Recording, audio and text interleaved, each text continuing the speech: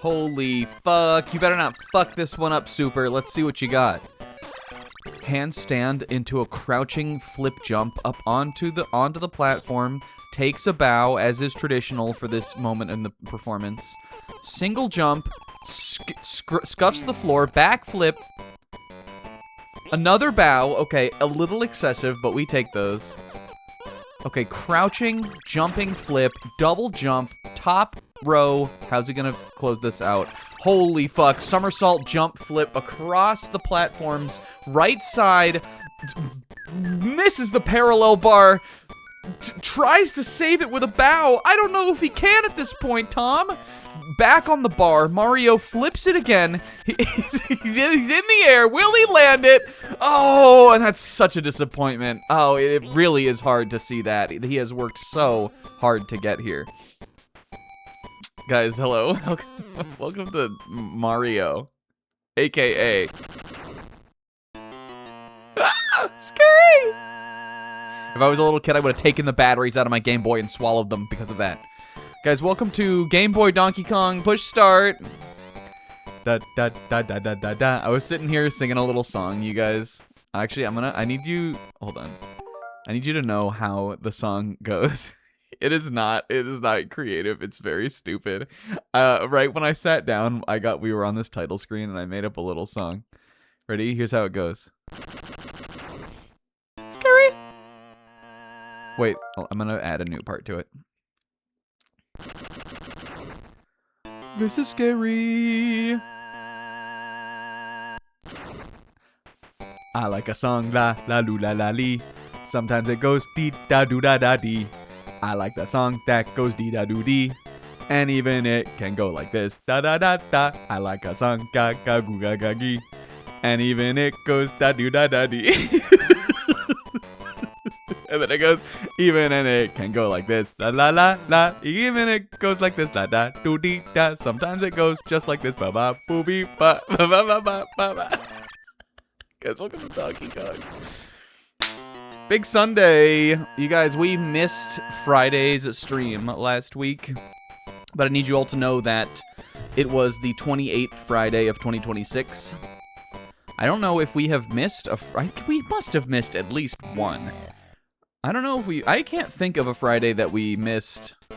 Oh, you can level select from the file select? Oh, you can like checkpoint select. That's pretty cool. Once you beat the game, I guess you could probably go back and play any of the levels. That's novel. I don't remember another Friday we called off this year. I haven't been employed up until the last month or so, basically, so I'm not sure why we would have done it. But we did. But I need you guys to know that we're still on the ball. Next week will be the 29th Friday. Last week was the 27th Friday. This week's the 28th. And it's also the, well, it's probably the 28th Sunday. I don't really know how to do math so good, so I don't know if there couldn't have been another Sunday, right? Guys, welcome to the stream. What's up to Zebra Sizz? Rinslet, me getting a song stuck in my head. That's what I was doing. Kingo, Will, hello, hello. Pixie. And me. Hello to me. I look in the mirror and it's Monkey, I see. Hello to me. Hello to me. I look in the mirror and it's Monkey, I see. What's up to Buddy Bro also? Guys, Donkey Kong. Welcome back. This is part 2. This is probably going to be the final session of Donkey Kong. Last week we were saying that there's 9 worlds in this game, and I would really say they only started getting like time-consuming and or challenging in World 5. I imagine that this will probably still be like a couple hours of stream. But I definitely want to finish this tonight. I don't think it will go much beyond this. There's no story to recap. The story, if you don't know the fucking story, there's no story to recap, because if you don't know the story of Donkey Kong, do you know the story of any video game? I don't like this either. This scares me a little too. This is a very intimidating plane with a very intimidating song. And it's got some donkey turrets on there. I would expect Donkey to be, like, holding onto a building, swatting this plane away, not chasing Mario across the big plane. Yeah, I'm sure it will be... I'm sure these are gonna start getting... Oh my god, there's wind on this. You guys, this is like Sonic and the Secret Rings. I'm sure this is gonna start, like these levels are gonna really start ramping up as we go. Shoutouts to in the Sonic and the Secret Rings project. First of all, I don't even remember what that level is called. That like Lost Fleet or something? Or is that from Shadow the Hedgehog? Or is that from Sonic Heroes? You know that Sonic and the Secret Rings level with like the manta rays and like the castles and shit, and there's that wind? One of my favorite things about that project is how much I remember specifically Naff fucking hated that wind. He was like so pissed off about that fucking wind in that one Secret Rings level. And rightfully so, it was pretty bad wind. We got a little wind here though. Oh, and we got more Duck Super. This is already so fucking scary for us. Will this go? Nope. Dang it.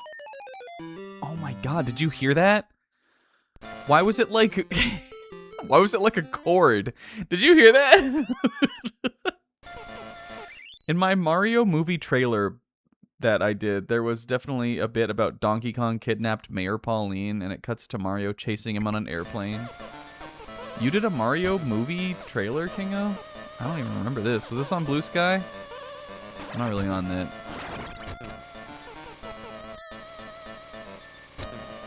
Guys, welcome. This is kind of raw, though. The Donkey Kong plane. It's giving Flying Battery Sonic to me. It's giving Flying Battery Sonic a little bit.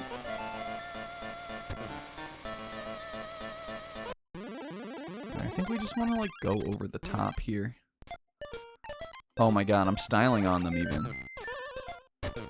Now, we just need to make sure we stick the landing on this one, and we'll be golden. Uh-oh. I think I'm gonna put it down again, because I was gonna hit those. Anyway, guys, hello, welcome. I'm excited to be playing this again. Love a Game Boy game. I've been thinking about the Game Boy a lot this past weeks, because not only are we playing this, but Zebra is playing... Fuck. Zebra's playing Wario Land 3 on his stream. There was a super funny, not really news, but there was a really funny stream of that on Friday that I was laughing about, and so I've just been in like a Game Boy mood, you know. I'm a bit of a Game Boy myself, and it's fun to play a game like this, and I was looking forward to it throughout the week. Fuck. Are you hearing that? Why is it like, it's not like, it's like, are you hearing this? That's crazy. This is truly a Donkey Kong of the new era. Even though it only came out like, you know what the crazy thing is? I'm about to be one of those, like, the PS2 is still pretty new, right, people? Donkey Kong 94, we are further from Donkey Kong 94 than Donkey Kong 94 was from the arcade Donkey Kong game. When did that game come out? 1981 or something? Like, it was pretty fucking, it might be a little, it might not be exactly. I think that's pretty close, though. But, like, 1981 to 94, like, it would have been, like, it would have been regarded as a fucking old-ass game when this came out. But now, it's like, that's not even close. It's like 30 years versus 13 years.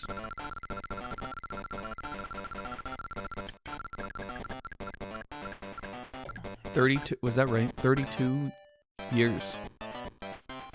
Holy shit. Donkey Kong 32, they should have called it. I don't know what's going on this one already. They should call it Donkey Kong 32.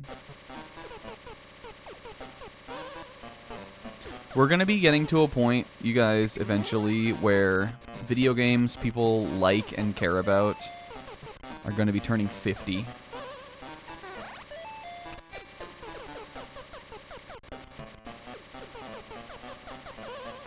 And by we're gonna be getting to a point, I mean, like, it's still gonna be like a while before that happens, but it'll happen eventually.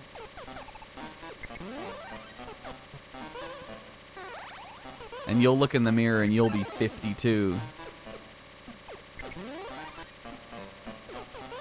And I'll be fucking 60 and I'll be laughing.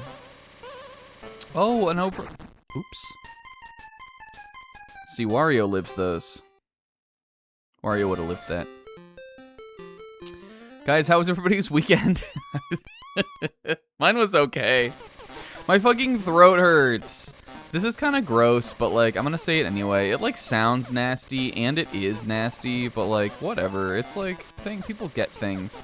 I have a throat ulcer, which is not pleasant to think about. It is not pleasant for me to feel, either.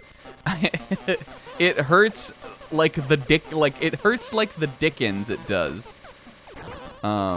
Normally, I'm not sure where, like, I think I had one of these last year that was about the same level of like pain, and one of these now. In my life, especially when I was younger, when I was little, I used to get like mouth ulcers, like canker sores, a lot of the time. And I think I'm just like, doctors always have told me like there are some ways that like you will get them if you like cut your mouth, or like I think I used to get them from brushing my teeth too hard, and like irritating my gums, and then my gums would like get little sores on them. Which again, like, it sounds gross, but like whatever, man. But doctors or like dentists or people have also told me that like some people are just more likely to like have these happen.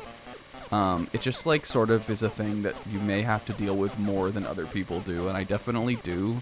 But not since in my adult life have I ever like had this same affliction on my fucking throat. And it hurts. It's getting better. It was the worst pain was probably on Friday, which is why I called out. Just cause like it was gonna hurt to talk. It hurts to like swallow when it's like really like bad and like that.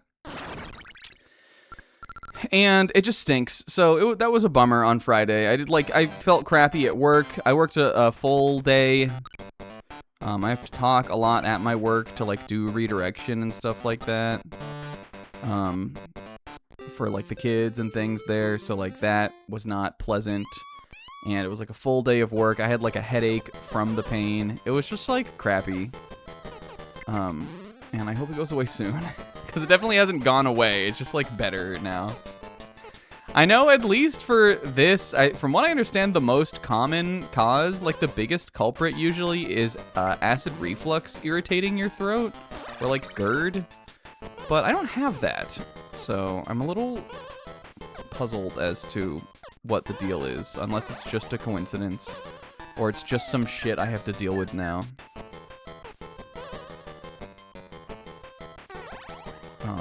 But so that's what happened on Friday. That's why we didn't stream. Otherwise, Friday was like fine for me. And then, and then like I don't know, because of just like everything. Like I'm still sort of getting adjusted and like used to my work schedule and stuff like that too. Yesterday I slept a lot. Kingo and I watched Avatar. I think I took a nap maybe was it in the middle of the day? Did I sleep in the middle of the day yesterday?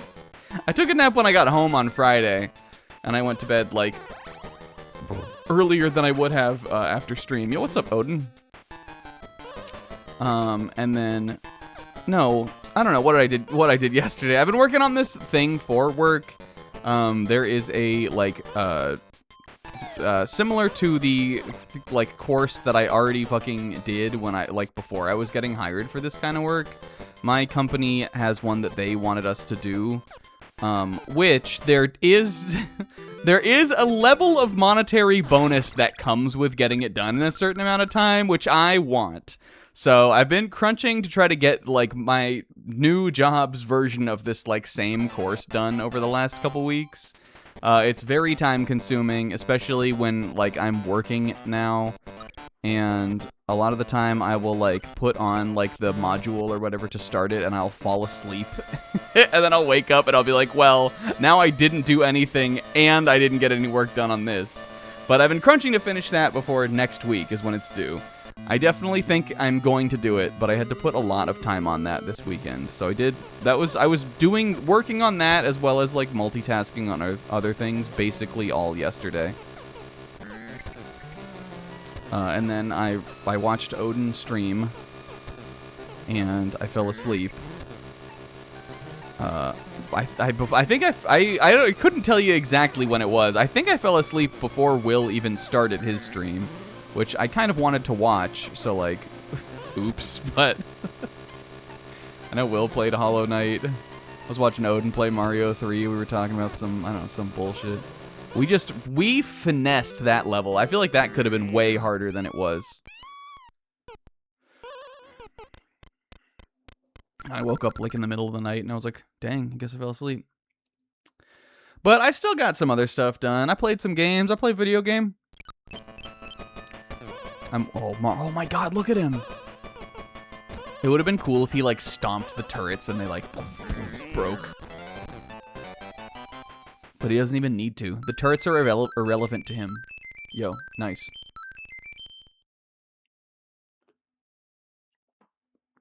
I played video game. I am about halfway through Ghost of Tsushima. Yeah, that was... Oh my god, we gotta talk about those Subspace Emissary cutscenes. That is a whole topic we could talk about. But I'm gonna finish recapping my week. Or my weekend, I mean. I played about halfway through Ghost of Tsushima. I've explored about half of the, like, second of the 3 areas.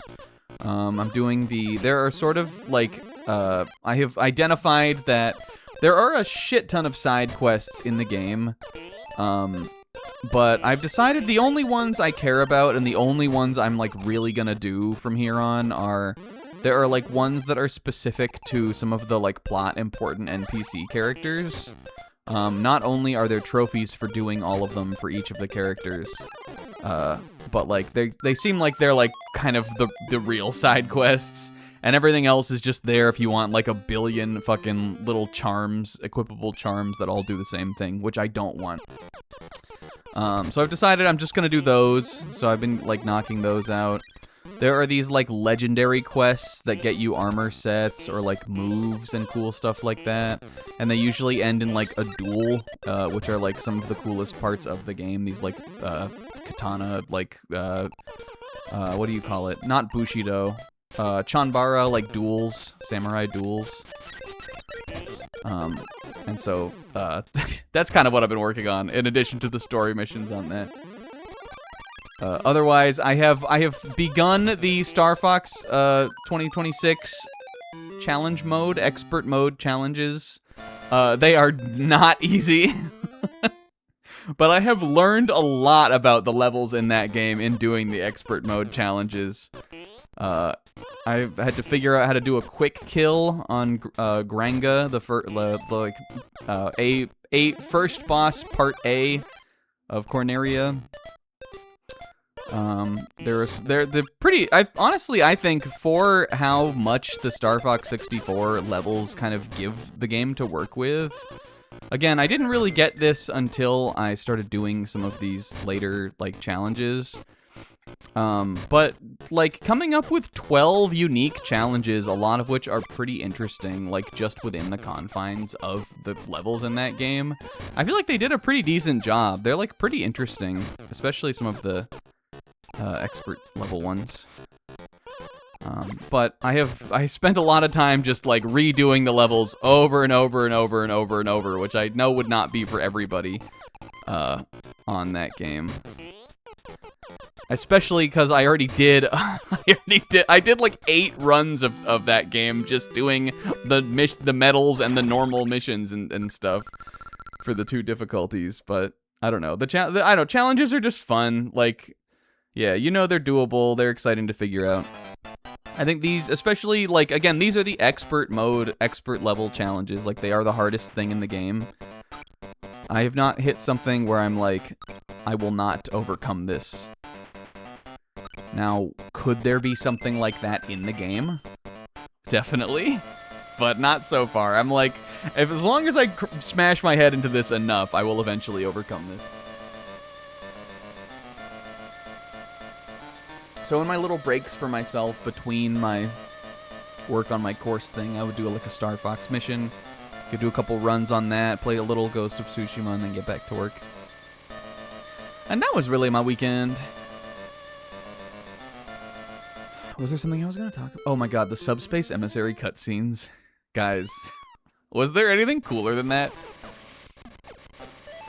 Question of the day. Did you, before Smash Brothers Brawl came out, did you experience those in the game for the first time, or did you do the, like, forbidden Sakurai thing and find them on YouTube?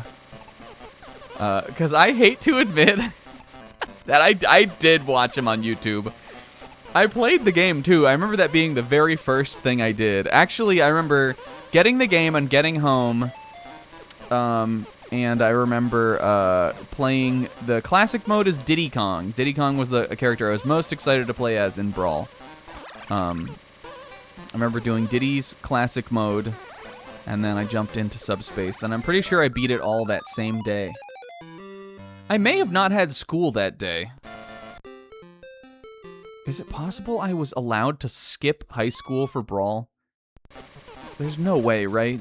But I feel like I wasn't. I feel like I wasn't at school. Maybe it was a weekend. Yeah, I was a YouTube year oneer. I was watching YouTube videos in 2004 when it came out. When that the platform there was no precedent for what the platform even was. I was already on that shit. And learned quickly that you could find anything on there. But I remember a big thing about Brawl is the game came out. It definitely came out in Japan before it came out in America, right? I'm positive it did. Because I got the game on launch. Oh, I forgot you could do this. I got the game on launch day, and I remember I swear I had already seen the cutscenes. Unless I couldn't even wait to see them in the game, and I just Googled them because I had to know. I think I probably watched the Final Smashes also. I swear, that's I'm not crazy about that, right? That game came. Oh my god, that's very loud in my ears. Isaac, thank you for the big resub. Big appreciate it. Was there a leak? It's possible. I don't know. For whatever reason, I remember watching them on YouTube. And I think I remember it maybe being one of those things where,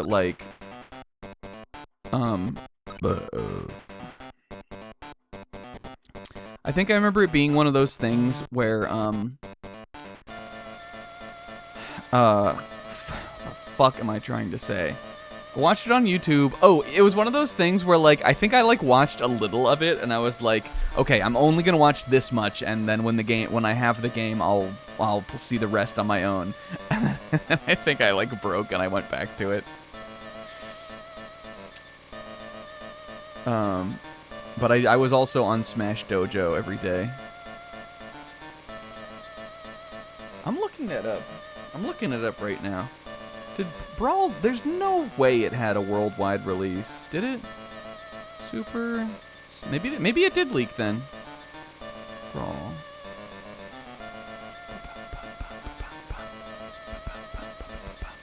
No, it came out in Japan in January and in North America in March.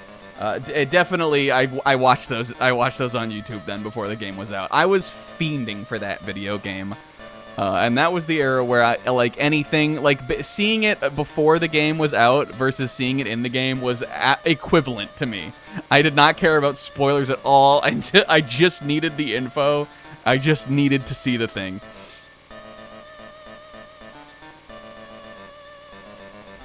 Nowadays, I wouldn't do that, but in those days, I definitely did. But that's not a leak, though. The game was out. It was officially purchasable. But then I know that Sakurai hated that, and then he used that as probably. I don't know if that's really the reason, but to some degree, I think he cited that as a reason for why they didn't do that same level of work. But anyway, the cutscenes in that shit are cash fucking money. The one where all of the characters fly in their spaceships. It was possibly that was the coolest thing I had ever seen when that came out.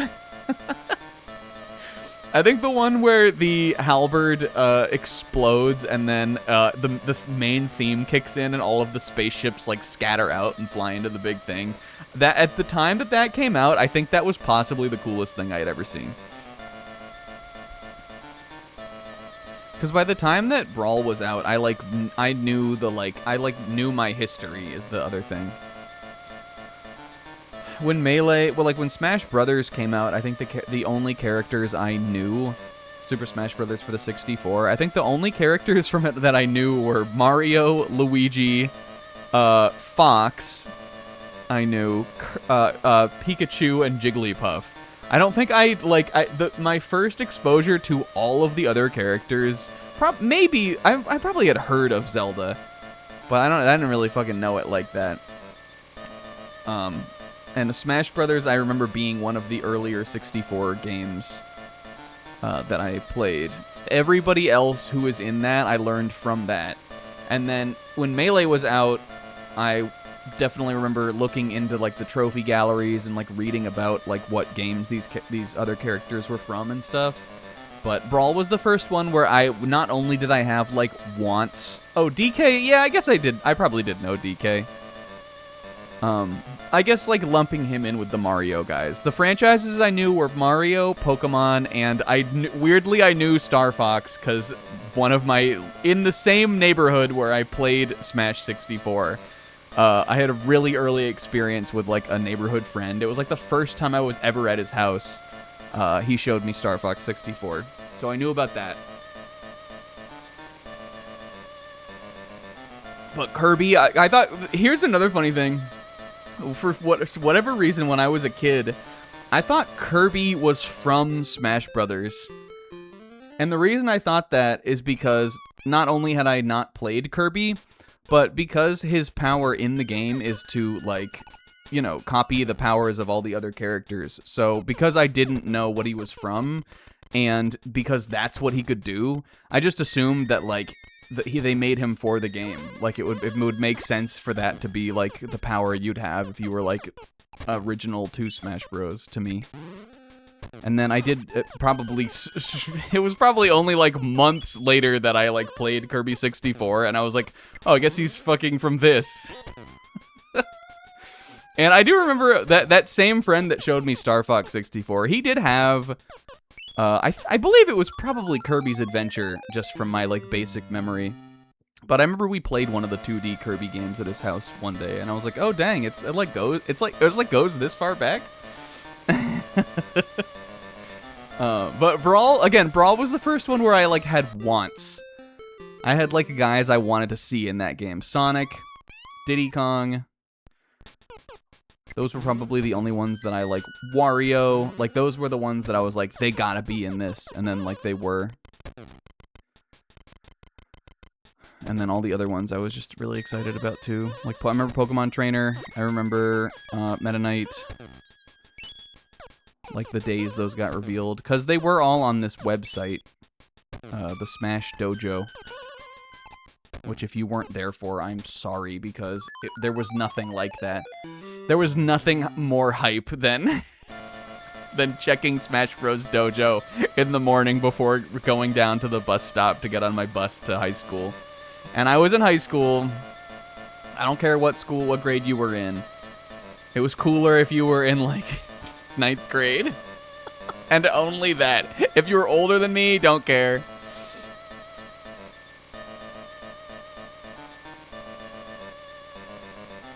It's a big deal. It's a big deal for me.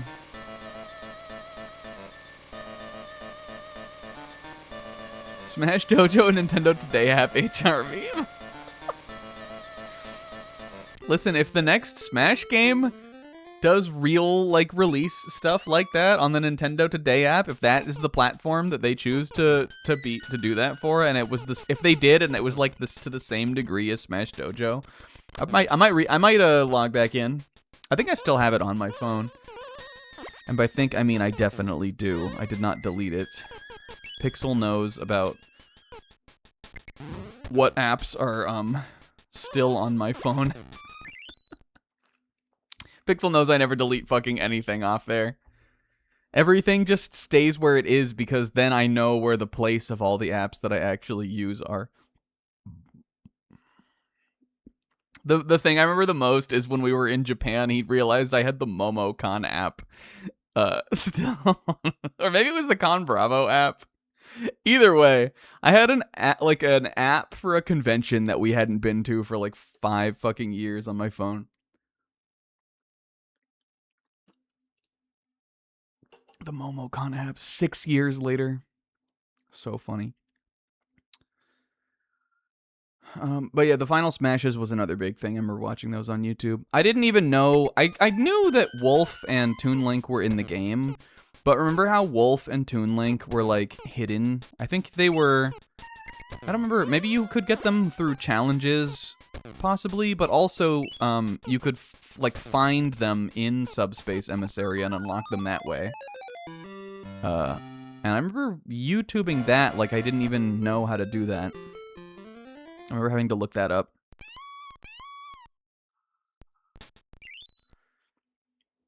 And that is who it was, Toon Link and Wolf, I think, right?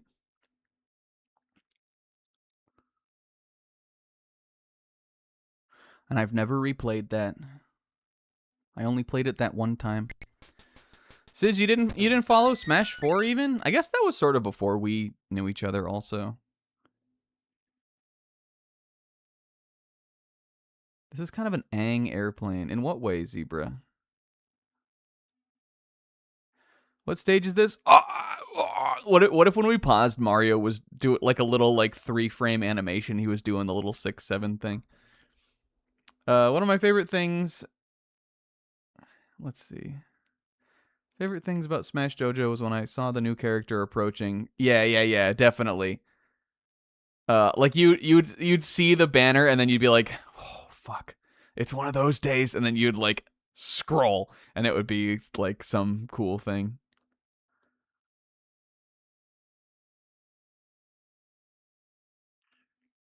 I think Captain Falcon I also probably assumed was from Smash Brothers. I think I also thought Ness was from Smash Brothers too. I don't know why I assumed they were like from the game. I don't know why I assume Smash was out there inventing characters in Smash in Smash 64, but for whatever reason I did think that.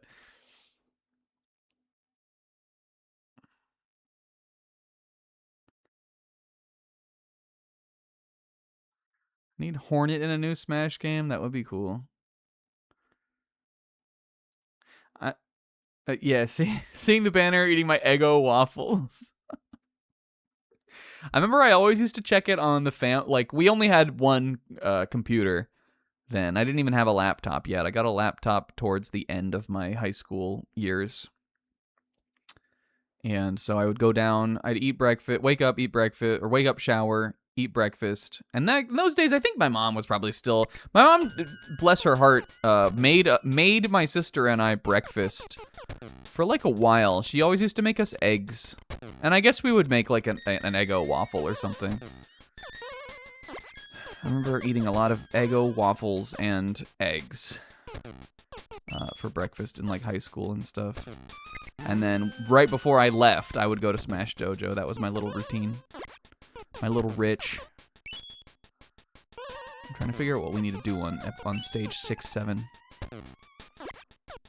Brawl maybe had the best spread of newcomers. That would be a cool thing to like do a tier list of, honestly. Or maybe not a tier list, but like do like look at in that kind of way. Like really looking at only the newcomers for each game and being like, which one of these is the best?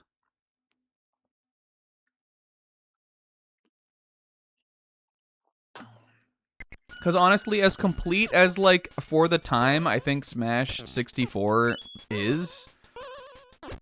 I think like for the limited scope that they had for that game, they did a great job at like picking like the necessary guys. I think Melee like really added some, like Melee feels like it like patched holes, like it really added essential characters. Okay, how are we doing this? How are we doing this back part here? But I guess it's true that then there was Brawl, and Brawl like really got to kind of have, like, it was the first one where it was like, you know, these are like the picks are like interesting and not necessarily like who you'd expect to be in the sequel to Super Smash Brothers. Man, they definitely all do have weird guys, and Melee does too.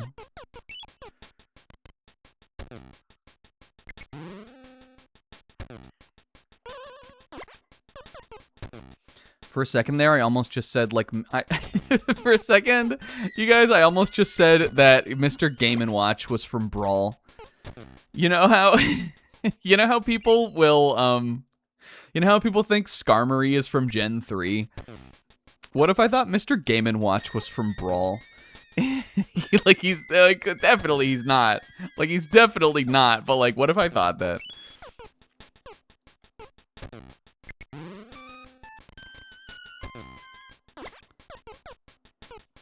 You know how people think Kingdra is from Gen 4? You guys naffed the other day? I'm calling him out. No shade, but, like, shade. Naff the other day mentioned that he thought Kingdra was from Gen 4. And I'm like, Kingdra? What the fuck? Wait!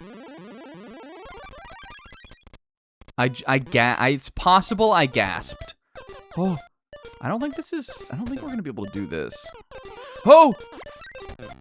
Never mind, we did. Oh, fuck, I'm out of time. Well, it better be one of these doors, then. I feel like I didn't really engage with this level.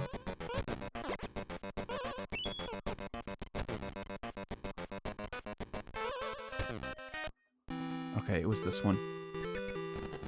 I'm trying to think of when you even see Kingdra. Is Seadra even in Diamond and Pearl?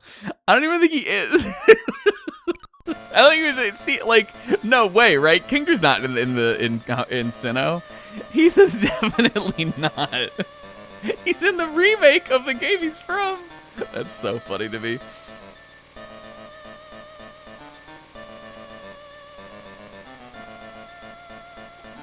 Yeah, one of those added Evos. But those added Evos were still in the game.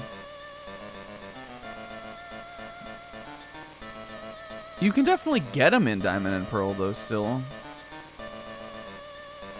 There was no evolution they added that, like, you couldn't obtain until Heart Gold and Soul Silver.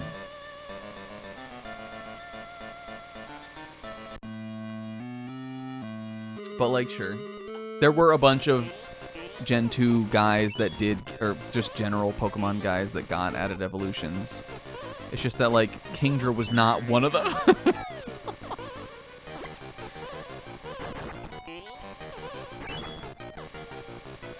Yeah, the pseudo-legendary in Gen 2 was a rock dark type. And so they only had one new is that? Wait, now I'm doubting that. They only had one new dragon Pokemon.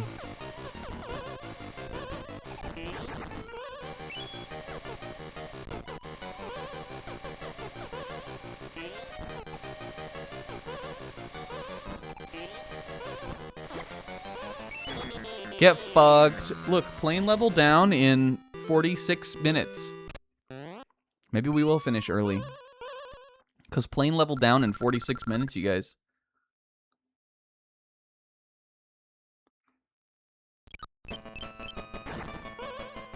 Oh, and look at Donkey Kong Jr. He's cute, huh?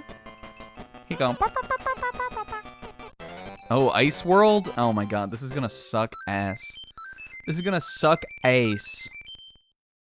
Gonna suck ice.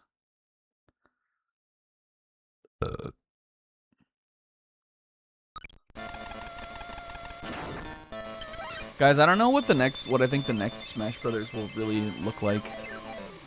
It's currently the Nintendo franchise that I have the hardest... Angplane? I'm going back.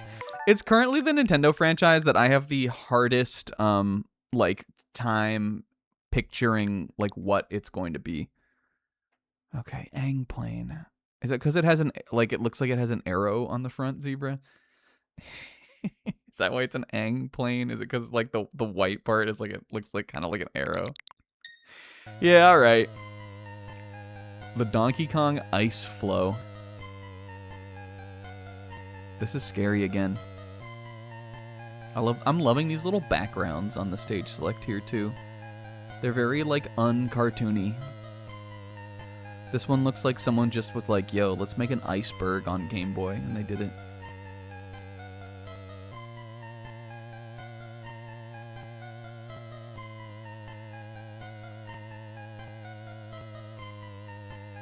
Donkey Kong Ice World is one piece of ace. Yeah, what's the DK94 iceberg? I'm positive they're big ass. I'm positive there's a DK94 or There's definitely not a DK94 specifically iceberg. I'm positive you can find like a Donkey Kong iceberg on YouTube. Do you guys like iceberg videos? I think they're a little gauche. I think they're, if I had to personally say, I think they're a little gauche. I don't like them.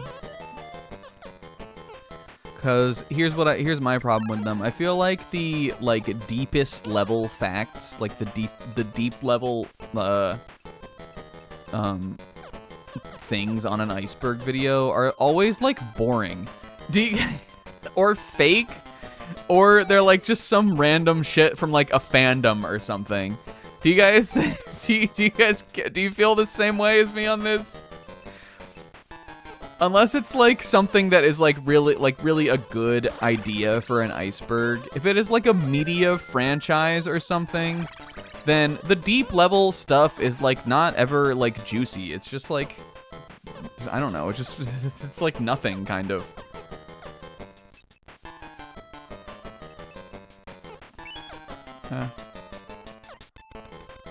I think I get what we're doing here. I also think I fucked myself here.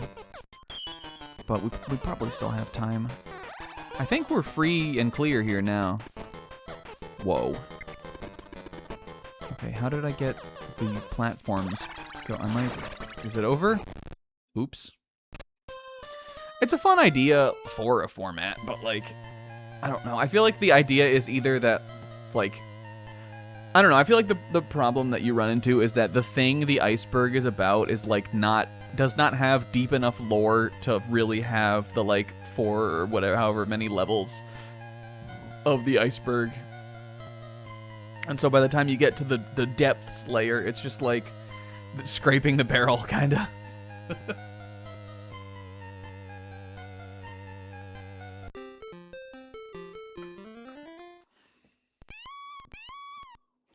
Okay, yeah, meow, meow. All right, I think I know what we're doing here. I think we just need to be fast on this one. Like, I think I just need to keep up with the little fire walkie. If I do that, I think I'm golden. Except where the fuck is... Oh, the umbrella's up here. Okay. Yeah, because we... Yeah, the thing about it is the Steinerverse, I think there probably wouldn't be that many entries per layer, but there is some, like... there are some lore elements of whatever this thing is that we do that are very impenetrable.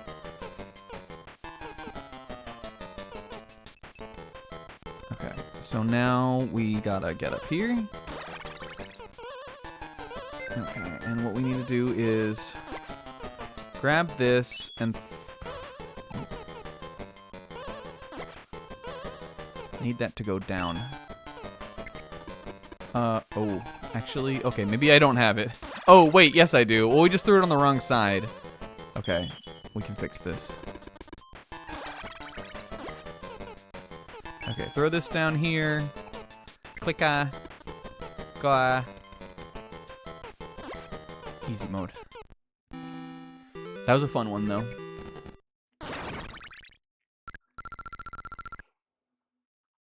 It was a little race against the little guys. Donkey Kong bonus time. I think I got one. I think I got one up. Fuck. Yeah, I keep having to remind myself that when the floor closes, if there is a ladder under the floor, you can go down that ladder.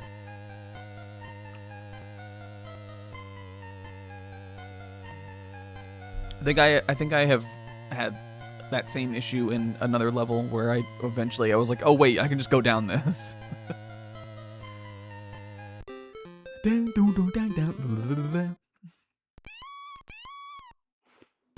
Oh, look at this. What is it? What is... Oh. The iceberg! and at the bottom, depths layer. In Donkey Kong Mario 6094, there is an octopus at the bottom of the iceberg. And then the video just ends. Look at it. What is this little, like, cave that he's in, also? In Donkey Kong 1964, there is an octopus in the bottom of the iceberg. That it's just, like, more videos by this creator. Fuck.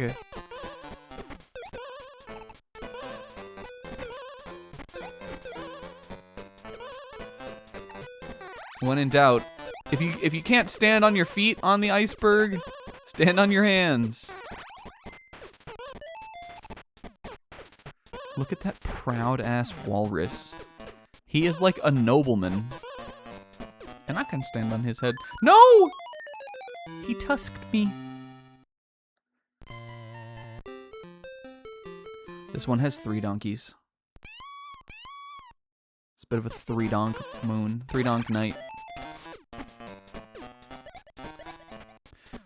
Oh, God. This straight up, this is... The octopus is pulling me back! Get off me. He literally pulled me back. Bit of a 5-donker. I got 5 donk it.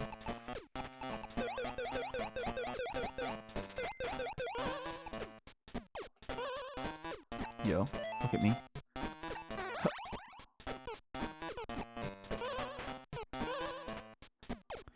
Oh. Okay, I'm gonna have to, like, watch this. Holy fuck! I love seeing a thing in a game that, like, you do react to, appropriately for the... No, am I gonna be able to swim with the key? You better not get my key, you octopus. Fuck.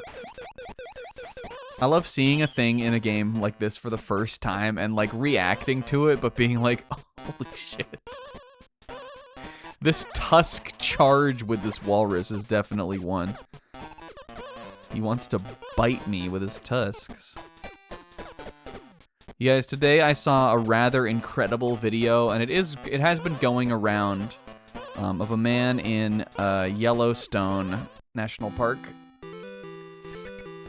A national park that I have... No, wait, was it Yellowstone or was it Yosemite? I've been to Yosemite. I don't remember what national park it was. It was a guy in a national park wherein they have wild bison. To the guy's credit, he was keeping a relatively respectable distance from this bison. Like, was he a little close to the thing for how much it was doing? Probably. Like, I probably wouldn't have stuck around to fuck with this, like, male bison that was just thrashing about like crazy. But, it was this guy and, like, a child. From a fairly safe distance, they were looking at this bison. Apparently, I was reading up on, like, this area, and apparently there are known to be bison there. They generally are fairly chill. And people, like, come and look at them and stuff. So, like, it was not that dangerous of a thing he was doing. But this thing was getting feisty. And what it seems like happened is a truck drove kind of between them. Definitely drove much closer to the animal. And any kind of, like, large ungulate like that, like a member of the bovines, they don't like movement. That is, like, what, like, sets them off. And so I think the truck kind of spooked him. So the truck drives through, the bison gets up and literally, like, Looney Tunes chases this man around this, like, little cluster of, like, pine trees. And the video ends with it just, like, beautifully, effortlessly tossing him completely into the air.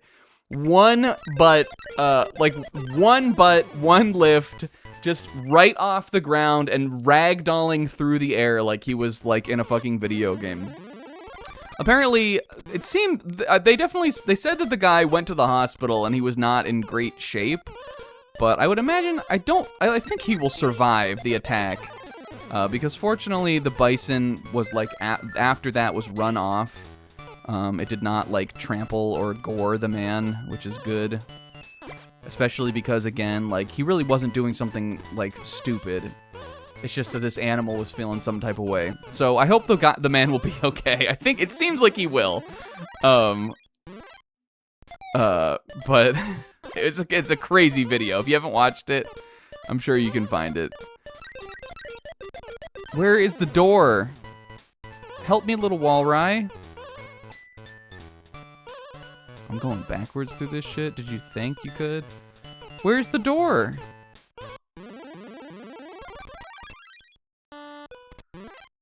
But I love, you know what? I saw this video, and here's what I thought. I thought, thank God that this isn't AI, and that I can tell. This is what I thought upon seeing this bison video. Like, the idea that, like, there are incredible, dangerous, odds-defying animal videos, like, out there that are better than any fucking fake, instantly, understandably fake animal video that AI could produce. AI could not make a bison, flying air fling as tense and exciting as this animal video of this guy getting fucking Wile E. Coyote yoinked into the air. And there's something beautiful to that, even though a man did get injured in the process. Shit like that happens.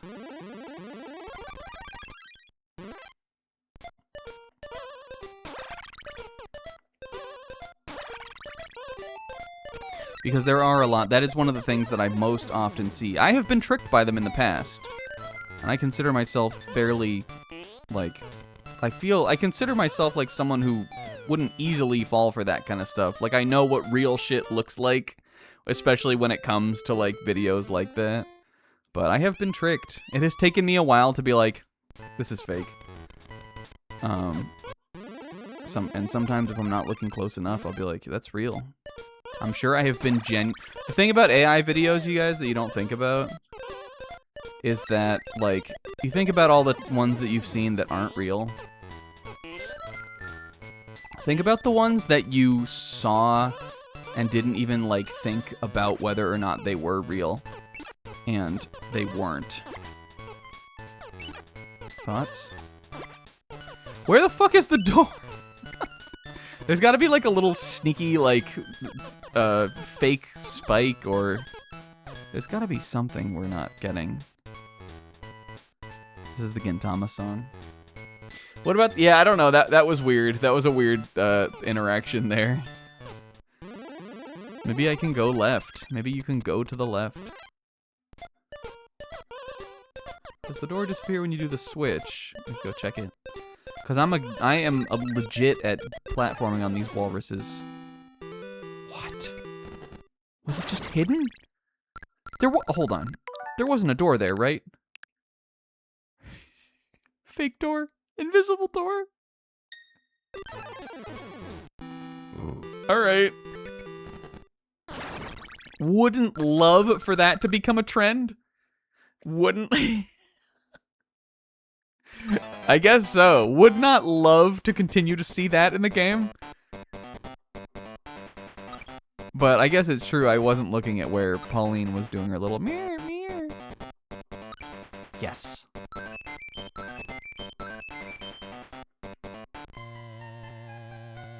DK level. Don't get scared. It's gonna play the scary song in a second, you guys, but don't worry, it'll be okay. It's just Donkey Kong. Ready? I'm gonna peel it off like a band-aid. 3, 2, 1. See? It's okay. What did I tell you? It's okay. Sis! Don't get scared! Ooh, this is treachery. This is kind of like 75M.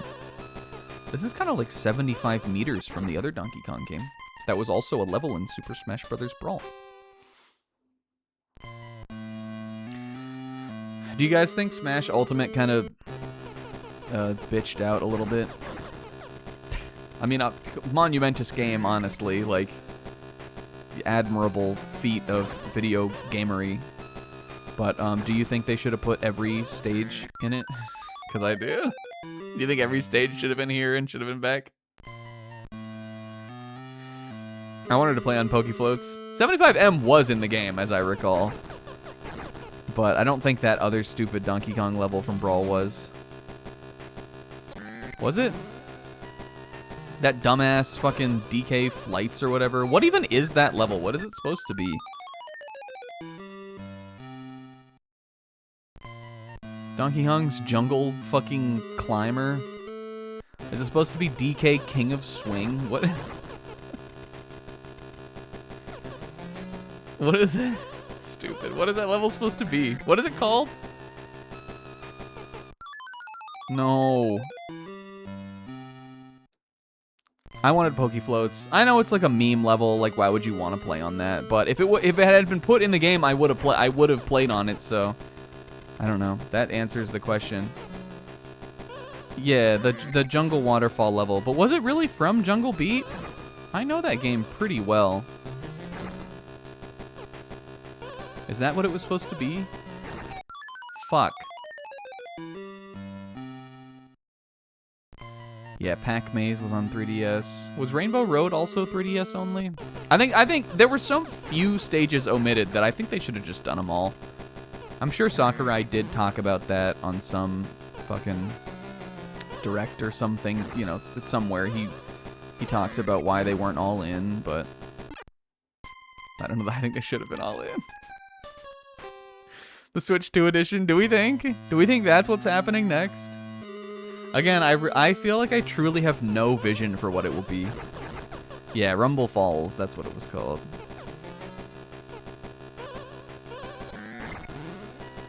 You guys ever played Donkey Kong King? Fuck. You guys ever played DK King of Swing for Game Boy Advance? There was a DS one too. Game's not super good. I kind of like it though. That game was my granny showed up at my house with a Game Boy Advance game for me, and that's what she had. My granny came to visit. When she would come to visit, she would always usually she would always take she would always take us to Walmart. Oh, Mondo cool. That's right, boys. Mondo. Yo, Zebra, thank you for the resub. My granny, when she would come visit, she would always take us to Walmart, and she would always get us something. When I was really little, it would be like a toy or something, and then when I got really into games, it would be a game. But I remember one time she came to visit, and she came with a game already, and it was DK King of Swing. And I was like, yeah, I mean, you know, I like Donkey Kong. I'll probably play this. It's like kind of cool. It's a weird game. That was in the era where they like didn't know what to do with Donkey Kong. The answer obviously was just make another 2D platformer. But it took them like 5 years to figure that out. Except they did make Donkey Kong Jungle Beat, and that game is good. And that is a 2D platformer. But you know what I mean. An easy Switch 2 update followed by a total reboot. I guess I could see that, but I feel like if they were gonna do a Switch 2 edition of Smash Brothers, we would already have heard about it.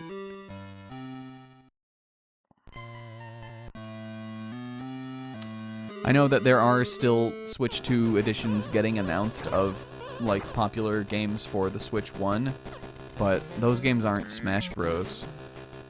I feel like that would have been something to like put on the map in the first year. This level is crazy also. Is there something I could be making? Could I be making this easier for myself in some way? I feel like we've got the right idea. Yeah, I guess it's true that Sakurai was involved with another game. Why are we waiting so long to jump? Because there is a rock that falls down and kills us on that one on the right. I'm trying to get on it is what I'm trying to do. I guess we could maybe just be baiting it out earlier.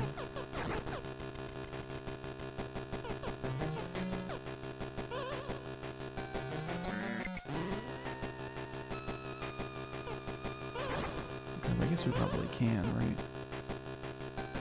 I'm trying to like kind of like do some shit like that. Fuck. But then Mario fucking didn't chalk his hands the right way and he slipped off. Come on, man. And now I'm down to 59 lives. My mom always told me never have 59 lives. She said you can have 58, you can have 60. Fuck. Don't have 59. And she did. She told me that. I know you guys don't believe me, but it's true. Okay, now we're good, see? Now we're good. Now it's fine. Now we're good. I'm not mad anymore.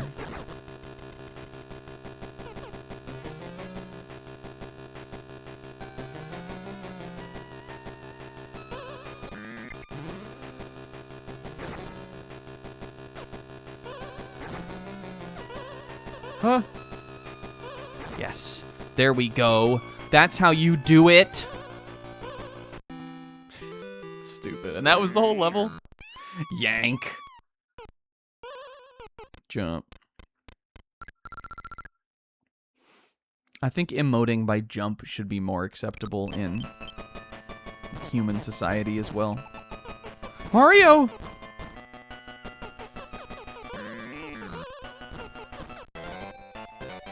This is game design.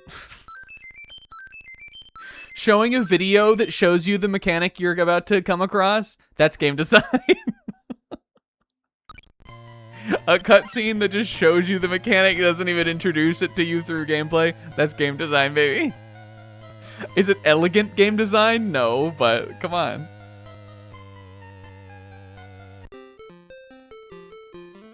I would call that efficient storytelling is what I would call that. Oh god, we got the proud walruses back. The knightly majesties. The walrus is the king of the beach. Yeah, it sets the forests because it's like Donkey Kong.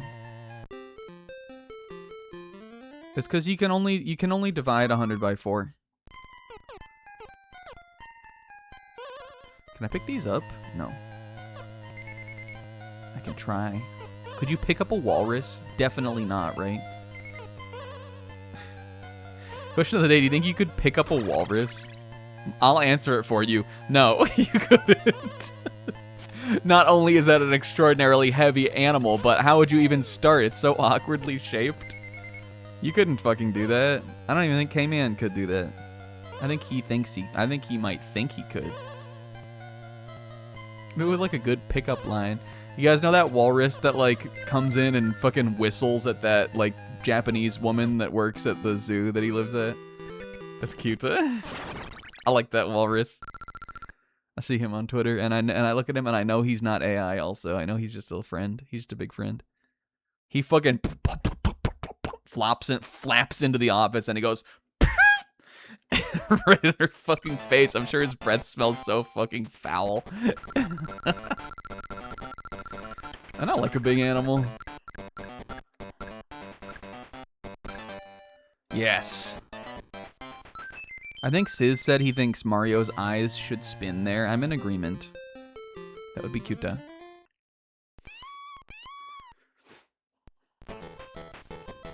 Guys, other than, like, again, not feeling my 100% my best, I think my work has been going well lately. I don't want to talk about any of it too specifically because, like, you know, there's like a... Oops.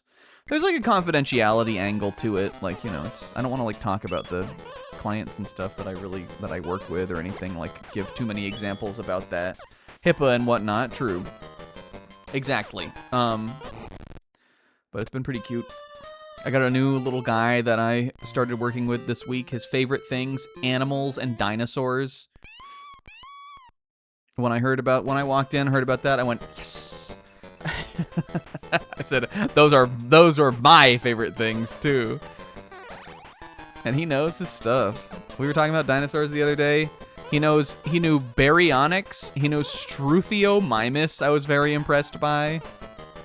What were some other ones that he knew? I mean, I think some of those dinosaurs are in... Baryonyx, I know, is in one of the newer Jurassic Parks. And some of those guys that, like, would have been less common to know when I was a kid are, like, more known now. I don't know, that's been cute. I had some other funny work experiences that I am inclined to talk about because they are not about, like, clientele. I was so on my phone I have a my phone lock screen background forever, for always, for like years it has been this, is just plain simple, straight to the point, just a black background with the Straw Hat flag, Straw Hat Pirates Jolly Roger on it. Just a black background, it's just the Jolly Roger, and that's it. I don't want my lock screen to be some fucking fan art mural or something. I'm gonna get sick of looking at that. I have never gotten sick of looking at the Straw Hat Jolly Roger. But at my work, we collect data in real time about the clients we're working with, because they all have like goals and targets and like things they need to like, that we need to record, like things that they're working on and stuff like that. And when I say clients, I'm talking about little, like, I'm talking about like 5-year-olds, but like they are clients. they're just little cuties. But so there's a bunch of like things that we have to work on throughout the day with them, and we log it all on this app, which some people bring like an iPad, or a laptop. I just use my phone for it. But because of that, I have my phone out and open, and it's like acceptable to do that for most of the day. One of my coworkers, who's probably a bit younger than me, I would say he's probably in his maybe like mid to late 20s, which is not how old I am. One of my coworkers noticed that I had a One Piece background, and brought it up with another.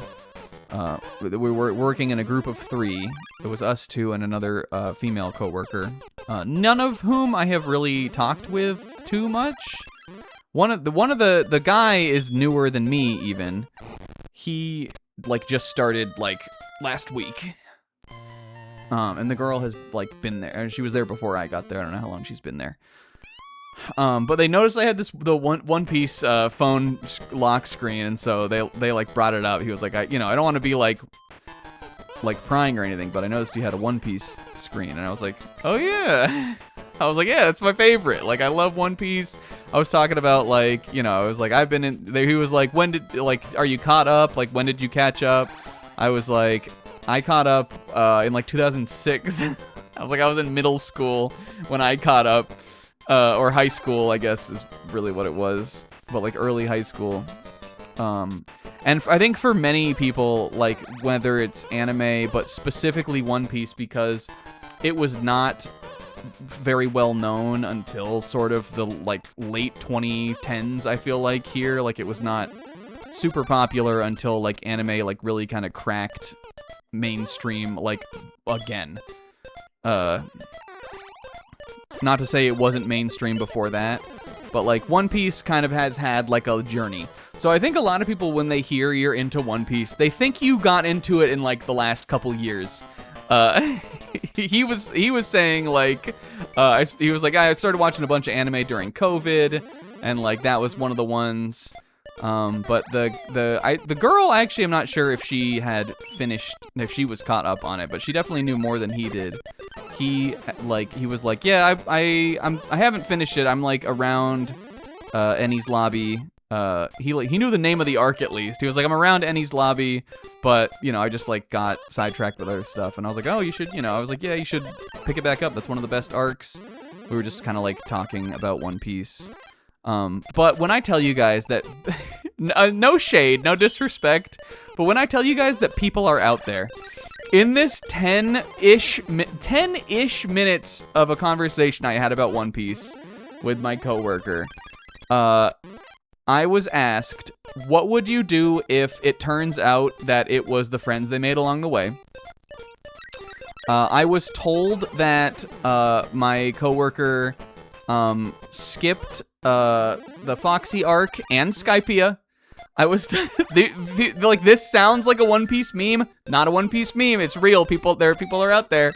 It is still common fandom like knowledge to do this by some people. I was told to skip Skypia by whoever got them into the show, and also skipped the Foxy arc. The second of which, like, I think he just did independently, which is like whatever, like, that's fine. Wrong, because that arc is funny, but, you know. And then he was like, yeah, I skipped Skypiea, but then my other friend was telling me that, like, I should like, go back to it, because there's, like, something that I missed, like, hockey, or he was, like, he, you know, he, like, knew about some One Piece stuff, he just hadn't, like, seen it. And I was like, yeah, I mean, in my head, I was gonna be like, well, no, you shouldn't skip it because there's hockey in it. You should just like watch it because it's good. But I was like, yeah, you know, that comes up later anyway. So like, you know, whatever. If you just kept watching it, then it would be explained. And then the girl, my female coworker, asked me who my favorite Straw Hat was, and I said Luffy, but like I don't really think that like counts just because he's like the main character. Like you want to pick a different one. So I was like, so I always say Usopp, and she was like, oh god, I hate Usopp. And I was like, play me off, Johnny. Da-da-da-da-da. I got bodied in this One Piece discussion we had. I got bodied. I got shat on. Oh, and I was asked what I thought about the live action series. Which even though I have not watched the One Piece live action series, I didn't even say that. I just said it's all right. Cuz that's how I feel about it. I didn't want to go into all that shit. But we talked about some other anime and stuff too. They're nice and like no shade or anything, but like I don't know, it was a funny interaction.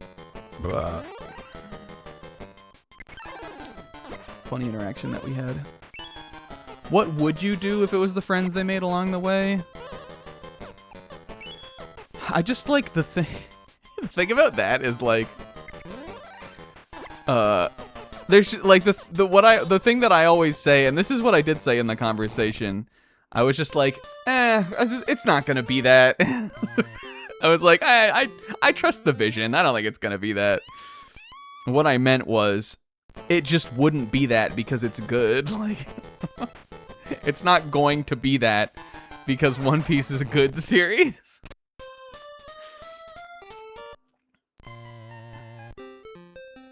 Yeah. That was a funny interaction that I had about One Piece with my coworkers.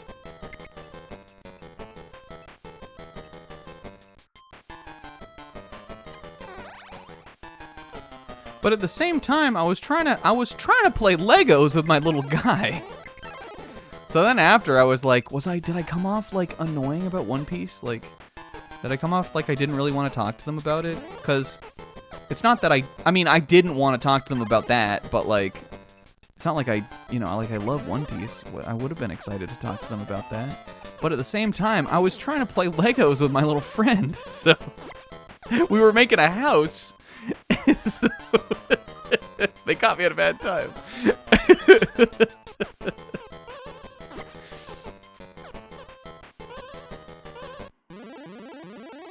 Watch, they're gonna walk across this like a little welcome mat. Let them in, Mario. Some fires knocking at the Mario. Some fires smoking my bell. It's okay, Gramps. I think Usopp is alright. I would have been like, dap me up, homie. Hate Usopp. I mean, I guess I get it. I don't, but like, I guess I do.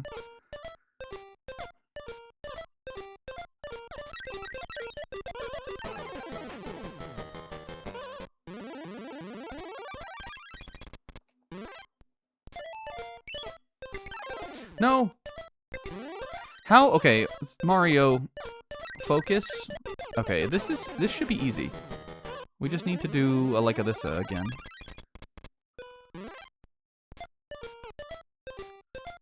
Yeah, I think it's easier to hate Usopp just as like not even a new age One Piece fan. I think it's easy to hate Usopp as like a newer anime fan even, you know? Like, in a sense, I feel like the kind of, like, straight man, like, scaredy cat guy. I know Demon Slayer has one of those. Fuck. Wait! Oh my god, I'm goated. I know Demon Slayer has that yellow guy who is like that, but like I feel like that archetype has sort of fallen out of favor. Yeah, I mean I've heard that guy sucks, and I believe that, but like just in you know what I mean. I feel like that guy isn't necessarily like done. Like I don't think solo leveling has a guy like that in it. I don't know if solo leveling has a second guy, but if it does, I don't think he's in that. I feel like that's a very kind of like, you know, classic battle shonen type character archetype.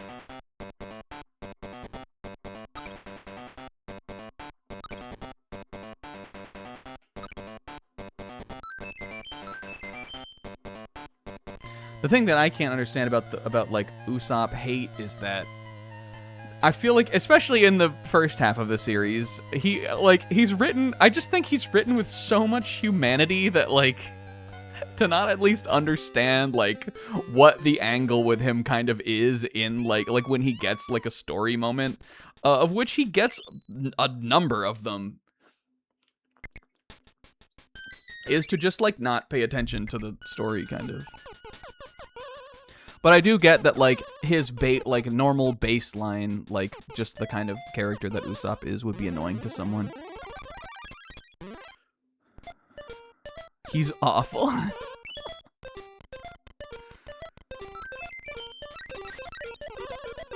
But another reason, like, that I personally love Usopp and just say that is because when I was young, when I was getting into One Piece, his fight in the Arlong arc is what got me to want to check out the series. So like there's like that sort of angle to it also. That was the I had seen that fight in the 4Kids version, which I sort of watched on and off, because I think at that point it was on Maguzi, so I could see it after school. And I thought the dub was like bad, but I was like, but at the same time, this is an anime about pirates. Like that seems really up my alley. I love fucking. I go out on pirate adventures with my buddy Robert, and I'm like a Naruto fanboy. Like that was sort of where I was. So like the idea was tantalizing to me, but I just thought like I don't know. I just thought it was like a dumb show kind of. And then I remember one day being like, I wonder if there's like and this sounds so immature, but again, you got to remember I was like 13. I was like, I wonder if there is a subbed version of One Piece that would be better than the dub, because there is that for Naruto, and that is what I thought at the time. I was already a bit of a weeb. And sure enough there was, and so I was like looking around, and I had remembered seeing that fight and thinking it was kind of cool on the 4Kids version. And then I found it on the Japanese version, and I realized there was so much more like to it. Like then I went down the rabbit hole of like that there had been a bunch of stuff that was cut out, like whole arcs and stuff like that. And then I finally, like, that was when I was like, oh dang, like this is pretty intriguing to me. I should like start watching this, and so then I did. And it is a great fight. It's my favorite fight from that arc.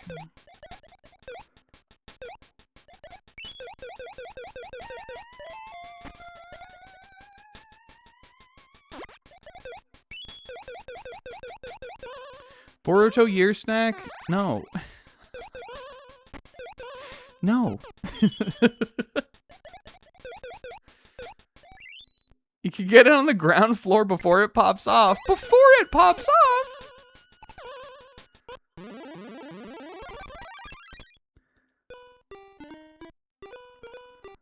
Yeah, Usopp and Nami's friendship is so... those two are the girlies.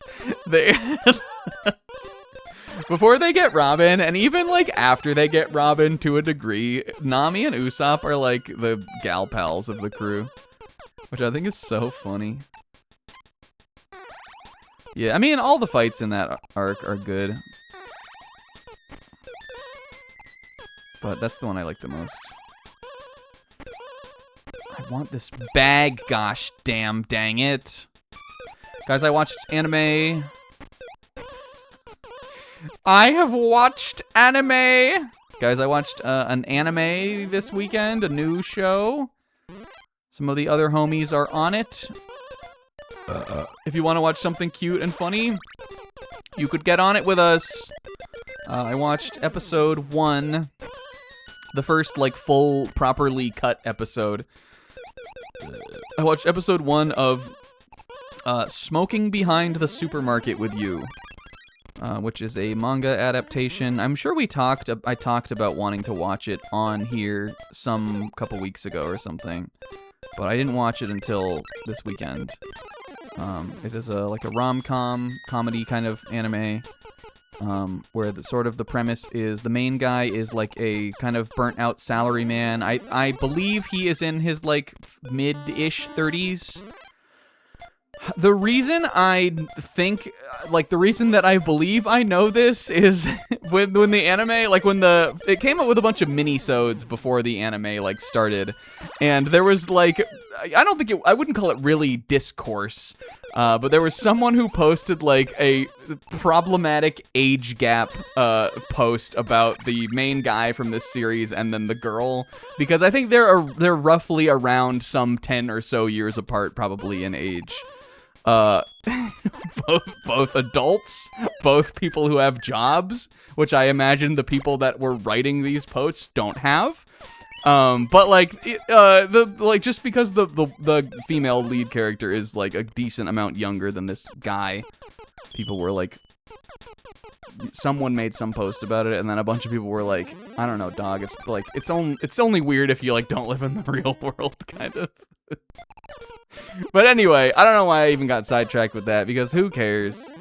But basically, there's this salaryman guy, and it's not about how much money you have, it's about how much life experience you don't have, is what I'm trying to say here. It's about the level of life experience you don't have. Anyway, there's this guy. He is sort of like, I know, yeah, Pixel's calling him Stu Pickles. I know Will called him Wet Phoenix Wright. He also is giving, I mean, I also get the vibe of Higuruma from JJK from him, but Higuruma is in his own also sort of a Wet Phoenix Wright. In fact, the first scene that he's in, he's sitting in a fucking bathtub for no reason other than aura.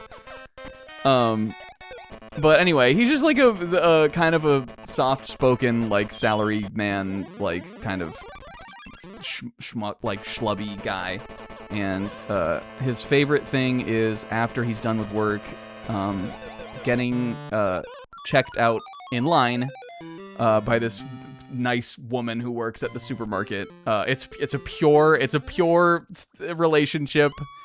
She is like a pick-me-up to him. She just brightens his day, so he always goes to her line at the supermarket when he's off work, and it gives him the strength to carry on. And then one day he meets her outside the back of the supermarket having a smoke break, but get this, she's only a Nisa when she's working a customer service job, and when she's not doing that, she's a baddie. And she wears like leather jackets and she has ear piercings. So he doesn't recognize her, and she clocks that he doesn't recognize her, so she decides to play a little devious joke by pretending that she and herself, that is the cashier, are two different people. And that's it. That's the premise. And then after that, cute antics just sort of ensue. But it was wholesome and nice. I'm excited to watch more of it. There are multiple pro-smoking anime coming out in the 2026 summer season. There's a new one that's just recently started called Chain Smoking Cat. I don't know if you guys have seen this one. It looks somewhat revolting, but I think by design. The only thing I know about this series, yeah, I was more of a joke. They're really not pro-smoking. I know that the latter has been getting some like pushback from Japanese audiences about it just like being a lot. It looks to me, I look at that one, at Chain Smoking Cat, and I am reminded of shows like that fucking Deer show that came out like a couple years ago, or like it seems a little to me like one of those shows that is there for people who don't really watch anime but really like reaction gifs, like, which is not necessarily, like, it's not something I'm really in the market for. But I don't know, like, that's a show too, I guess. I think it's kind of fun. It seems like maybe it could be kind of funny. But it's funny just to me that there are two shows going right now, both of which I think are seeming to be starting out fairly popular, that are about characters who smoke cigarettes.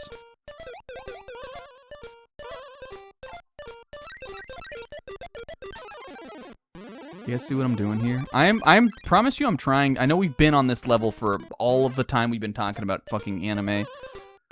Instead of like a real gamer, like a real Mario gamer. Someone who knows these are the real Nintendo games, not any of that Xenoblade shit. I'm just not sure what to do is the thing. I know we're gonna need a way to like get the key over there. And have like a platform across, but it seems like this platform disappears too quickly. Let's see. But maybe I can make it.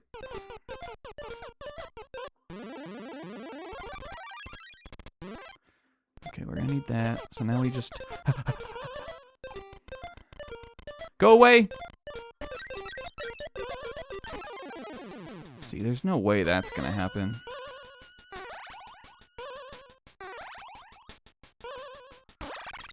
I'm also still watching Demons of the Shadow Realm, which continues to be a show. That show is so aggressively fine.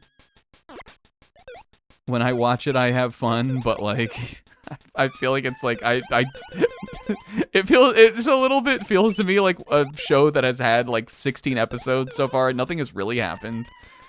Other than that they have established the characters and stuff, and there are some cool characters, and the powers are cool, and also the powers in that are characters, and there are some of the power characters are cool too. But that I'm just kind of like watching because it's just like a fun thing for me to watch.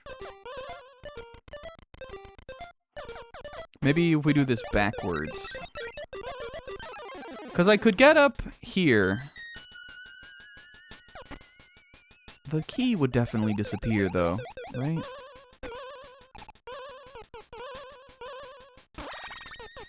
If we threw the key, like if we just tried to do something as simple as this, it definitely will disappear. I guess, Was I able to throw the key on there? Because that would work. It would be awkward. It might not be the, like, necessarily the intended solution. But we could get it to happen.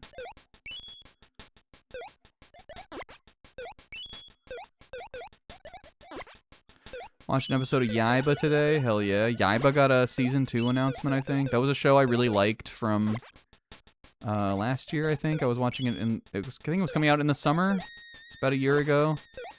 And I just never finished. I think, blame City the Animation. I don't know if it was City the Animation's fault, actually. But that show came out and, like, took over my entire mental stack for the entirety of the time it was running. And I think I just never finished Yaiba. But that show was cool. I really liked the animation style. I want to finish the first season.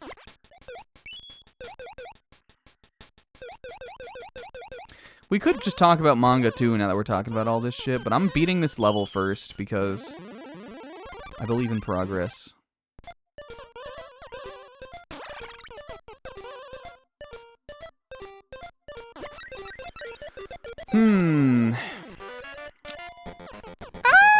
Other things? Okay, other things that are possible. If we could get the walrus out of this little zone down here, he could, like, move the key around.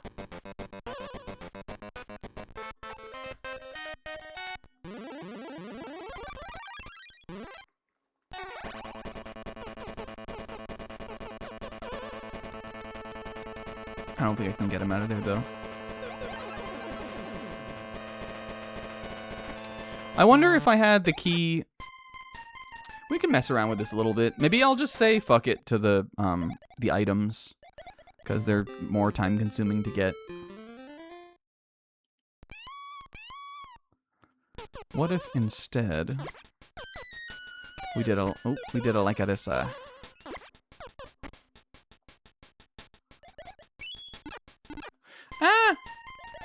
Do you want to say hi to Snowball? Hi, Snowball. Hi, Snowball. I think if I saw Snowball in real life, I would say, "Oh, Snowball." Boa. I think I would probably say something like that.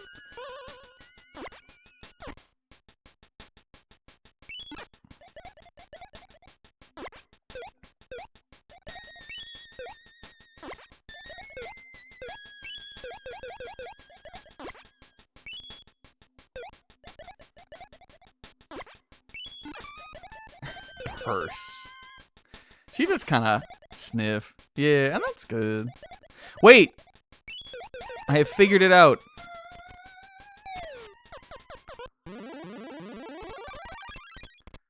We will begin. Oh, you can't do that? Oh, okay. Could I have made it back up, though? Maybe you could have. Wait.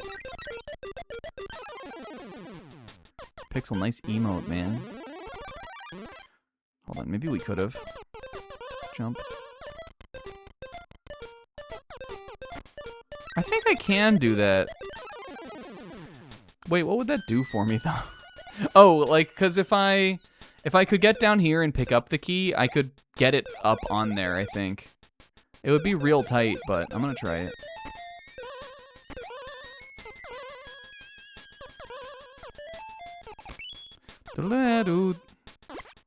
Like, check this out.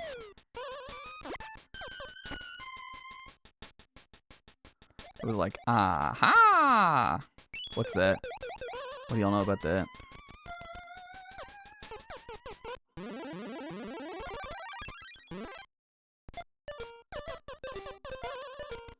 Fuck. Okay, not possible. Yeah, it was like the professor from Spyro. I mean, I know some of you guys know. I know not everybody in here knows that that's what I was doing.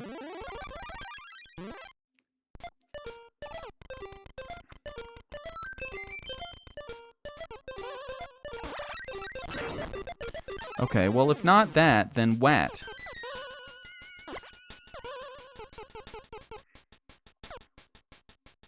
They give me this ladder over here. I'm like, do they just want me to use that for the one-up? One for, like, if I get stuck down here? There's got to be something along the lines of getting that horizontal tile thing across there and finding a way to get the key on that, swim out, grab key, go up. You know? It's gonna be one of your classic swim out, grab key, go up situations. I just don't know how to make it happen.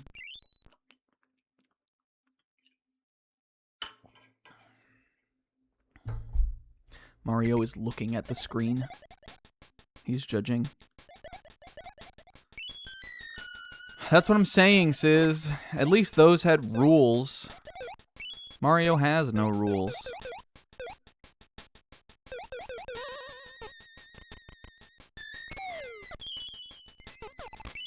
And I can't put this in the water? No.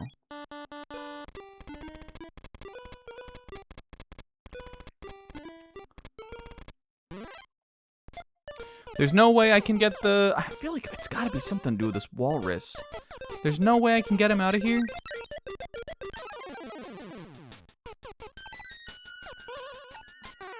If I were able to do what I always think you can do...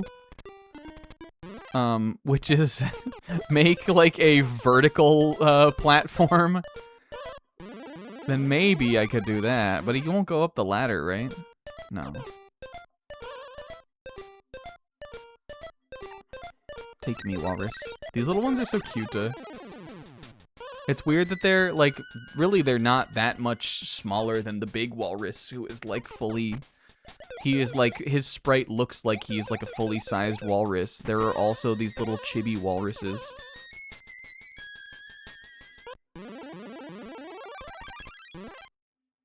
What if you can go straight up into the sky? Well, no.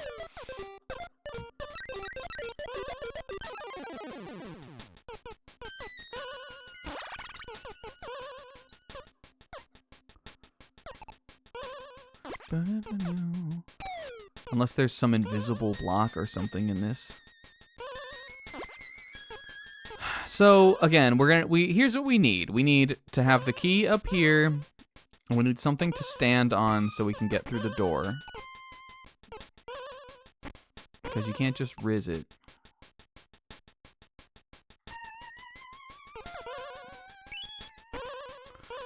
All of the things that we need to get together, though. What is that thing? This is the purse. That's just one of the items that if you get all three of them, you get a 1-up.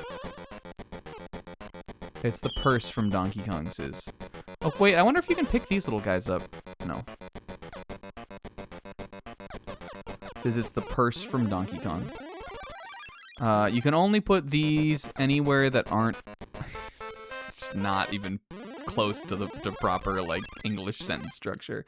You can only put these anywhere that aren't that. Just kill me. I have 10 seconds left anyway. Spartan up 16. Now, I guess if there was a way we could get up here, well, I guess that's something we could do. We could leave the key where it is. Probably want to bring it down here and kill the animals. This is another crazy thing to call them. Okay, wait a minute. I'm seeing an idea here now. If we can find a way to build, like, a ladder, and if there's a way we could get up to where the key is, and then bring it, and then drop down with it, then that could work. We just need to, I don't know, we need to go fast. I sort of feel like there is a mechanic that I don't really understand with how long the timers go for the, ladders and the platforms, because to me it feels inconsistent. It feels almost like it is dependent on like whether you're on them or not. Like if you're using them, then they go away slower than if you're not using them. But I could just be like tripping. I could just be wrong about that. Let's see. If we're down there, we would have access to both of those tiles. Cause like, let me just check this out.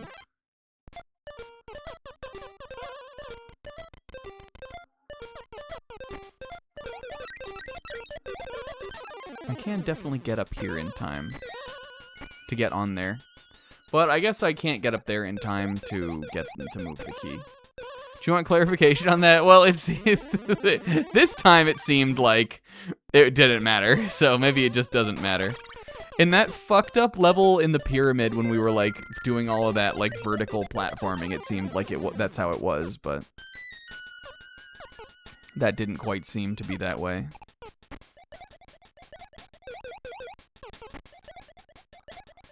What would be the point of all of this underneath the cave if we didn't have to use this?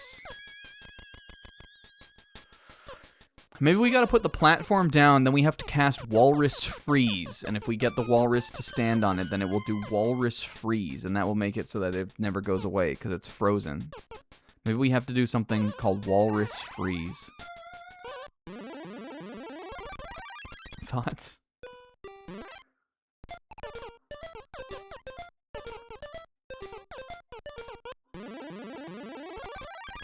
It is something that would be in Golden Sun. Not that I know of, Sis. I don't know a way to flood the lower cavern. It would be helpful if one could do that.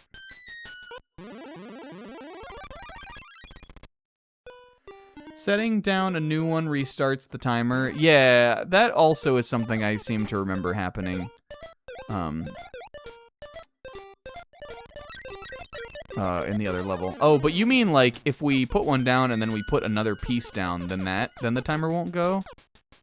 Because it could have something to do with that. Maybe we just don't know the mechanics. Which seems to be the reason I fuck up a bunch of puzzles on this show. Like, if we just... Oops. If we reset the timer by putting a ladder down, then we can just ladder our way over. Let me try that. In that case, I'm getting the goodies. Because we could just do that. That would make sense. We'd do that ladder down there, and then we'd get up here, and we'd be able to reset it again with this ladder, and I'd just be able to run around, jump up there, and get the key and drop down. And that would be the reason why there are so many ladders. Other than to get my goodies.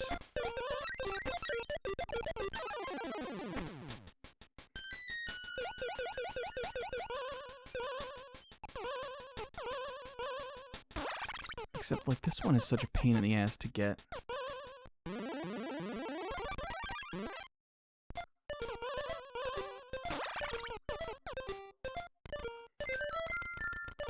Okay, I am going to use the key to kill these. Well, actually, we don't even need to use the key to kill the fish.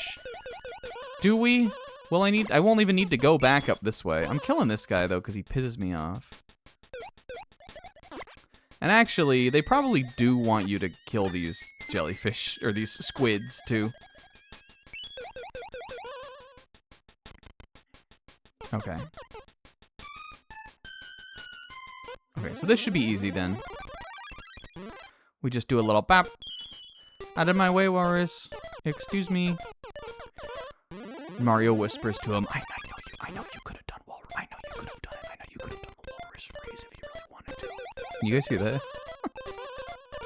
Could you even hear my impression of Mario encouraging, fuck, that Walrus about the Walrus freeze? Super! Okay, that definitely... Unless I'm still overthinking it. It seems like that's what you're supposed to do.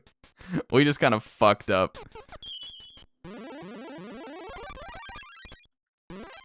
You do have to kind of be tight, and you need to avoid this little Wally friend. You need to avoid this little Walbert world. Wait, why is he going that way?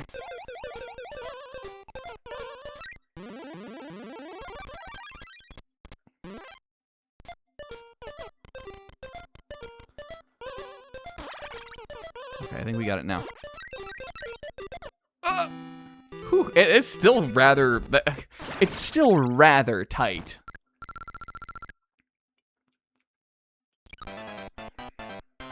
But they ask you to do that kind of stuff in this game. Hey, there we go.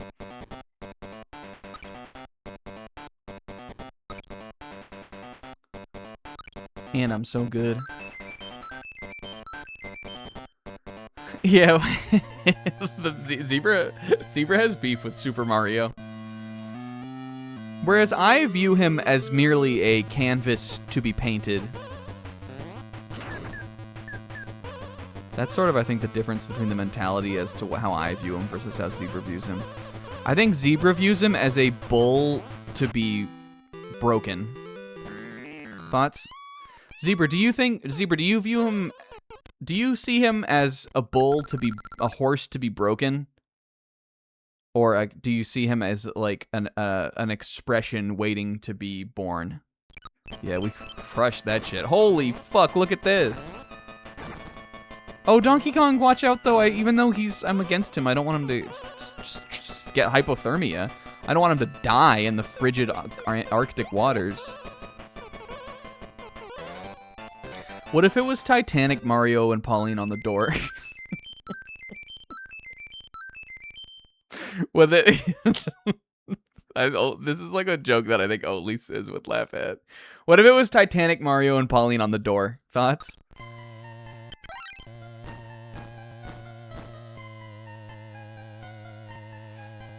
We're making it, fellas. Blah, blah, blah, blah.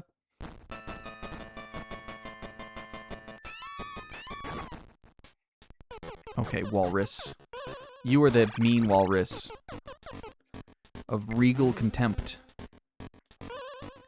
As opposed to the nice little Blorbo walrus of Smalla.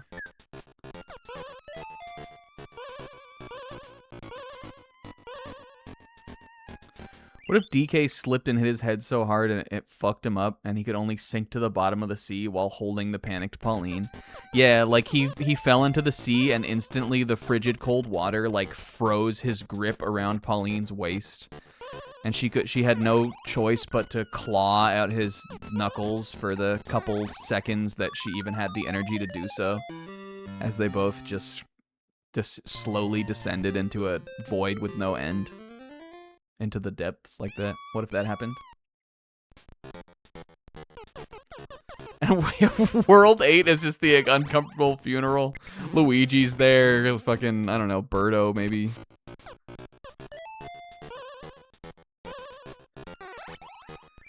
Gotten 2 messages warnings from Twitch this weekend, and that and the Tennessee D's nuts.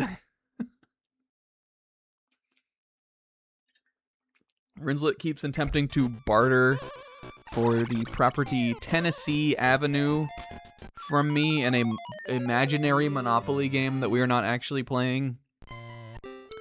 I am not giving up Tennessee as it is one of the best properties. Everybody knows you want orange. I wasn't born yesterday. If I have a chance to get Tennessee, I'm gonna get it. And if you've got an orange property of your own, I'm gonna eventually get it from you. I'm just gonna play the long game. I'm gonna establish other properties elsewhere, freeze you out until you have nowhere left to go, and I'll say, hey, I'll take New York off your hands. That's my strategy. Do you want to keep New York, or do you want to stay in the game? That's the end game I'm playing too. I'm not giving up Tennessee.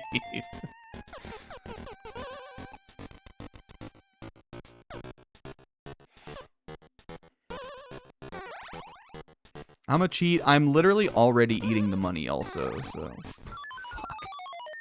Do I gotta do that like that? Yeah, Donkey Kong Jr. survived. And when they give the eulogy, they say survived by his son, and Donkey Kong Jr. walks out. Beloved father, beloved ape.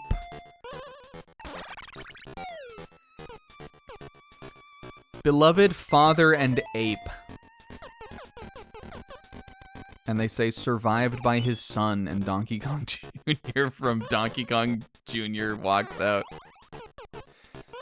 No! And then World 9 is like... World 9 opens with your classic...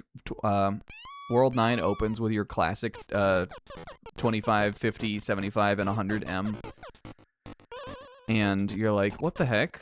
Like, why? This is the same as the beginning of the game. But then you start to realize that, like, there are little things that are different. And at the end, it's revealed to you that World 9 was actually heaven. We're seeing this years and years later after Mario 2 has passed. And he and Donkey Kong are reliving the best days of their life together in an endless, like, game of cat and mouse up in heaven. After Mario passed on as well. Of old age, probably. Or broken bones. I don't know. He lives an adventurous life.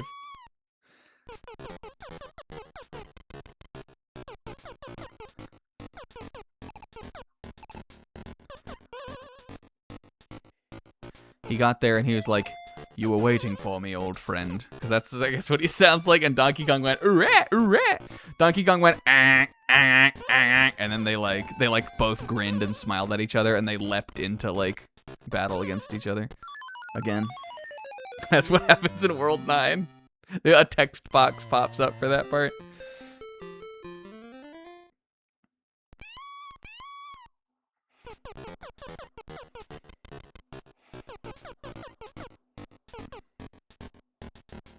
Yeah, that cutscene. That cutscene is where the game, tonal shift of the game happens. This fucking and this walrus is at the funeral too, I guess. It would really suck because Mario, to a degree, would probably be broken or at the very least, like, hurt for a long time. Not only did his ultimate rival die, but he took the girl with him. And I think Mario knows that he didn't mean for it to happen like that.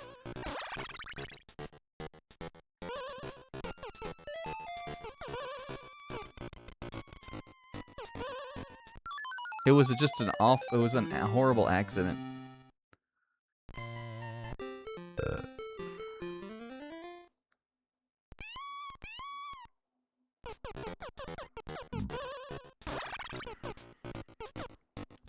I think it's Pauline that would get to him. Here's what I think. I think it's Pauline that it would be about initially, but I think as the years went on, he would also understand what Donkey Kong's absence meant to his life. I guess, like, you know, Bowser eventually must show up. Maybe that could be like a new lease for him. But I also think he would have never forgotten his, like, original rival. Fuck, why am I doing it this way when I can just do that thing that Kingo was also just talking about? Go away, please.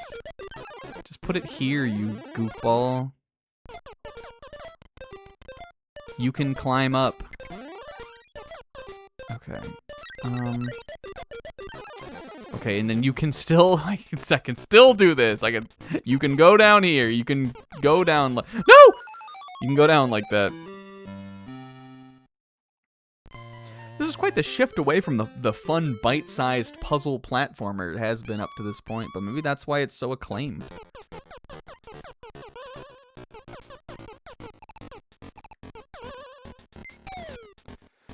Mario has no qualms killing. Well, Wario has no qualms killing. I think Mario has some qualms. I'm not saying I don't think he would kill, I just don't think he kills, like, gleefully.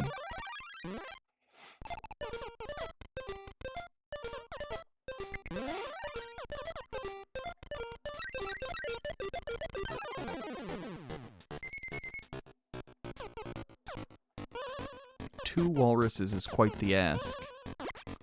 Hehehehe. But not when I can do this. Hehehehe. Okay, fuck. I'm still not... Now I should have planned for this. Where's the door?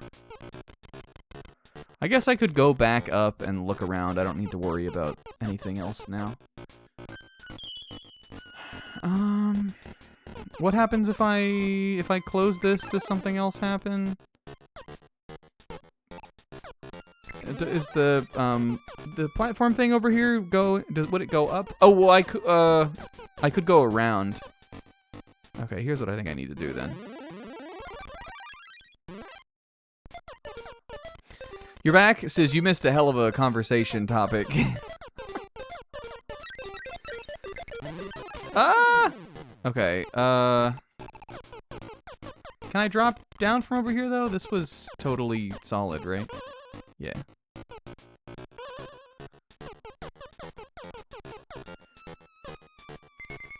Oh, fuck. I'm afraid I'm gonna die. Afraid I'm gonna take fall damage and die if I do this. No, I guess you can just do it if you're fucking legit. I guess you can just do it.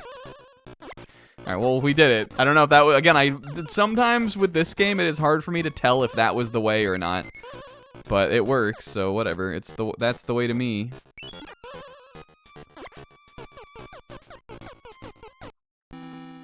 Doodle-lan-doon, doodle-lan-doon.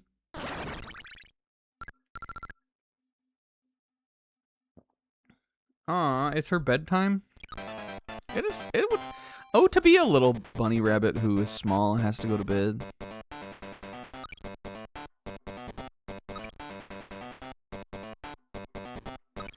Hammer!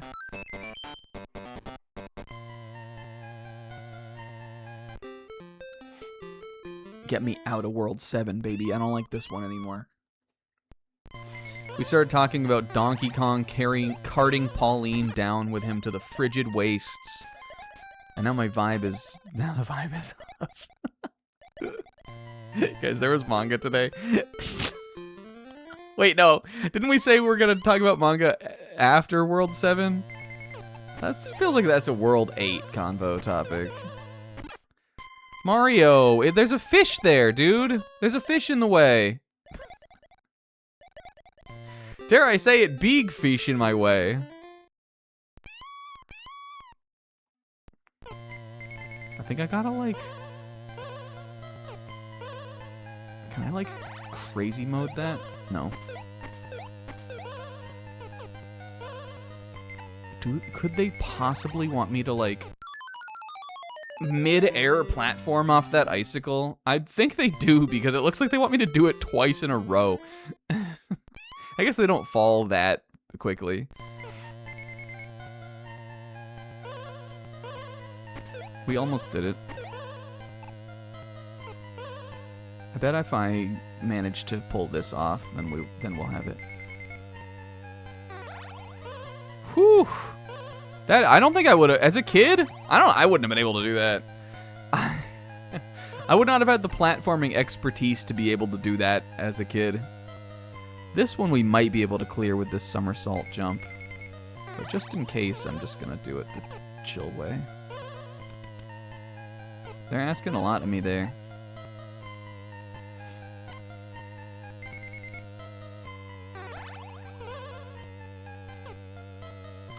Okay, now we need to bait both of these out, because I need a way to stand on this, climb this ladder. Oh, I see. No, never mind. This is kind of cool. Tricky, though, for sure. Fuck. I missed it. We need to, like, get on it as it's falling down, and then we need to get on the ladder. Fuck. That's even harder than the other jumps. There's really no walrus freeze. I'm surprised about that. There's really nothing in the game called the walrus freeze, huh? It's crazy to me. Like, it's such a staple of modern game design, right?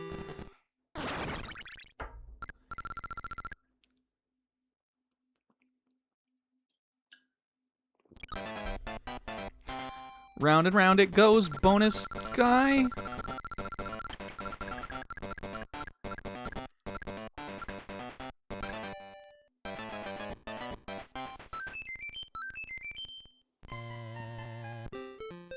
Two left. Oh my god, it's another one of these. It's more of this bullshit. I'm getting that umbrella.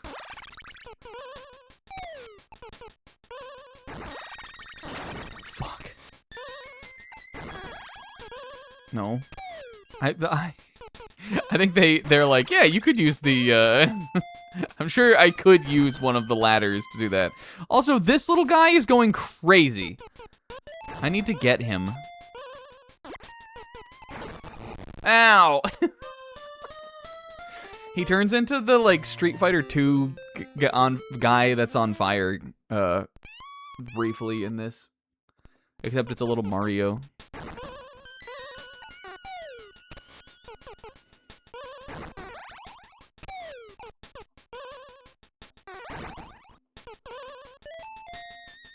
Easy mode.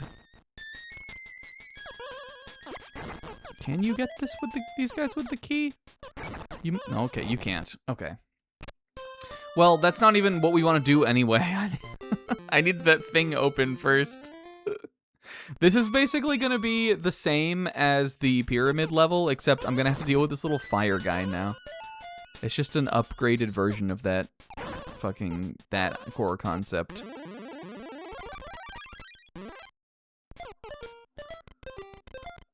Okay. Okay, right off the bat, let's just flip the switch. Remember that you can do this. Okay, never mind. I thought I would be able to do that. Can I do it over here? And this? Are those blocks too solid for for Mario to go through? Okay, they are. No! That genuinely scared me.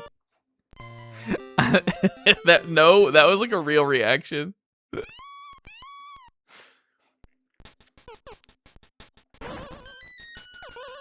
Cause this dude is insane. Look at how fast he is.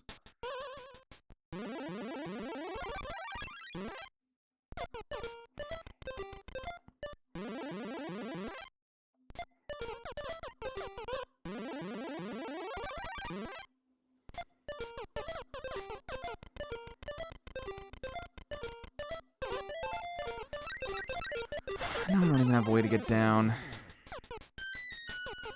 Am I just dead? Am I just stuck up here now?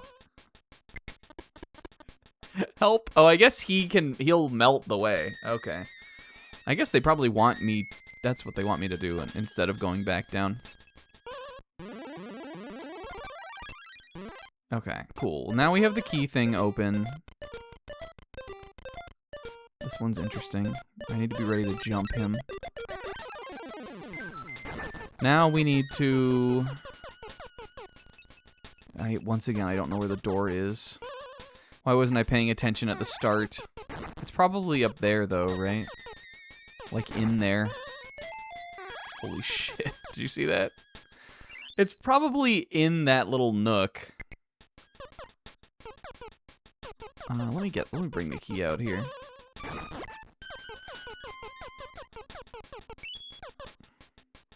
I guess it could be up in the corner also.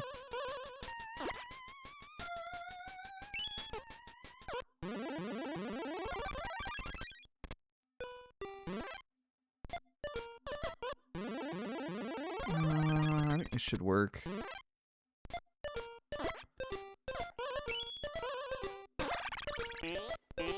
Dang it.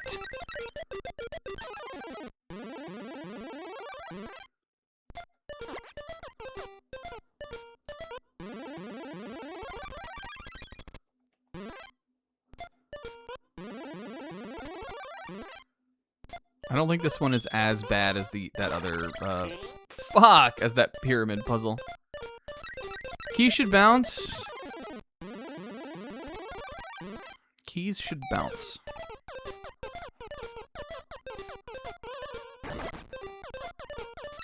What if I could just... No. Maybe I could do... Maybe there is a cheapo way to do it like that, though. No. I need to be able to see over there still. Okay, I just need to be able to throw the key up there, because I have my own... I have ways of getting up there. I dream about going up there. There we go.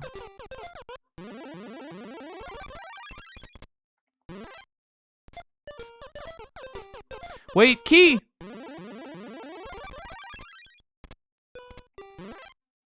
Go, Mario! No! It would have been perfect! Kind of.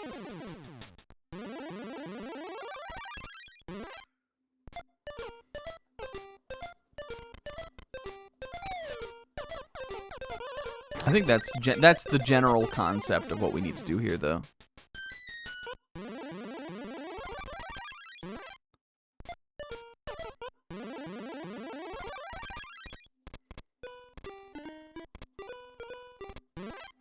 I guess, like, again, knowing that the things reset when we pop one down, we should probably do all of our this and then fuck with the key.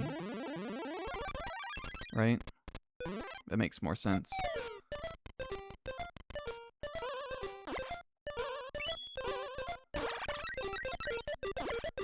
No! Fuck. So close. I don't want this one first, though.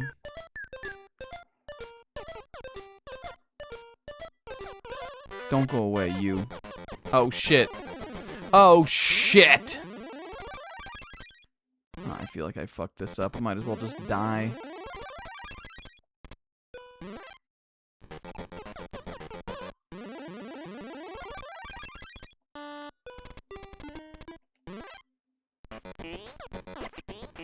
Whoa. Hello, the nexus of the universe? Did you see that? Fuck! Super!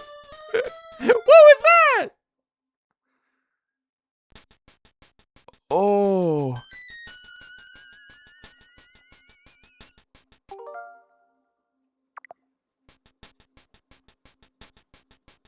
Future Snack, can you make this the thumbnail, if you remember?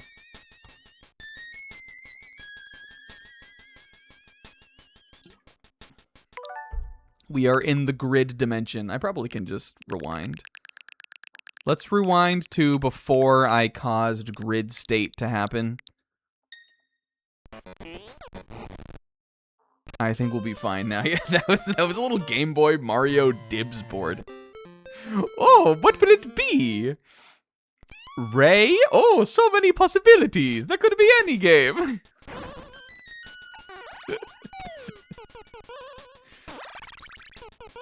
Mario revealing that he's gonna play Call of Duty World at War next. Okimon. It could be anything.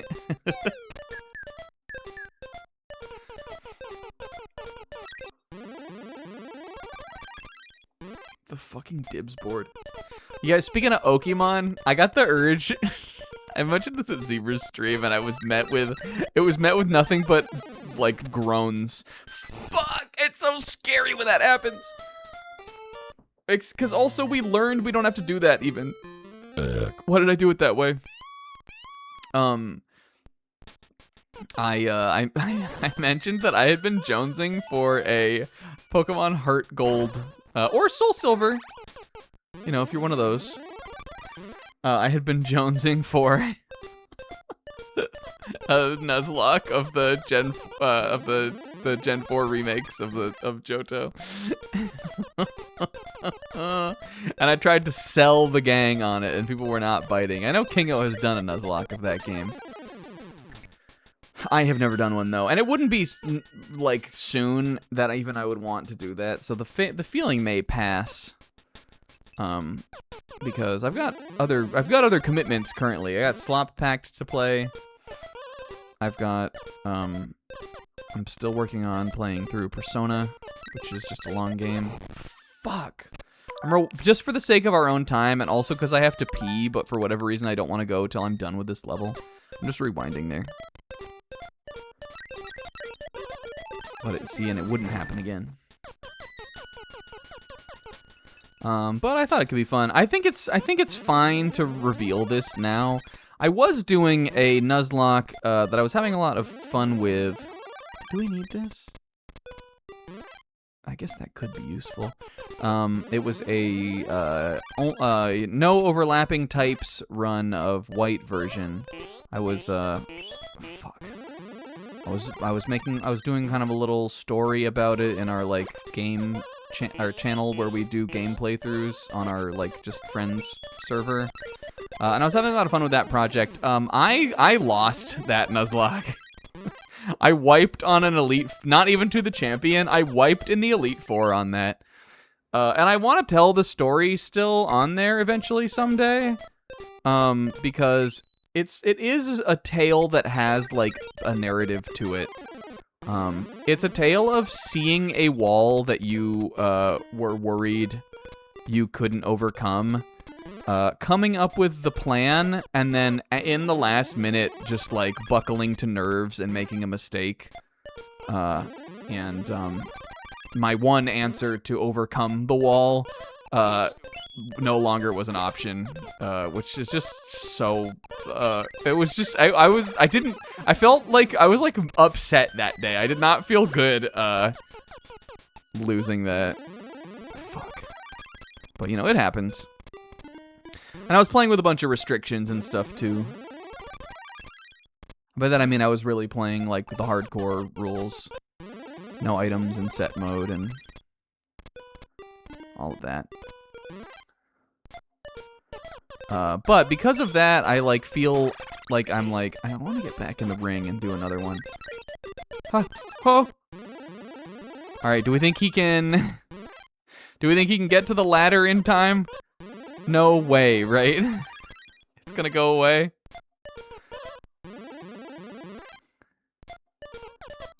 Yeah, it's going away. Dang it. And I was like, I don't know. I haven't played those games in forever. For as good as I think those Gen 4 remakes are, I think I've played through Heart Gold fully twice, maybe.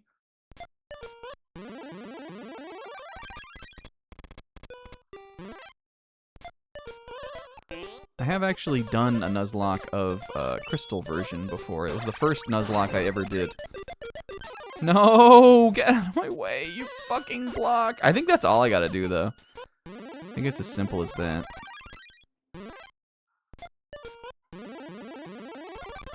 Where did I put that? Here?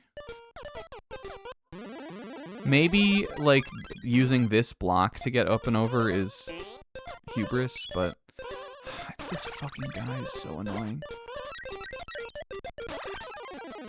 Yeah, that might not be... That may be too tight. And I might need to plan around where this little fucker is gonna be. My little fire guy. Why don't we, like... This might do me better.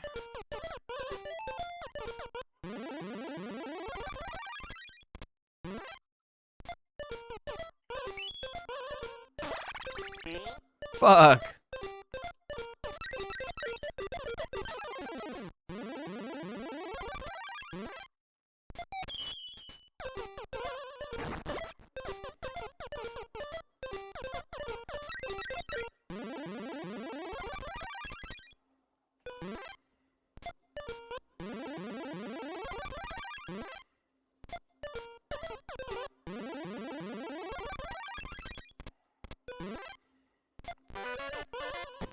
Shut up, timer. Fuck. No! If everything goes correctly, it's possible.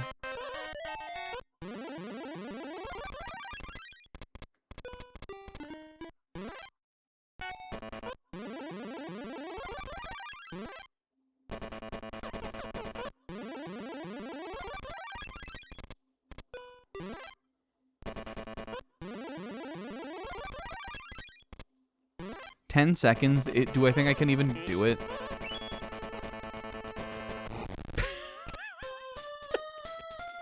Fuck this little fire guy. You guys feel me on that? What an asshole. He's cute. He's cute. I'll give him that. I was gonna say, like, I shouldn't even bother going for the things on this level, but, like, the things seem fine on this one. Rewind? No.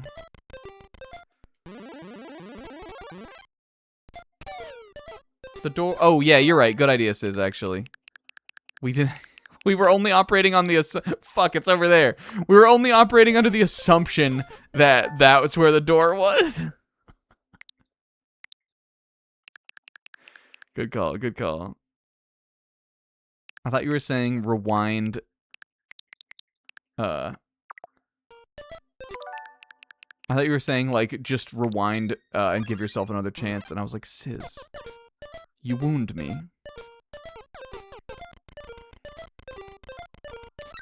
Okay, so we still need to do this part then. I'm gonna do my little dance in here.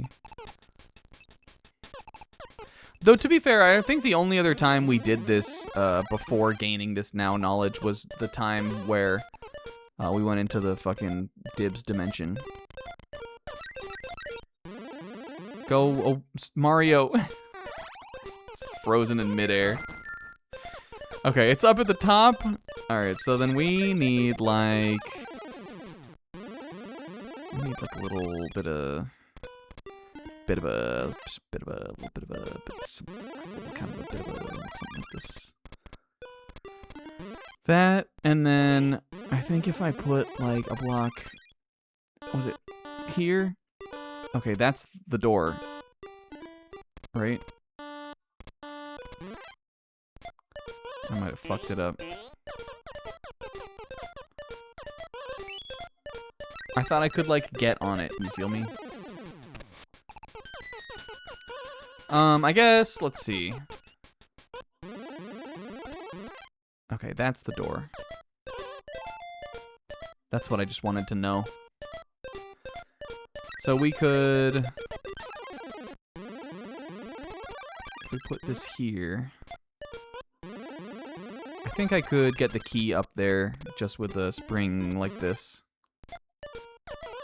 And then I'll just climb up on the ladder. Yeah, I'm not a fan of the invisible door. I get again, the idea that they, like, want you to look at Pauline's little help.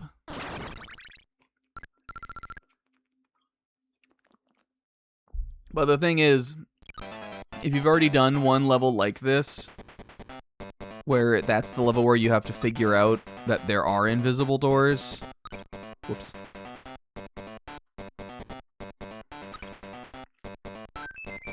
What am I trying to say? If you've already, like, we already did a level like that, and so if we weren't, all that seeks now to be in the game is something that you weren't paying attention to, that you are now gonna need to, like, die, go back into the level, and then see again.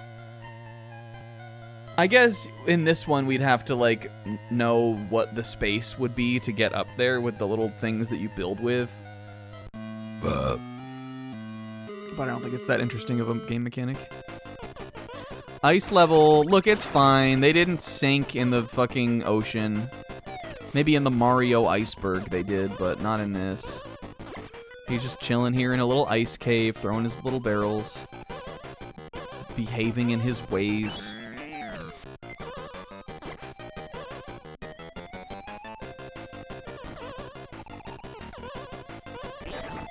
Ah!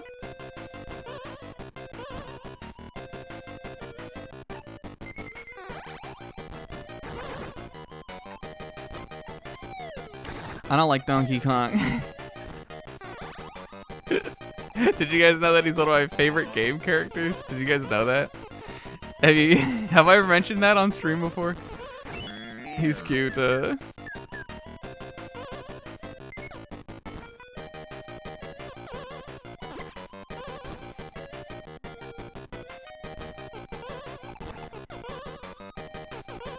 Ha! Easy mode. We're crushing the bosses tonight, at least. Grab. Alright, what's the next level gonna be? Yeah, Pauline's just doing a little... She's just kind of shimmying. She's really just hanging out. You still like Donkey Kong? Now he has... Look, he has sailed to new lands. Where will he go? A canyon level? Mountain level? He rode that iceberg to land.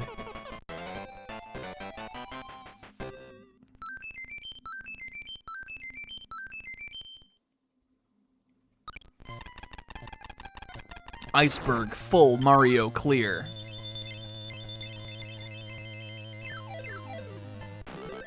Donkey Mountain, Rocky Valley. Holy shit, how many levels are on this screen? 8, 9, 10, 11, 12, 13, 14, 15, 16 substages for stage 8. This isn't the last level, really? Holy fuck. This is a cool looking screen too. Look, there's like a waterfall. I guess we probably are going to climb up that donkey tower at the end, and that's going to be DK's tower. That'll be World 9 is Donkey's Tower. I'm going to be right back. I have to go to the bathroom. I'm going to leave Will in charge, and when I come back, we're going to talk about manga. I'll be right back.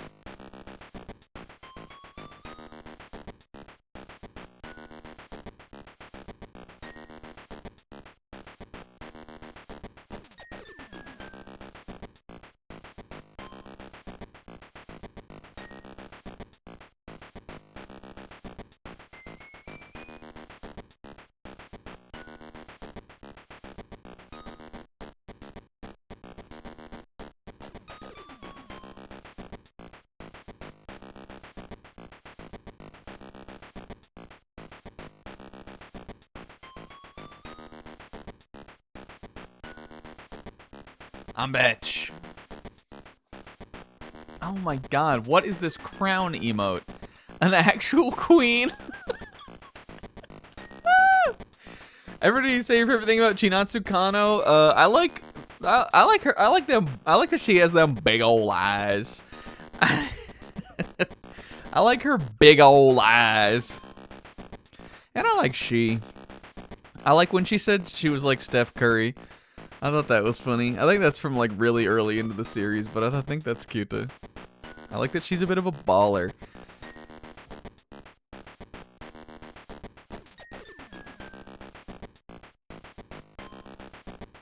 Guys, Blue Box ended today.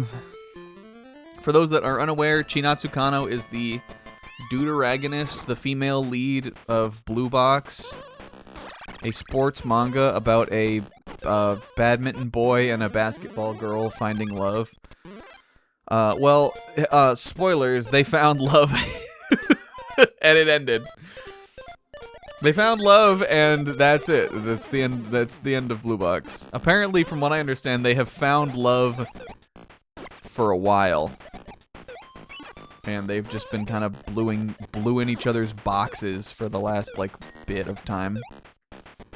And now the series is finally over. It seemed like there was like a little epilogue thing, maybe, where they like grew up or some shit. They said this is our Blue Box a bunch of times, from what I understand, which I personally love. I think what I like about that is that, and I did read the last like couple pages. There was no epilogue, but they were in like kind of like a cool down arc, right? I guess an epilogue is the wrong word, but I mean like, you know, like the last arc was kind of like a wrapping things up. Huh? This actually, I'm not a huge fan of how this controls. I think I'm doing what I'm supposed to be doing. Yeah, the falling action. I guess we could just do this. That's easy. Let's see. But the series basically ended with them saying this was the Blue Box, which I love because it sounds like what someone would make up the ending of the series being if they didn't know anything about Blue Box. But here's to you, Blue Box. You were not just a thing that Will liked. You were a series that ran in the magazine for a number of years, did well, was sort of the romance thing in Shonen Jump for its runtime. Something that Jump like always wants to have. It also kind of lived in that sports niche after Haikyuu ended. Even though I know that wasn't sort of like the main thing about the series. Can I go up here? No. I could go that way, though. That might be better.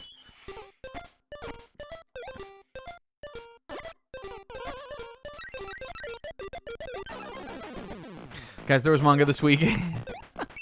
I had one of my most pleasant little ski-hee-hee-filled manga weeks in recent memory this week. Not sure what it was, but I just enjoyed. She enjoyed it. I just enjoyed everything about it. Okay,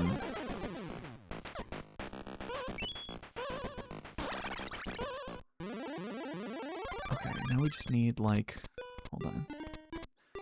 Do a little bit of talking, a little bit of solving the level. There's 16 stages in this world, so you can't stop me, you little arm of Dillos. Arm of Dillo. Stupid. Lady Carrara, look, an arm of Dillo. Guys, there was manga this week. I enjoyed myself with it. One Piece was action-packed. There were some very silly things in One Piece. There were some very raw things in One Piece. I was saying this in the group chat, but all I can think about watching Imu finally, like, do some, like, fighting is how cool their moveset would be in a potential Pirate Warriors 5. Which I don't think is the intended takeaway from that character, but I imagine I'm not the only one thinking that. I also, Sizz, jumped on social media like 15 minutes or so before the chapters came out, because I was up early this morning, and I saw the last panel. And I was like, well, shit, I guess that happens. Which, that was annoying. But at the same time, it was so... ouch. It was so close to the chapter coming out. Well, that sucked. That I was like, well, I'll read it in 10 minutes anyway now. But that was good. There's a cool little Jimbei moment we got. Luffy did some weird, wacky Gear 5 shenanigans, which I thought were pretty funny in this chapter. He did an attack called what was it? Gum Gum Caught You Slippin' Pistol. Which is a great translation, I think, on the part of a one very special guest, Stephen Paul. How's it going, Stephen? I'm not sure what the Japanese of that would have been, but it wasn't that. But that was funny. Mario! Ah, dang it. That's definitely what we're supposed to do, though, right? You just gotta be good.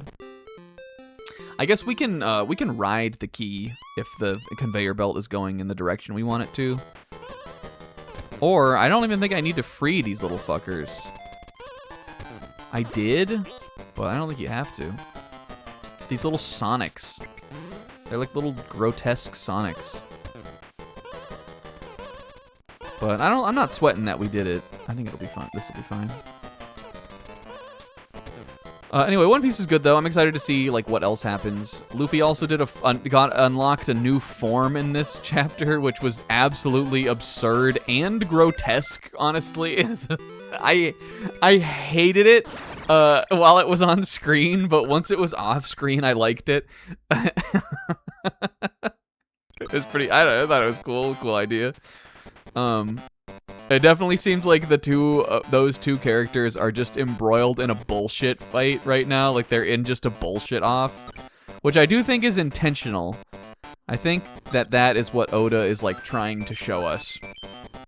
Is that like the fight between these two is like a fight that truly just is going to deny all laws of anything.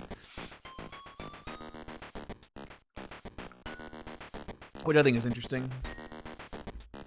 Even though, like, when the characters Luffy fights in Gear 5 kind of get sucked into that sort of world anyway, this one really feels like it's kind of like a match met between the two. And I think from what the beginning part of the chapter was sort of implying, it may be that is also sort of a, like, there is sort of an element to that beyond just the physical, like, fighting and moves. So I think that could be cool.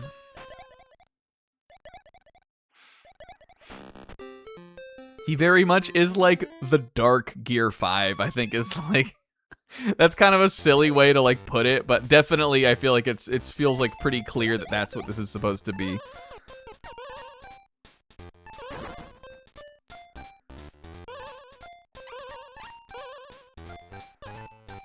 And there was a color spread that was nice also.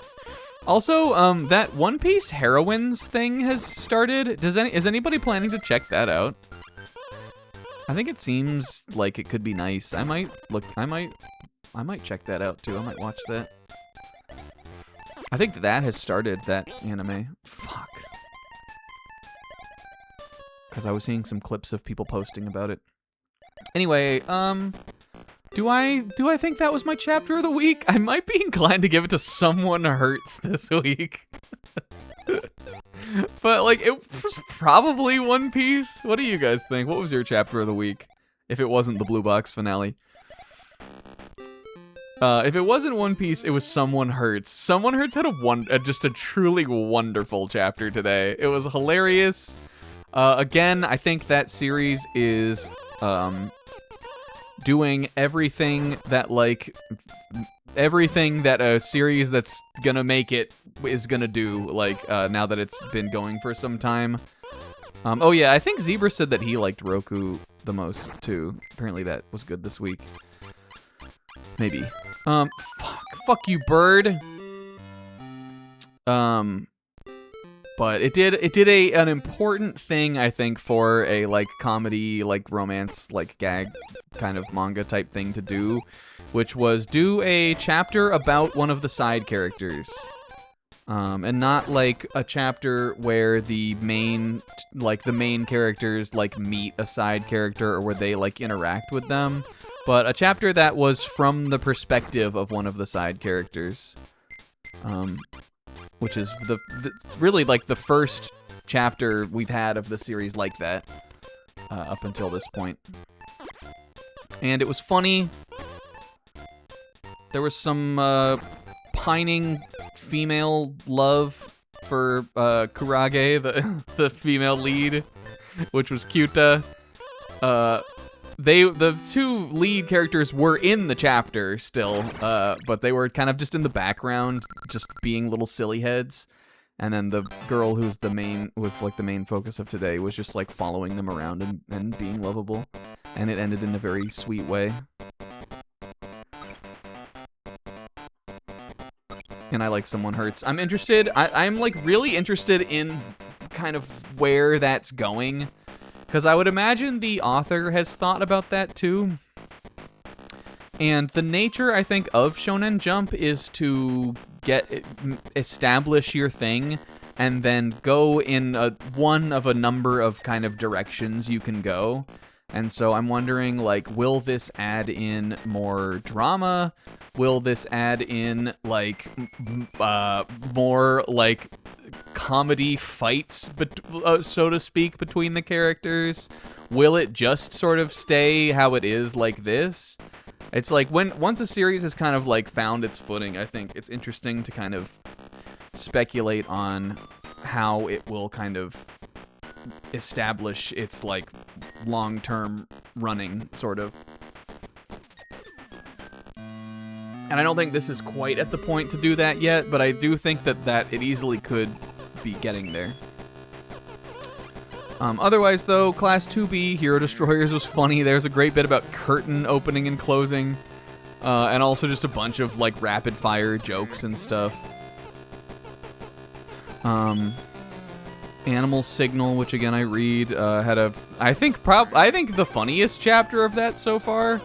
It was not very much happened in it. It was a pretty, like, one-dimensional chapter, but I thought it had a lot of pretty good jokes. That's, like, fine still. I'm not, like, super sold on it yet, but it's something that's kind of fun to read. Akane Banashi is going to be very interesting next week, I think. But this week's was just, like, kind of setting that up. Though there were some good little, like, inter-character little moments between, like, the characters that are here at this thing that they're doing right now. And then Ichi the Witch is maybe, like, third runner-up. Or maybe that is also one of the runner-ups for Chapter of the Week. Because I really loved that this week. I thought it was... it was Kyuta for, like, the first couple pages, and then it was fucking raw.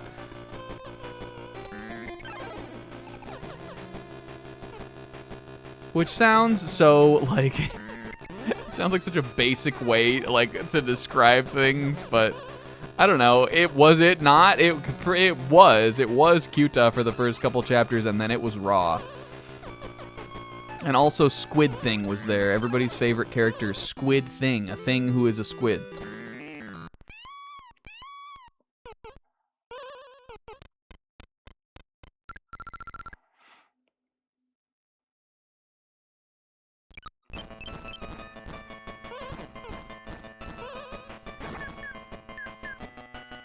Look at him go out. Alright, we are a fourth of the way through World 8 now. My goat. Isaac, remember when Squid Thing got revealed and you were like, I don't like him? And I was like, I feel like you do, though. And now, look at us now. Now everybody likes him, including you.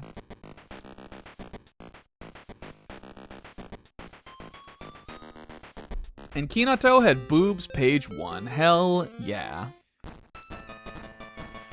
Luffy was on the cover of the magazine this week, and he was eating a big steak. It made me hungry.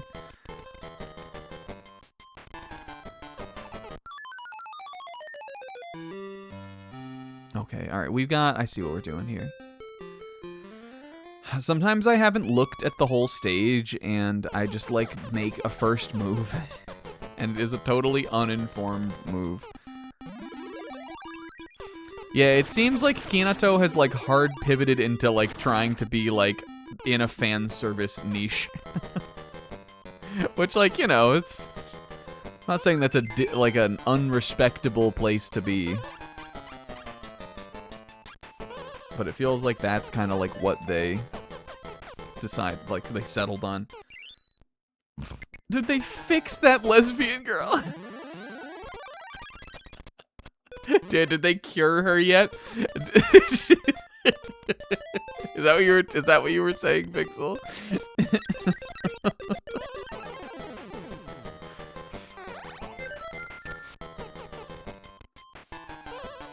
Oh, fuck. Okay, I need to...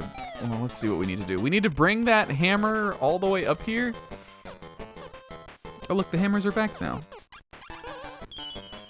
Okay, which I can do like this. I just don't know how. I'd love to kill this... Fuck! I'd love to kill these Sonics and just get them out of the way. Oh, there's a ladder. Well, there already is. There's a ladder over here, too.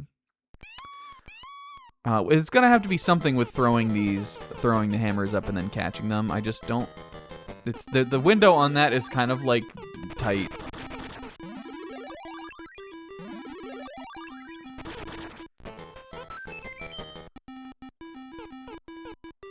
Let's see. Oh.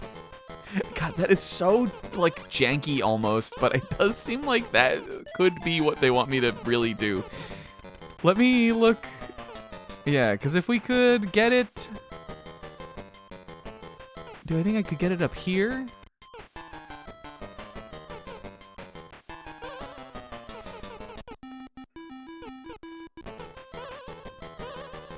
I guess it does kind of hang out for a bit. It's the fact, though, that you... Well, okay, hold on. If we... Let's think about this. If I put a ladder down here, then I could throw it and climb up, maybe.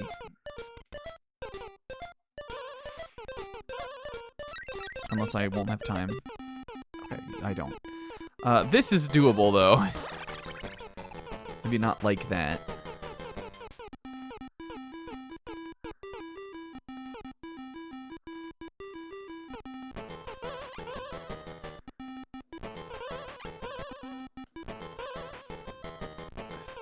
Okay. This is crazy. I feel like there's gotta be another way that is not fucking as convoluted as this.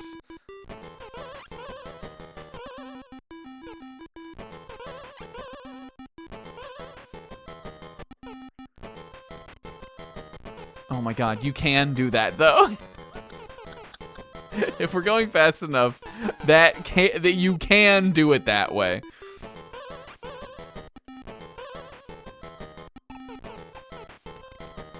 Fuck. I think I want to do it right above the ladder, right?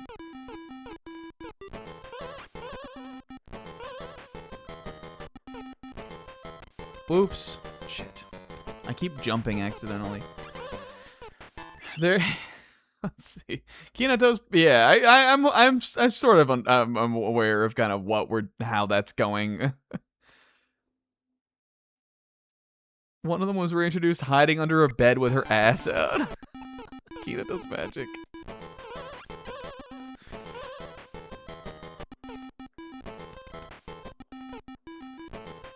Oh my god. Wait, I still can't get it up there like that? You gotta be able to. Because how the hell would I break those? Aw. You know how to cut to the core of me, Sis. That sounds nicer. Fuck my time!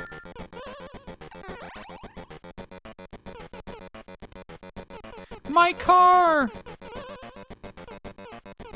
This is when we do our best work, Super. No. It's over. I don't even have the key. It's definitely not happening. I guess I could break that.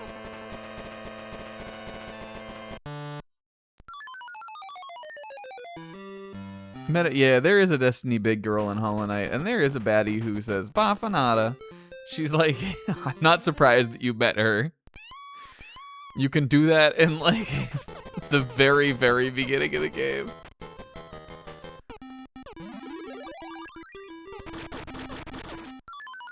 Fuck. And we met Hornet. Ah. Yo, Hornet, that's kind of like Hollow Knight Silksong. Hornet, that's from Hollow Knight Silksong.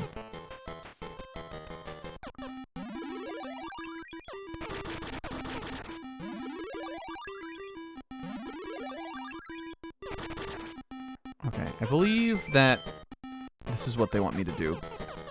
I think they want me to do this stupid bullshit over here that I can't believe you can do, but you can. Silksong, that's kind of like Jeff. Yeah, remember how he had it? We had this insane long-running bit that Jeff Keighley had Silksong. Can you... And when I say long-running bit, I mean, that shit was real. He did have it. Fuck. Why can't I do it anymore? It's gone. I lost.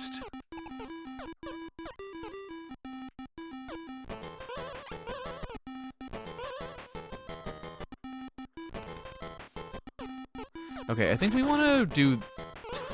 Damn it. There's got to be an easier way to do this, right? How could it be this? How could the answer really be that? Oh, shit! Huge knowledge! You can just do it like that! I'm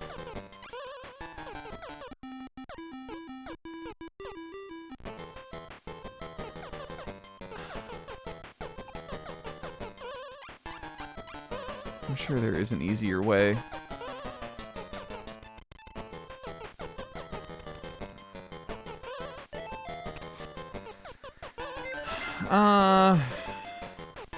Okay, though, I can't get the... I like when you jump any enemy in this, it makes the little doodle-doo sound like when you jump the barrels in Donkey Kong. That's silly, and I don't know why I'm only noticing that now here in World 8. I mean, to be fair, this is the way, like, we have figured out that you can do it this way, so maybe this is just my way. Okay, but this seems important, right? Maybe? Because now we could get it up here. Except, would that really be helpful?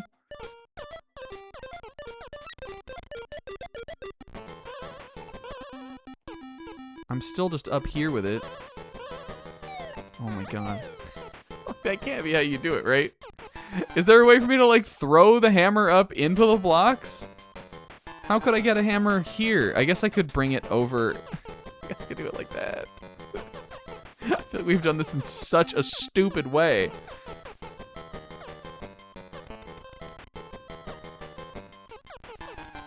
You can't jump with the hammer, though, right? God damn it. Shut up, timer. Could we have done, like, what I'm doing here with the... without breaking those blocks up top? No, right? Because we would have needed to, like, go on them. Oh my god. It's possible!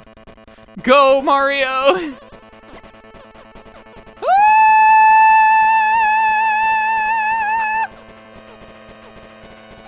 No! That was it though, we had it! Okay, I'm doing it my way, and then I want you guys to tell me, like, the real way you're supposed to do it. Now we know it's possible. Can you dual wield the hammers or something crazy?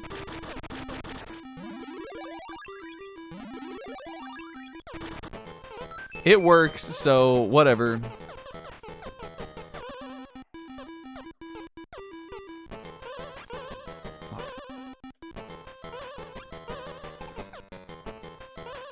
Okay, I have learned some things about this, though.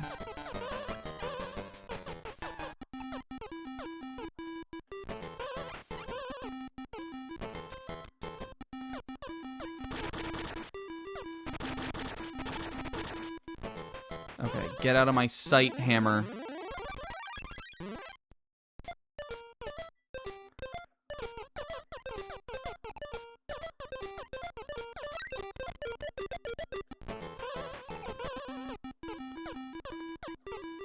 You see these fucking Nutella tricks I'm doing with this thing, though? It's just fucking crazy.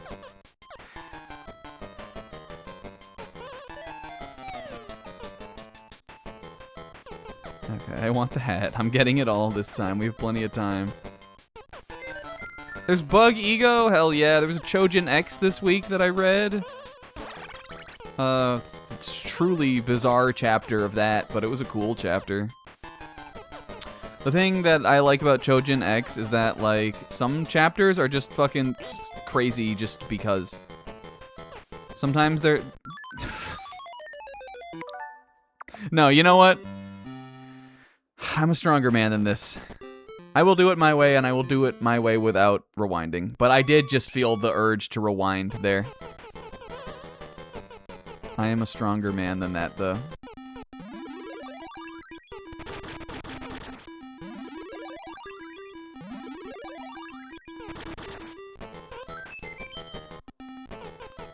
Out of my way, hammer. Yeah, that's definitely true. That author loves at least with Chojin X, he fucking loves a chapter open on some just crazy scene.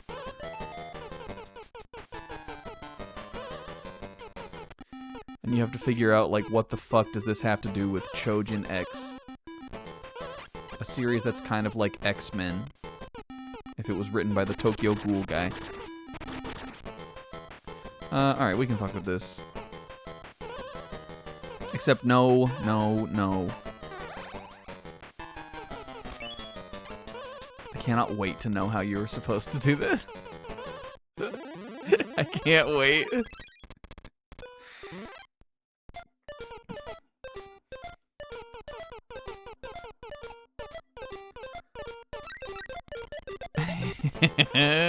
But like, look at my movement I'm doing. You can't deny that this is raw, and that it totally can be done this way.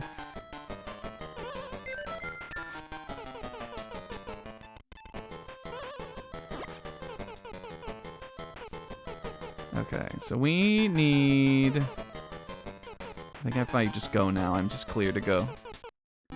Done. Okay, what's the good way? What's the good way to do this?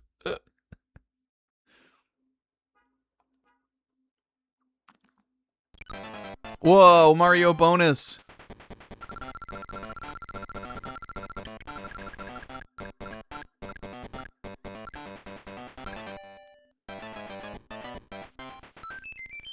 Mario, maybe side flipping? Can you do it quick, faster side flipping? Is that what we mean?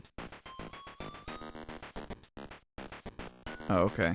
But really, it would have just been that first part that we would have helped me to side flip for, right? Was the rest of that bullshit we did still intended? You probably still would have had to use those ladders, right? That was a cool level, either way. Yeah, the rope, that's right. The rope was... we proved the rope could work, but the rope was not necessary. The rope was stupid.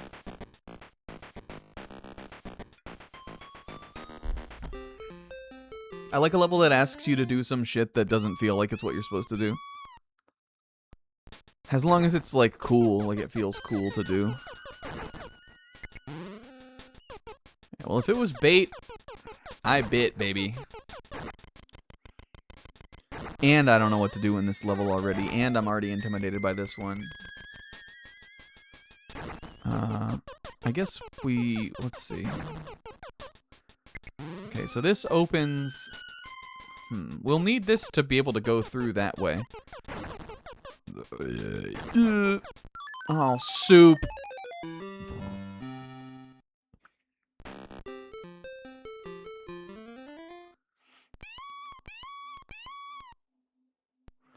If you could have $1,000 right now, but you had to go back in time and stop the stream where we first, like, started calling Mario the Super, would you?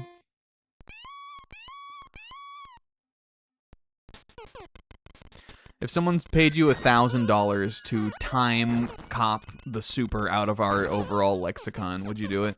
I wouldn't. But I just want to know. The who? Wait, fuck, what was I just talking about? I feel like I was talking about Mario, like calling him something. But now I don't remember what it was, though. Now I don't actually remember what it was. Do these both do the same thing, these switches? We could just do this, I guess. The Super. I changed it back. I went back in time and I changed it back. Ah! Okay, well, I'm going up here now. I'm on a bit of a Mario Fushigi adventure right now. Huh? The bro? It's kind of raw.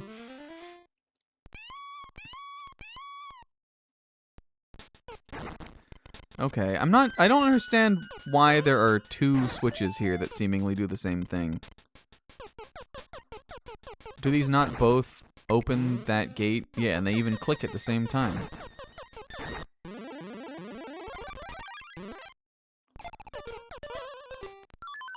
I thought I could make it, I'm sorry. I thought it was just fast enough. Guys, we're playing Grandia next week. Grandia. I'm excited. I don't know what to make the face cam, though. Any suggestions? I was trying to think if any of the Gintama bits that they do about Laputa would be a good face cam. Because I know a lot of people sort of... Fuck. I know a lot of people sort of jokingly describe that game as just stealing the entire plot of Laputa, kind of.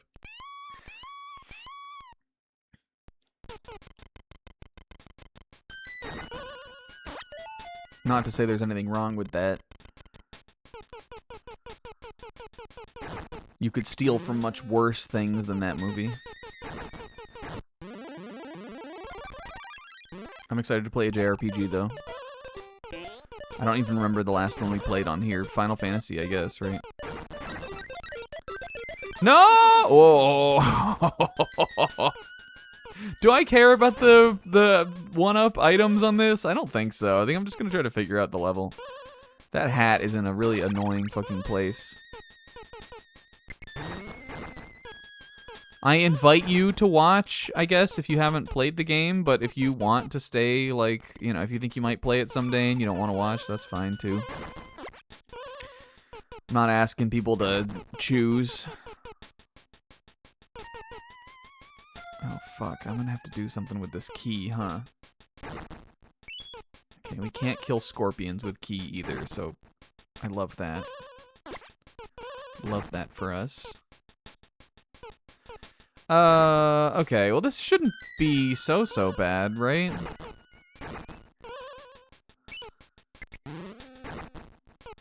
I just gotta catch the scorpion slipping here. Easy. Wait a minute. Not easy. Okay, well I just need the spring, right? Oh god, I'm gonna have to spring around this fuck, though. Oh, actually, that's not so bad either. Uh-oh. God damn it. No! I didn't want to kill Ophir. This is fine, though. Oh, shit. How do we get the key down? We just do it how we did it before. I could ride it that one down now, right?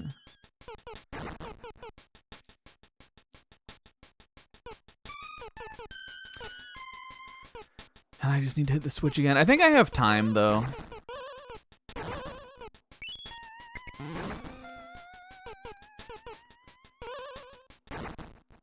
No, no, no, no, no. Big scorpion. Okay, and now I just need to dodge this platform.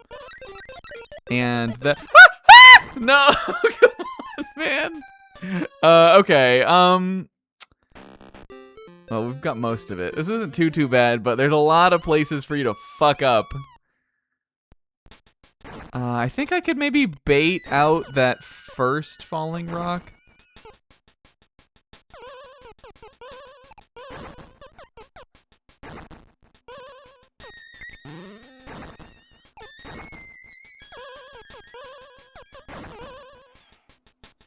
I probably can bait that one out.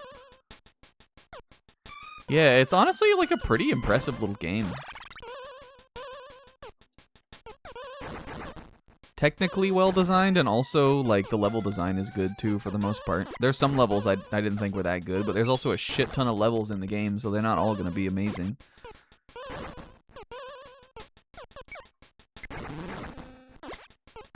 Okay, now we want to take the key down, and then you gotta go all the way back up to the other switch, click it, flip it, read it, memorize it, eat it.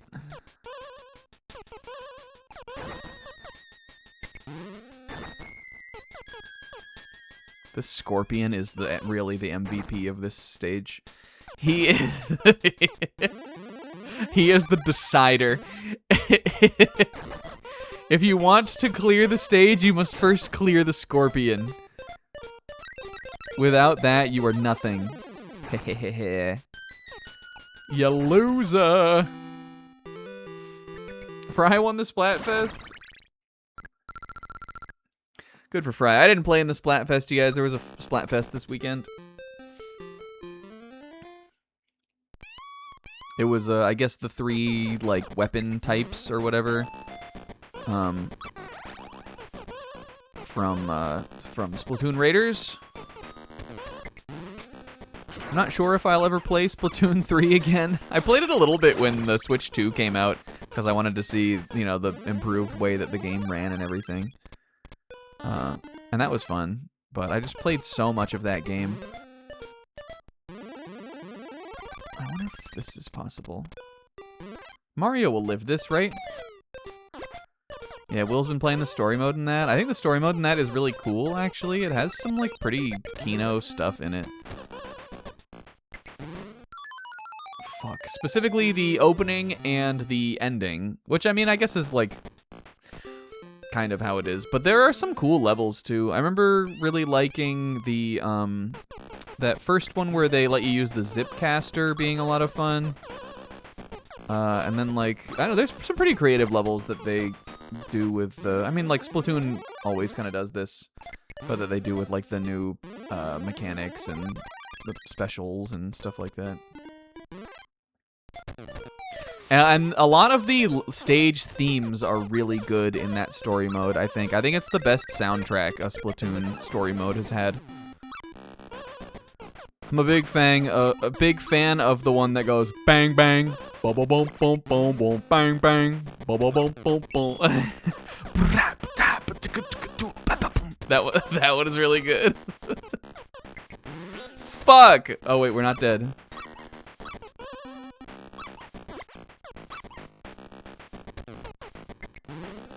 Okay, what am I doing here? Donkey Kong, you little junior. Donkey Kong, you little junior. Oh, wait. Free. I don't know, who cares if I got the things? The things are for chumps. Yeah, I was just about to say, isn't that guy from Mario World? Those, like, they, like, spit out, they shoot out that little, like, tongue thing at you. Okay, these we know we can ride on. So I'm gonna need these to get across the gaps, which is kind of fun. If I could jump onto them, god damn it.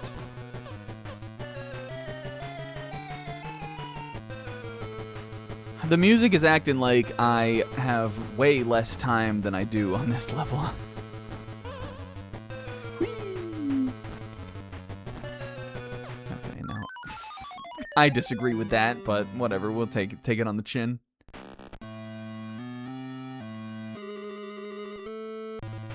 I wonder if the that stage that is right over the like waterfall. I wonder if that one will have a waterfall in the level. That would be cool. Okay, if these fall on my head, will I die? I don't know. And we're not gonna find out. Hehehe.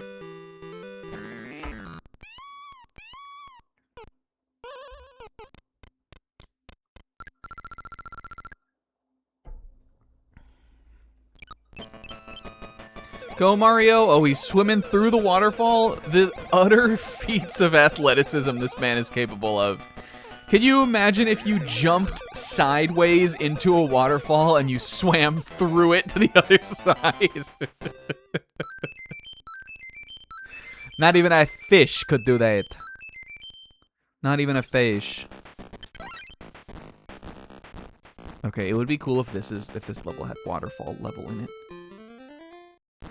It does. Oh, cute. I don't know. I don't think there were like too many maps that were as complex as this, where that would have been like that. But I wonder if there were any other parts in the game that were like that, and I didn't realize. Oh, do we need to be small for this one? I think. The bro. I'm not calling him that. He's the fucking super. You can't rewrite history to take that from me. Look, the whole level is small level. Look at so cute. Look at little Tom. I love, wait, listen. It'll play it right at the start of the level. Listen to this. His little like ook ook baby monkey sound. Listen. Listen. Ready? When he does his little dance. His little junior dance. Maybe maybe I have to eat the mushroom. Dang it. I think I need to go through at least this one as big. The mushrooms, I think, are an obstacle right now. Because I'm never going to be able to get, like, high enough to clear those fish. And I'll get high if I eat the mushrooms, baby, right? Mario joke? Fuck.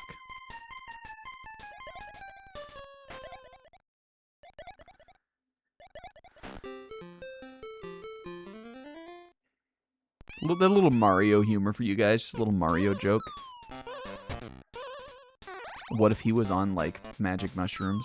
Wait, listen. Lissa. Look. Where he does little ook ook. He did. He did do it. Oh, soup. He goes... it's cute, I promise. He goes... He goes... Okay.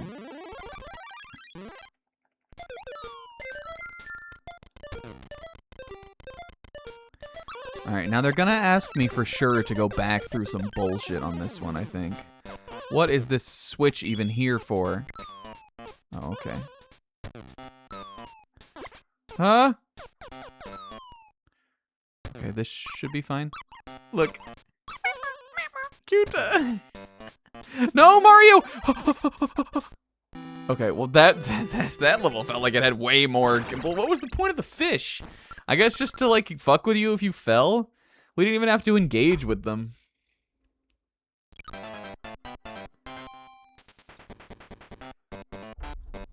I guess they were there just to kill you or be there as an obstacle if you fell. Yeah, you don't even have to go in the waterfall. You just go under it like a little small man. Like a small, sad little man that you are. Holy. Oof. Alright, one of these. Oh, this one has the sonic wind that Nath hates.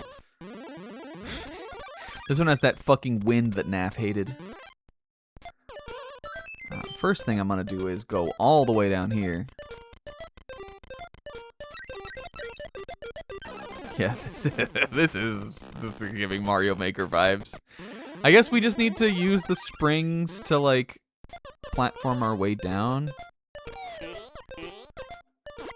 It's the wind that's gonna be the killer here. Give myself a little fuck. Well, almost. I don't think this one seems too bad, though. I think we can kind of cheese it, too. Again, this is the kind of level where they really, like, I think they really want you to try to get the 3 items.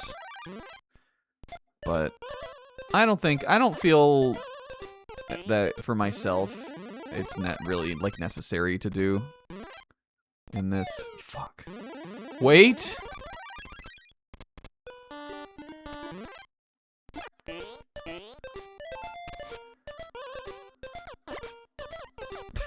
Free?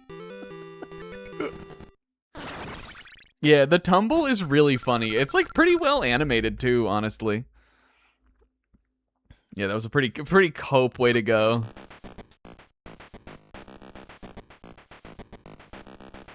We landed on the spring in midair and the game said, sure. Okay.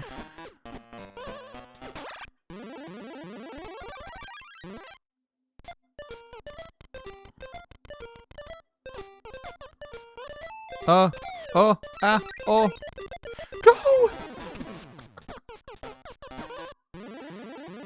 We want to go up on this side, because I'm not going to be able to get under that thing.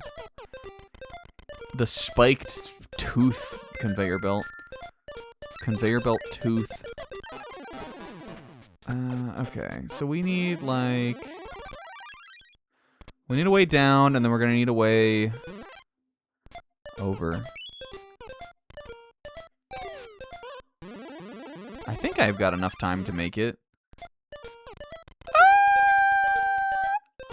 Okay, and now we need... like this.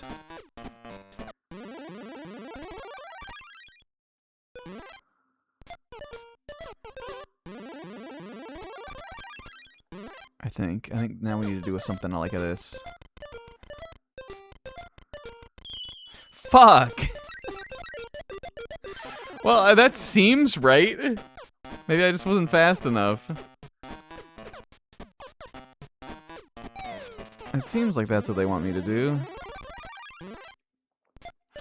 Oil, it makes your car go. I am not sure what the deal is with that either.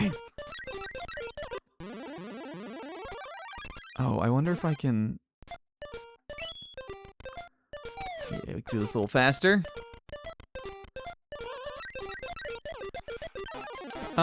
Is there a way I can do this any faster? Yeah, that's... Oh, wait, fuck, I fucked it up. Yeah, I mean, I guess it could be there just to, like, be a little obstacle on, like, how far you can put your ladder over there, but it's not really an obstacle, so I'm really not sure. Okay. Come on, Super! Fuck! That's definitely what they want me to do, though. I keep getting so close. I think I just want to put it on... I put it on the wrong side that time. If I had put it on the right side, I would have been able to do it.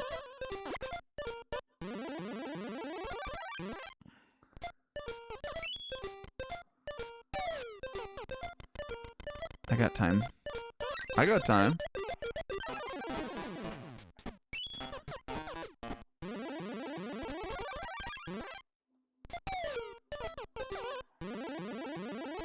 Okay, this one seems like it's gonna be it. Fuck!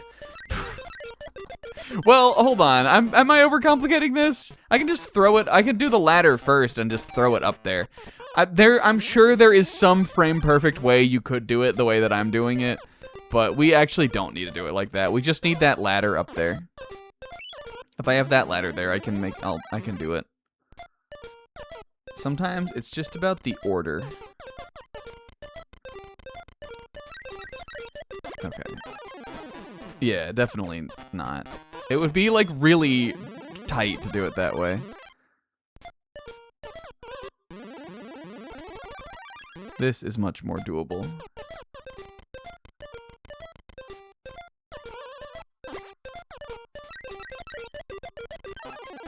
Whew, it is still pretty fucking close, though.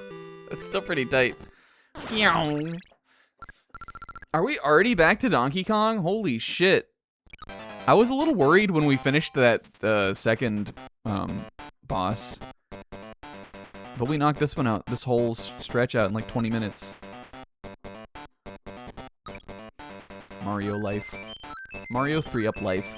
3 Marios means 3 lives, because 1 life is 1 Mario.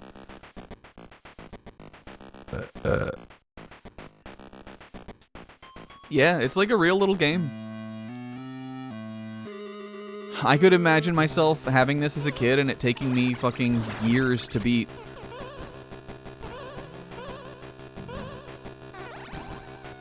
When I was a kid, when it came to beating games, here's how it usually went for me. I would get it. I would play up until getting stuck. And then I had sort of a learned helplessness. Fuck.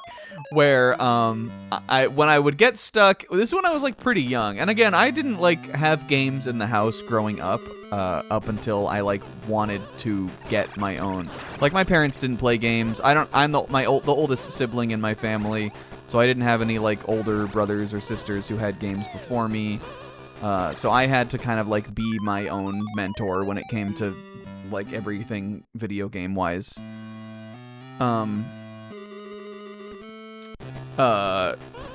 So, like, what would happen is I'd get a new game, I'd be, like, excited about it, I'd play it up until getting stuck, and then I would, like, give up pretty easily. So then what I would do, because I would still like the game, I'd still want to keep playing it, I would start over. And just play it up to the point where I got stuck again. And I did this a lot as a kid. With a lot of my favorite games, I'm way more familiar with the beginning than, like, the rest of the game. And it is because of that. It's because I would just restart them a lot. Because I wanted to keep playing, but, like, holy shit. Oh my god, he lived. But it would just get too hard. And then when I got around, like, kind of preteen to, like, teenager era, like, every game I had, I would, like, one by one, I remember going back through and being like, I'm gonna beat this one this time, and, like, knocking them out. So that's definitely how this would have gone if I had this as a kid. I would have played up till getting stuck, I would have played the first couple levels a bunch of times, and then finally someday when I was a bit smarter and a bit better at games, I would finally have beaten Donkey Kong. So I really would have played it for years, probably. That was a very cathartic feeling to me, though, when I was, like, finally good enough at games to start going back and just, like, putting to rest my, like, childhood favorites that were too hard for me. Especially with the Pokemon games I had as a kid that I did that with. Mario dies if he touches a lava. That is an unbreakable rule of Mario. What about Mario Sunshine Zebra? What about Mario Sunshine Zebra? He doesn't die in that. He bounces off like in this. So maybe they got that from this.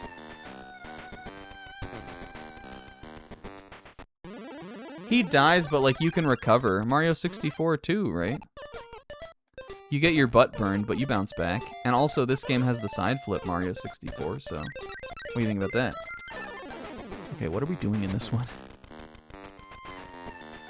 This one seemed like an easy items, so I just figured I'd get them. I guess in Sunshine you do kind of get stun-locked into dying with the lava. 64, though, you definitely... get butt burnt, go out, go up, get in. Fuck. Maybe if we run fast, we can go across. Oh, okay, you're right. That's true. It's lava goop, not lava.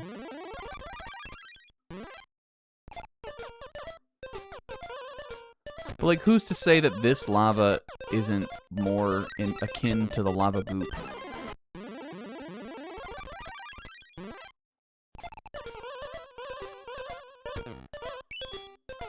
Easy level. Look, there's the tower in the background, too. Environmental storytelling. That's Donkey Kong's tower.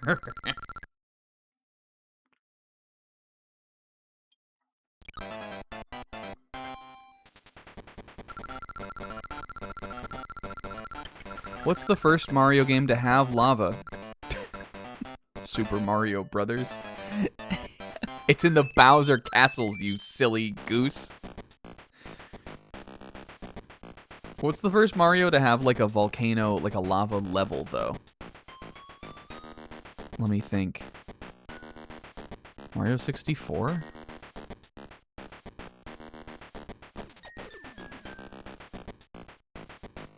They, like, don't really have lava levels. I guess Mario World, right? Mario World has, like, the levels where you ride on the skulls through the lava. Do we think that counts? I think that's the closest to counting.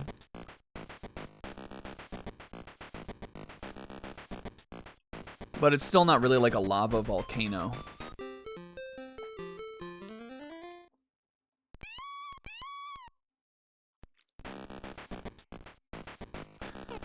I already don't know what to make of this one. I looked at it and I got scared.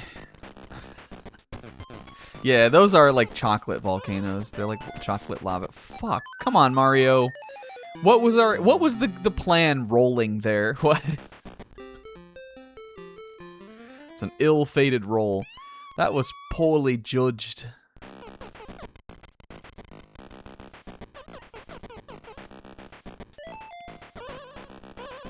I don't think any of them even have lava, though, before Mario World. Mario 3, like the Bowser world, is not lava. It's not even, like, really a fire world.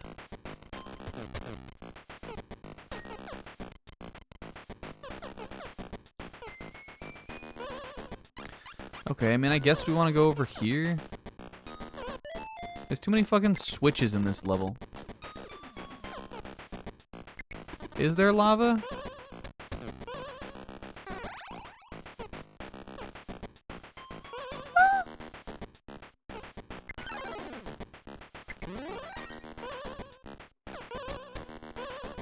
Oh, I guess that's true. There probably is a lava, like, stage in Mario 3. I just don't remember. I'm sure Odin played it last night. But I don't know, I'm thinking about those Bowser levels. There's like the tank one. That's not lava. There's like the other ones. Come on, there's a lava. Come on. How the what the fuck and how?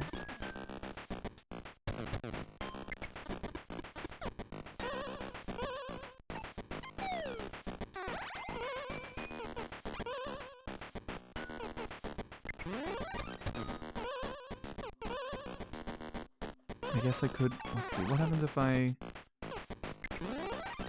Oh. Does that do anything? Oh, yes. Okay. But I mean, if we're just talking lava, Mario 1 has that. It can't just be lava. They all have fucking lava. Oh, and I have to drop him into the lava now? Oh my...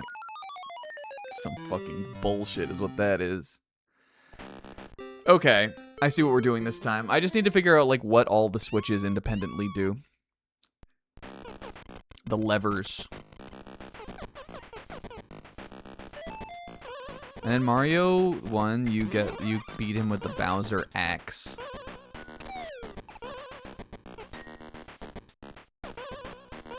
That's raw. The first weapon Mario ever wielded was an axe. He's an axe wielder.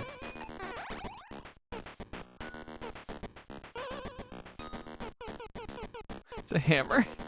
I'm positive it's an axe, Odin. Oh, and I think you'll find it's an axe. And he cuts the bridge down with it. And in Fire Emblem, what kind of weapon is the hammer? It's an axe class weapon, so...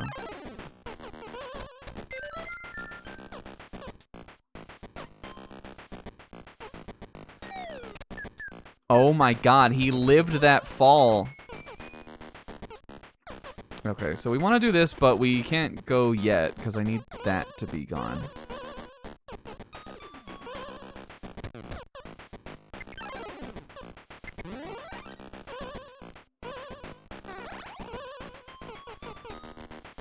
Wait, oh, maybe flip this one again now that he's down there.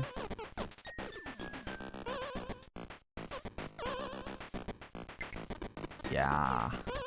Yar. Yar. Okay. Oh, I'll need him down then too, huh? Well, that doesn't seem so bad. Okay, now I think we're good. We're good as gold. Now. Da-da-da-do. Fuck off. This is an involved one.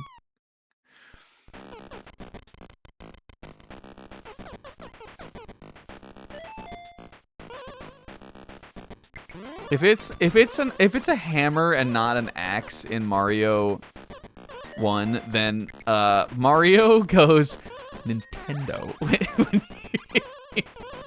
when you pick a level on Mario 64. And let's be honest, he doesn't fucking do that. He doesn't say that. He says, "Let's go."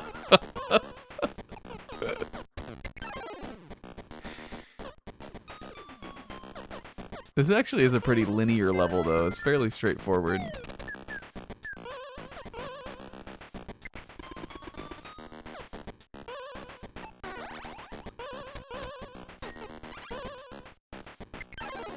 No, we want this on still. Oh, yes, this one doesn't need to be turned off. How does this work again? I keep forgetting that I have to re-flip this one. This fucking Mario World lava guy. Pissing me off. No! Okay. So now we're good. I'm gonna... If he's gonna spit fireballs... That's the thing, Bobo doesn't think he does the voice. She hears it in like a Laurel type, like Laurel Yanny situation. She thinks it is a very understated, that's part of it. She thinks it is like an understatedly spoken word, Mario saying Nintendo like that. Nintendo.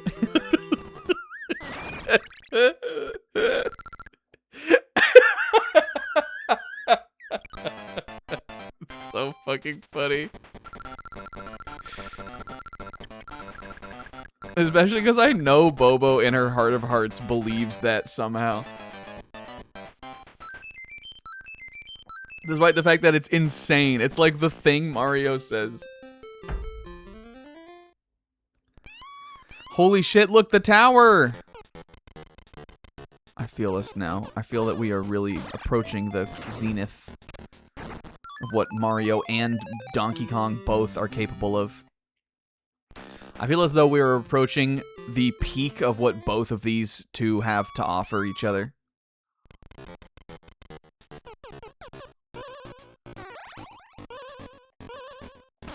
I'm getting this hat, god damn it. Okay, this is kind of fun. Whoa! Ah! This rolling motherfucker.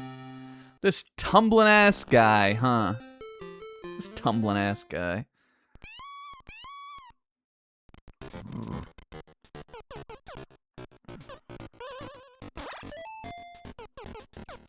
This is like when Simon Belmont enters Castlevania.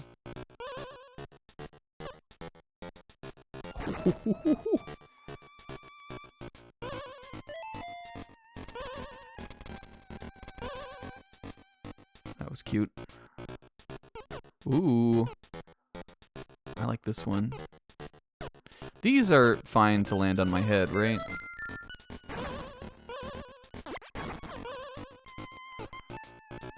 What if Mario had a tumbler?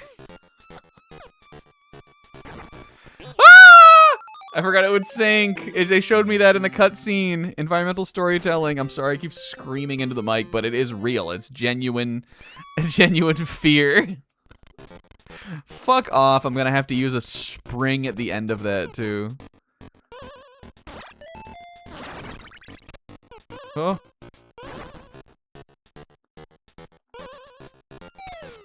No! God damn it. It's like tricky because you want to wait until you've got safe landing on the like platform thing, but obviously then you might get too high up. All right, I think this should be good though. Yeah. Ouch.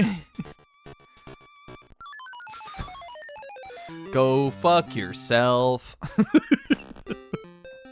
I think one of the beautiful things in a platformer is when you're gonna there's a thing like this, and you just like know when it's gonna come out, you know? And you do some dumb shit like that still.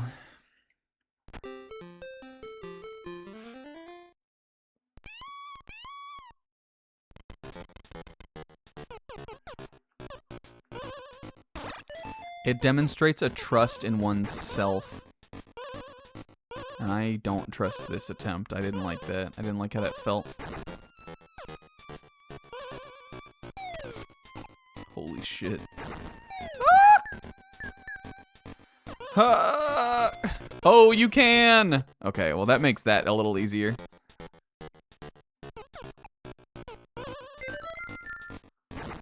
Wait, wait, wait, wait, wait. Fuck.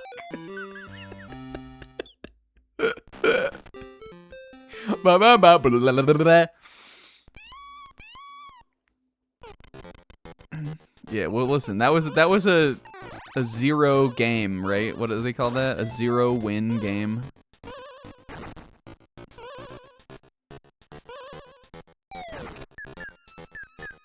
They call that a zero moment game. They call that a Code Geass zero moment.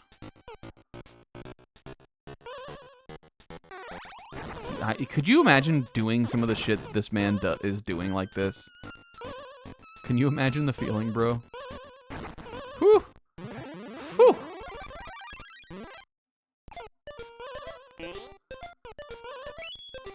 All right, let me in that tower, baby. And 200 seconds on the clock. Feels pretty good. That time he closed the door behind him. He said, "Only me. Only I get to climb the tower."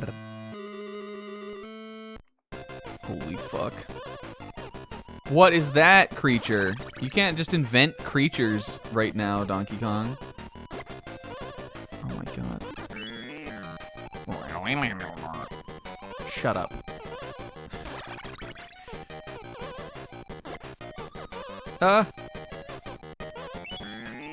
It's those shitting birds. In every game, there's just shitting birds like this. Is it probably supposed to be eggs? Yeah, but like, has a bird ever egged on you? No. No? Fuck. No!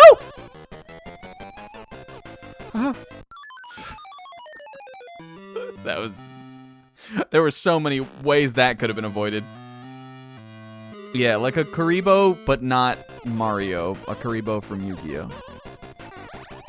A Karibo, but not Karibo from Mario. I learned the other day, you guys, that in Japanese, Lakitu, who I guess I just always assumed his Japanese name was Lakitu because it sounds kind like it's like Japanese like alphabet sounds. Is actually called Jugem or Jugemu in Japanese.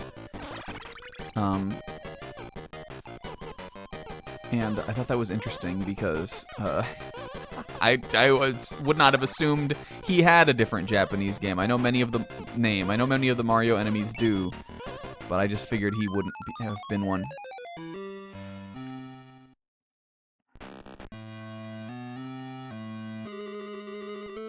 Now, I have heard people pronounce Lakitu as Lakitu a number of times before, and I always assumed that the reason people pronounced it that way was to kind of make it sound like Japanese syllable sounds. But now that I know that Lakitu is not his Japanese name, we need to stop calling him Lakitu. That's not what he is. He's not. It's Lakitu is what he's called. He's not called Lakitu. Don't. You're overcorrecting if you're calling him that. That's what I think.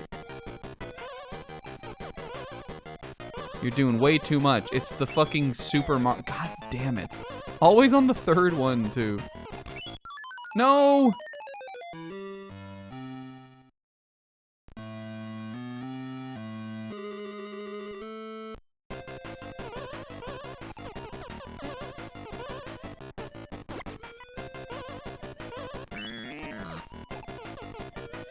Squarndearly dork.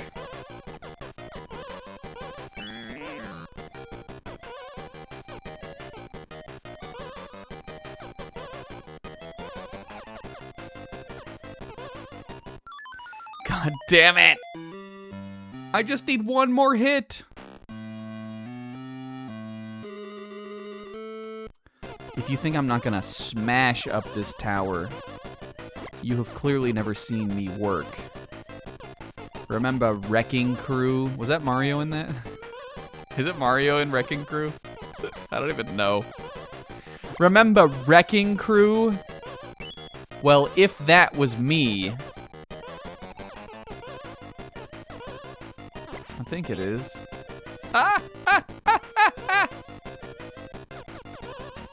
What are fuck. He is. What are all the NES games that have Mario in it that are like not Mario games? There's the NES Golf, or is it NES Open? He's not in Golf, but he is in that one of those golf games for NES, I know. He's not in Nintendo Golf. Or is he in Golf? He is in Golf? Do you play as him?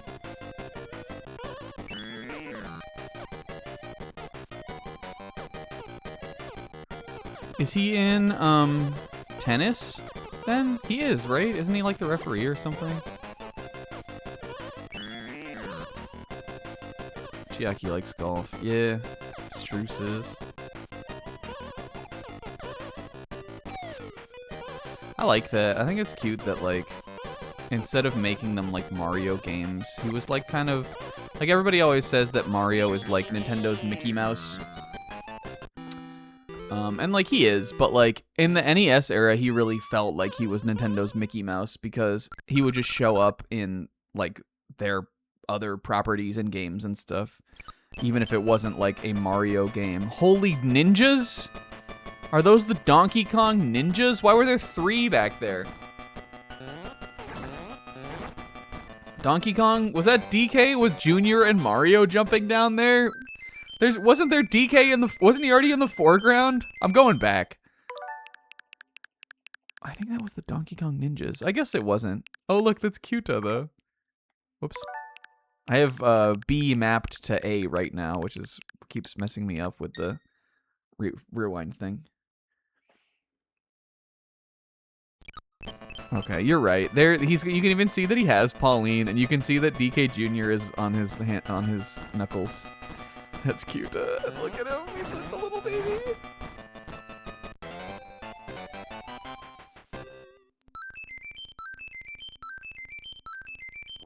All right. What do we got for the tower? What if it was like 30 extra levels or something crazy? I think this has got to be the biggest world. There was so many levels on this one. Okay. Chill. 1, 2, 3, 4. Just your standard set of 8. Now, I'm sure these will be some tough ones. Yeah, he built this. This is Donkey Kong's tower, Zebra. He has this. It is the Donkey Tower. Look, they're coming out swinging. Tires and irons and tire irons. Tires and irons and tire irons. Irons and tires and iron tire irons. Tires and irons and iron tire irons. Irons and tires and tire irons.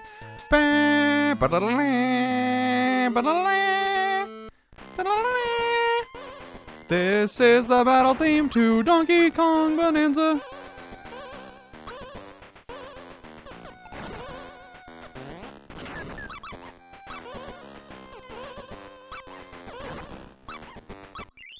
Playing the DK climb sound now too. Oh. What the fuck? Oh, DK Jr. did that. I was like, was that standing on that little golem's head, the switch? He likes to play with the switches is what's cute. He doesn't really look at him. I don't think he really knows what's happening even. He just likes to play. He's just a little being of play.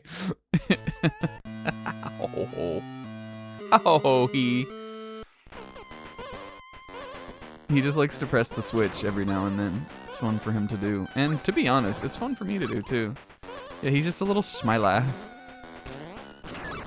The Donkey Kong Golem.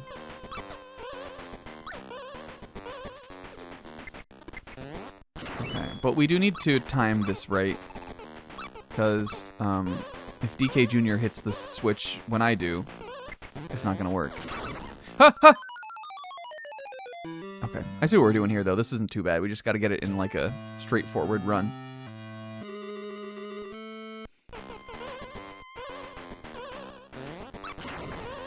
And do you hear the little sounds? Cute.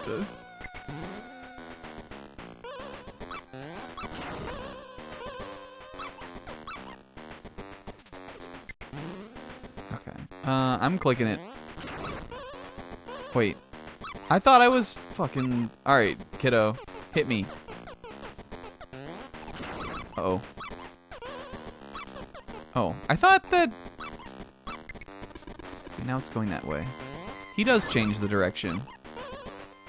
I feel like we both clicked it and it was still going the way I didn't want it to go before. No, god damn it! His son will need a potion to do this. That is insane, actually. Fuck! Maybe DK Jr.'s thing is just that gate over there, though. I don't think it is, though. The lore of Rare's lore is that DK Jr. is the father of the DKC Donkey Kong.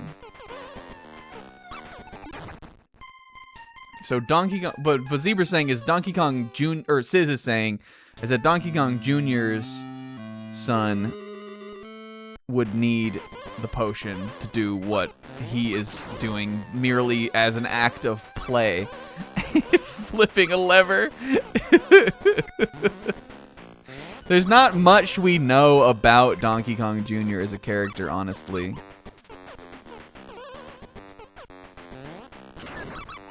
Other than what those liars will tell you. God damn it!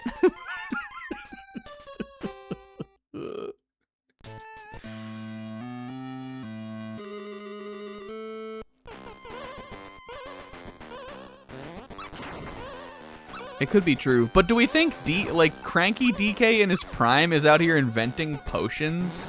I don't know if I think he is. I think he's out here getting pussy and fucking smashing shit and throwing barrels is what I think he was doing in his prime. I don't know if he's quite at the level where he's inventing potions yet. I guess he did have a Cranky's Tower, but...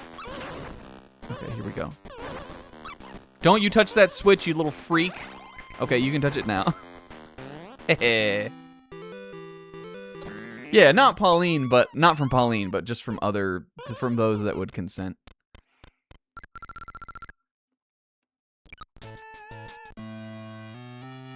He's not a monster, he's merely an ape. This is cool. They're like all boss levels. This is fun. I'm liking it. Especially because it means that, like, even though, like, that last level did take some attempts, it also means that I don't have to solve puzzles for everyone, which, the idea of which always scares me. You never know if there's going to be one that you'll get stun locked on for, like, 20 fucking minutes. And we know that I'm good at the boss levels, exactly. I think you're problematic if you're a Cranky fan. Can you pull the fucking lever? No! Wrong lever!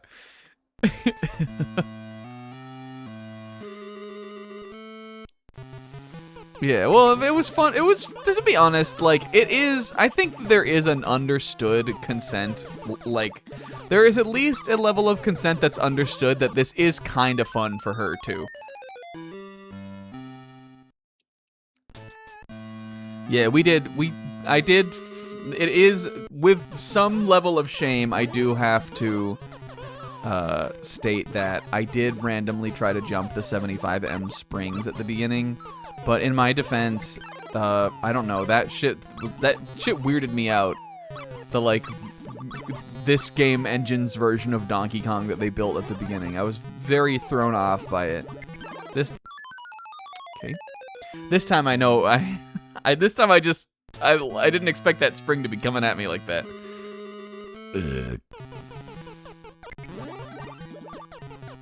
I guess that's true. We could use the fucking... I keep forgetting we have the side flip. I'm good at this jump. I think what it is I didn't know the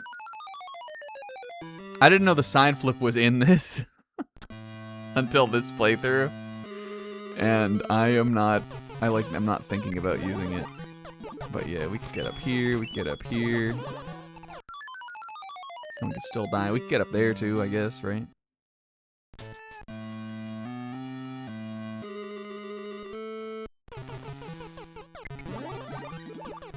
The fact that he has this in this game is genuinely so crazy. Look at DK Jr. I want a little, like, emote of him. I want a little BTTV of him just monkeying around like doing a little dance. But I bet there's not. I bet there's not, because people don't know what's good.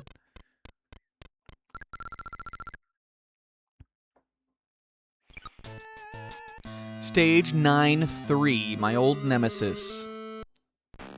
Holy fuck. Cow skulls? Aunt Peggy.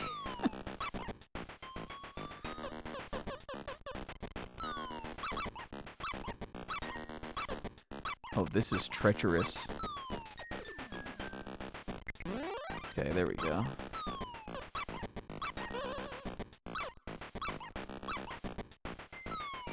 Yeah, he is a little like one of the Meta Knight guys. The skull guy. That's my favorite of Meta Knight's little guys.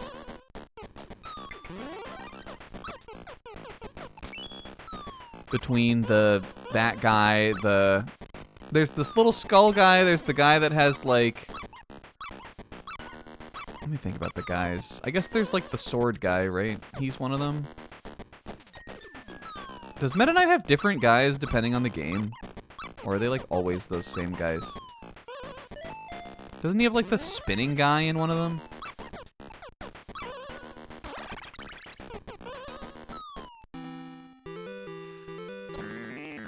Anyway, I like the little skull guy the most. He's cute. Yeah, the ball and chain guy.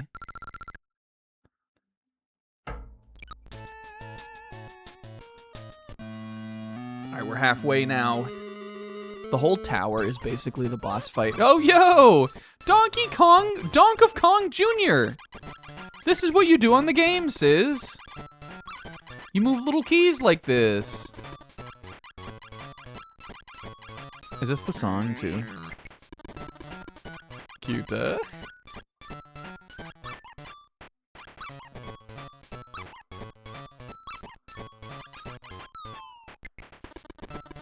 Oh yeah, the trident guy. Hey, that's a cute idea for like the halfway boss. Oh no, no! Oh look, wait, I want to hear the sounds. Listen.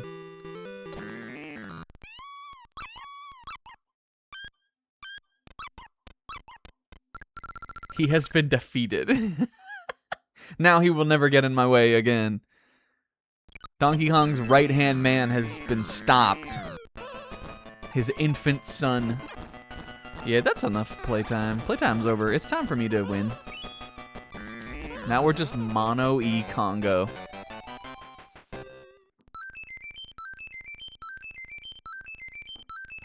I never played Donkey Kong Jr. Is it like the same, like, does it just have the 4 stages in that game too?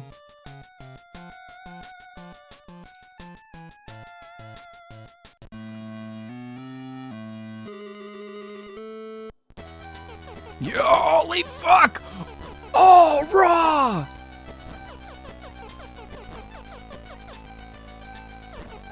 Listen to this theme also. I'm not gonna... Whoops. Okay, well, I used one of my new tricks. I was gonna say... Fuck. Okay, I have a chance. I'm not gonna use any of my new tricks unless necessary. I'm gonna do this just like old school days.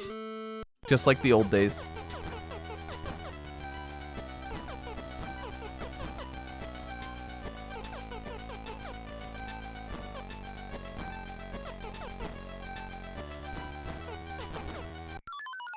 And that used to get me in the old days too, honestly. Well, in the old days, you'd be able to see the whole screen. You can see what Donkey Kong's doing up there in the old days is the difference.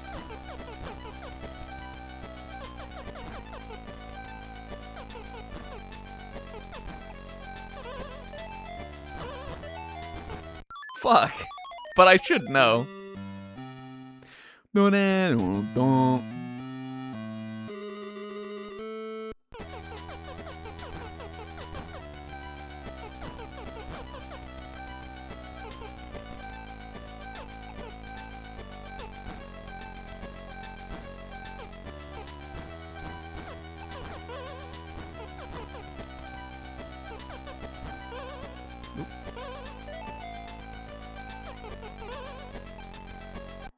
What'd I tell ya?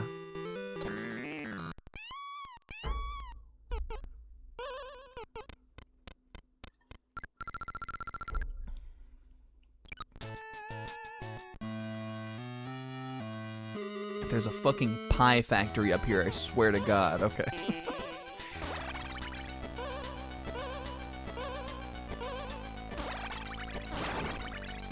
Can't you? Dang it. I figured I could grab that. Wait, can you climb up that one on the side? Can't climb. Oh, I can climb this. Okay. Because it has little, it's like one of those little service ladder type things. Can I drop and grab? Yeah. Look, he's got the look, he has all the Meta Knights. Fuck. There's the ball and chain guy. That was a brutal way to die. That's that shit he's been doing in his little performance and getting terrible reviews. Oh, so I can definitely get this one from here too. Hello? Okay, I guess you gotta walk out into it to a degree. Uh-oh.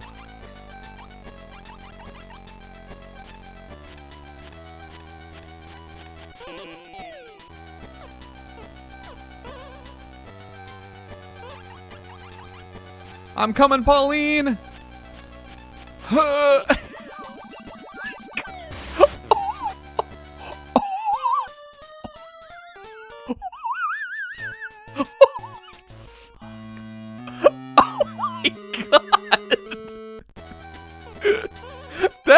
This is crazy! Ah! What the fuck? He said, not today.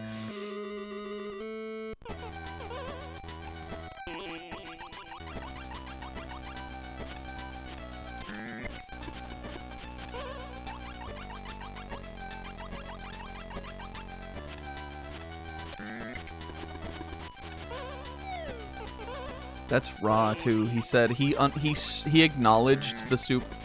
Oops. He acknowledged the super's abilities, but he was like, no. God damn it.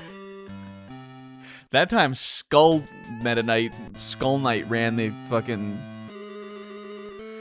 He ran interference or defense on that one. The thing about that's interesting is that the skull guy in Kirby is the axe wielder, just in the same way that Mario himself is an axe wielder.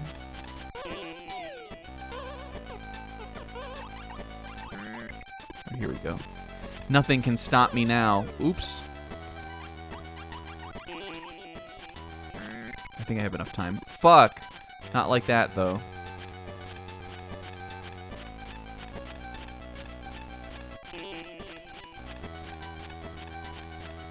Yoo-hoo.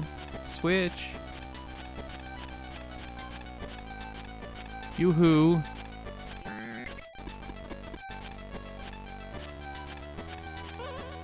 Fuck!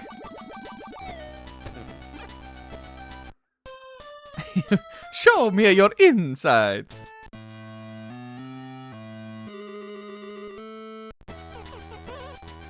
I'm gonna name all of the 100-line characters who I think love Mario. Okay, ready? Takumi. Yes. Hiruko. Yes. Eito. Yes. Takemaru. Yes. Tsubasa. Yes. Gaku. Yes. Kako. Yes. Ima. Yes. Shoma. Yes. Nozomi. Yes. Karara. Yes. Yugamu, yes. Kyoshika, yes. Moko, yes. Is that all of them? That's who I think. Those are the ones that I think love Mario.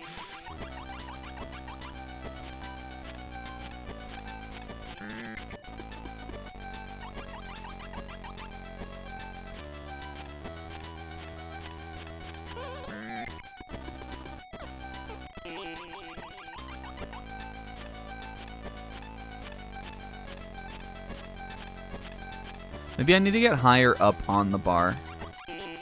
And I can jump in with a lower jump. Yes! Yes! Fuck!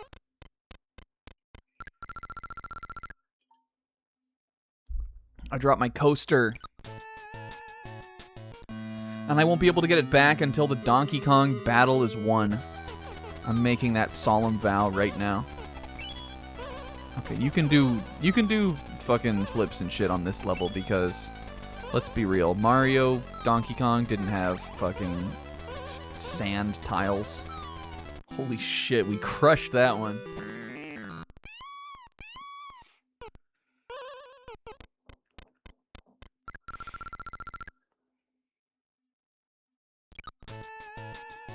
Donkey Kong's Tower.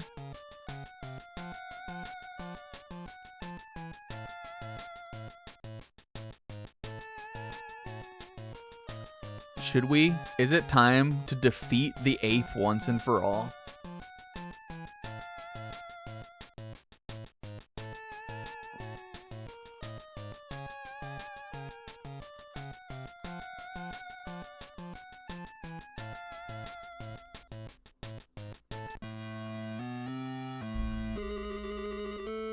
Raw. And it's just a good old dust up like we're used to having. Oh, I wonder, I bet I need to, I don't know how much we've been doing this, but I do know you can do this. I wonder if the only way to get the barrels is by doing the handstand thing in this stage. That would make sense. Yeah, it's time for him to face the music.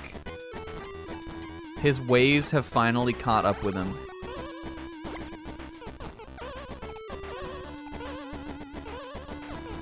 Excuse me, Pauline.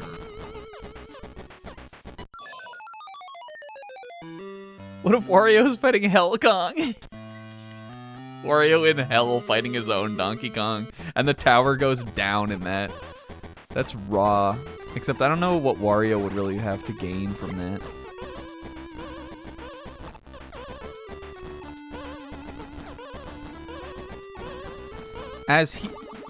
Oh, let me go. As he and Mario were not on good terms, it caves his whole skull in. Do you guys see that? When Donkey Kong grabs him and throws him like that, it squishes his entire head.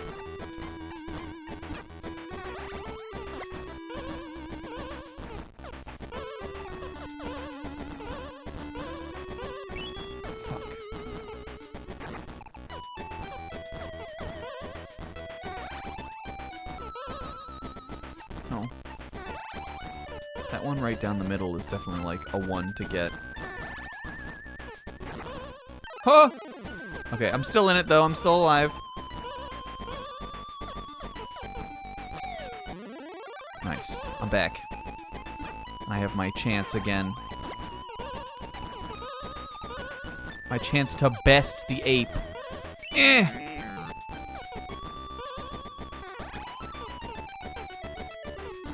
Raw.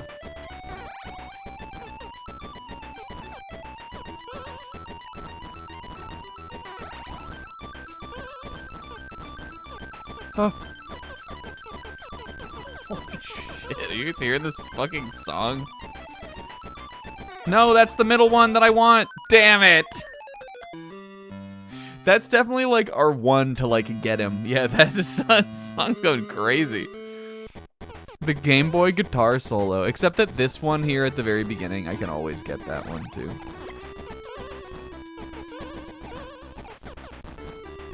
Dang it. No. I ate the wrong mushroom. And also, guys, the other thing is that years later, Cranky Kong would be the one to say that stupid line from the Mario movie. It's proven here that he does see the inherent comedy in Mario eating a mushroom that he didn't intend, that was not the one he intended to want to get. Oh my god.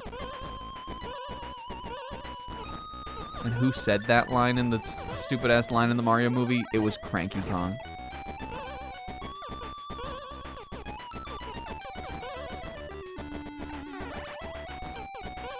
Fuck. It's so unpredictable.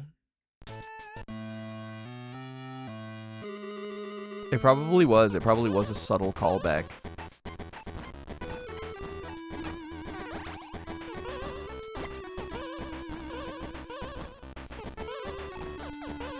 Okay, I think my strat here is definitely that take that easy first one on the left, and then every other time, just go for the one in the middle.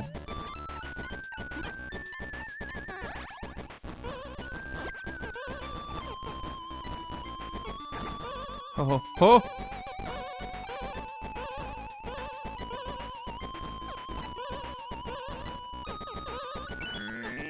There's 2 hits.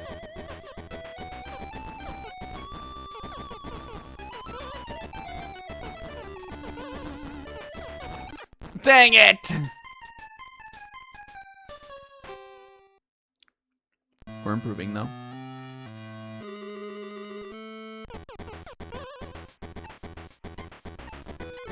Wiggling my toesies here, waiting for my op.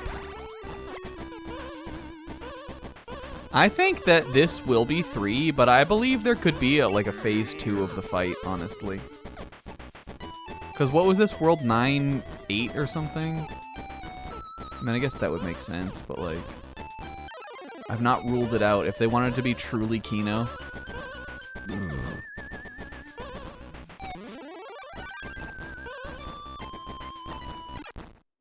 Oops.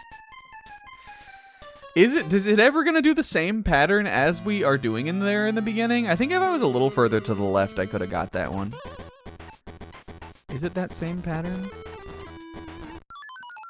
Oops. No, it is totally different. I think the middle is our best bet.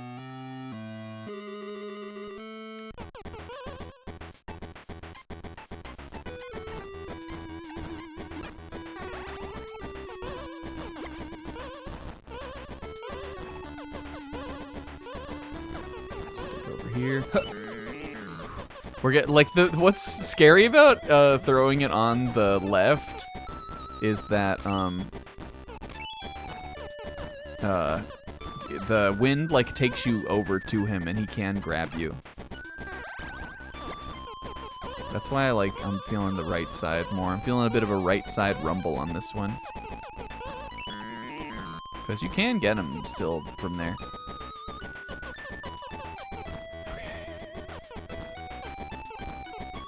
Not yet. Wait your turn. Wait for your time, Super.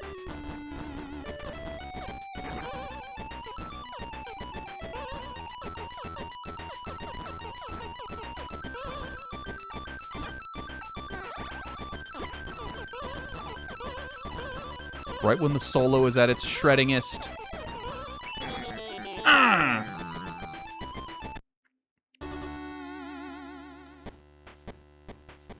Get fucked, Folly. He fell. Oh, hooray, one die.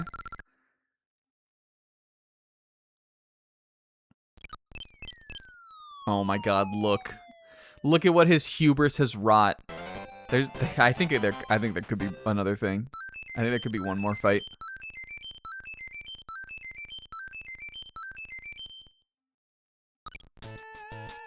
What? Oh my god. Oh no. The tower?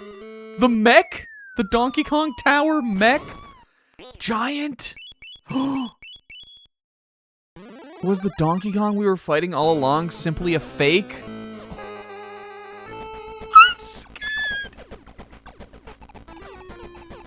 Oh my god. Yo, Ed and Ann's boss. Tires and irons and tire irons, irons and tires and tire irons. What the heck? He is evil. He is a being of evil. We knew that couldn't be the end. We knew that couldn't be it. It was so similar to all the other bosses. That song, the song felt very climactic though. The song felt raw. You can stand on his little muzzle, too. Okay, those seem to break the barrels when it slams down. I wonder if I can get on his fists, though, and get up there. Because it doesn't seem like he wants to let me do anything else. Maybe, though. Maybe. Yo, theme, Sizz. I don't know why I call that Sizz there. Yeah, the icon of sin.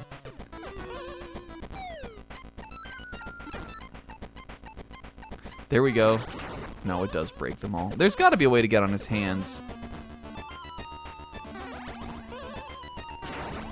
There is, okay. Fuck, well, only very briefly, though.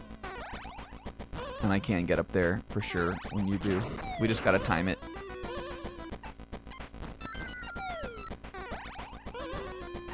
Fuck. I imagine it's still gonna be the classic 3 hits, which I think for a like a secret final boss, I have always felt is appropriate. For like a phase 2 of a boss. Alright, watch, this is gonna be so fucking raw. Take that.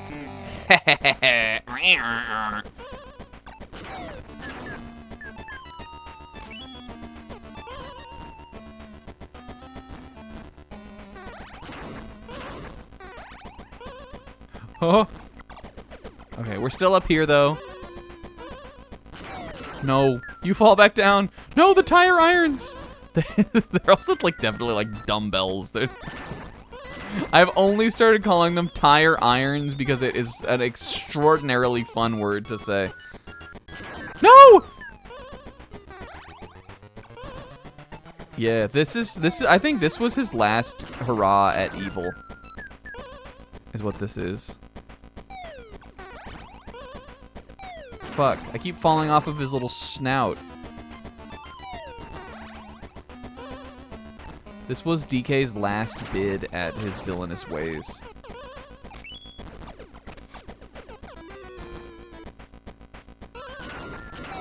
No! Yeah, this is his Majin Vegeta. Fuck. Whoa! I just gotta be patient. We hit him once.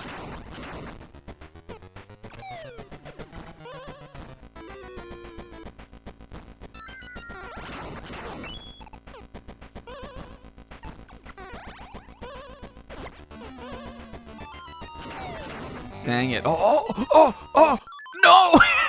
Fuck. God damn it. Yeah, this time he decided, like, it's me or you, bitch, about Mario.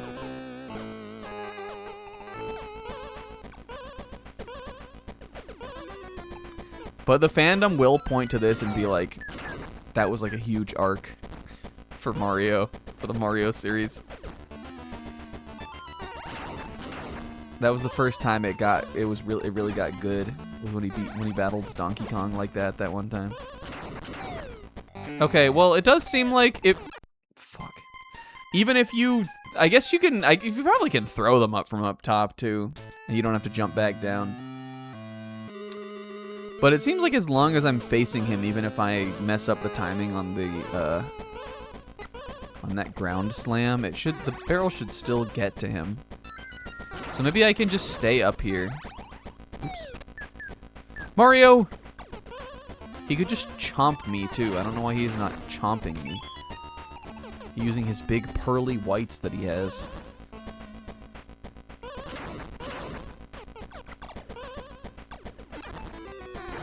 No!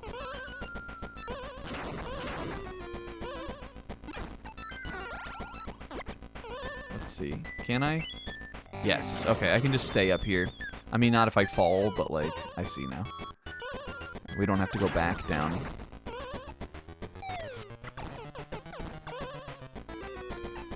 I really want that barrel that's up there. Ah, nuts. And instead I got ironed by the tire iron.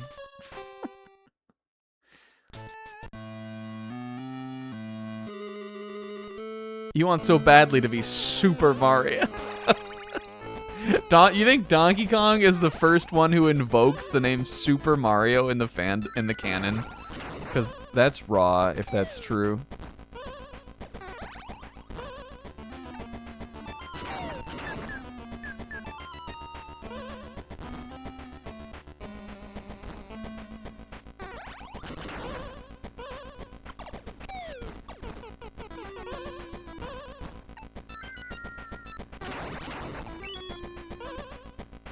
Okay, I'm up here now. I'm up here now. No!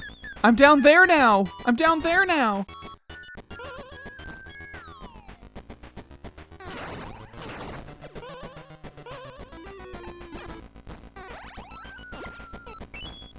Damn it.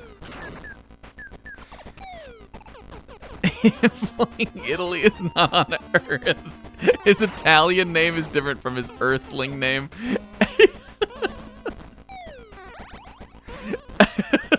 That's so stupid. It's Mario, guys. There we go.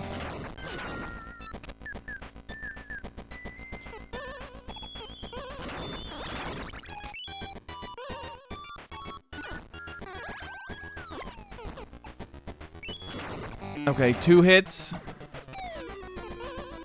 Donkey Kong, what's he doing? What's he doing?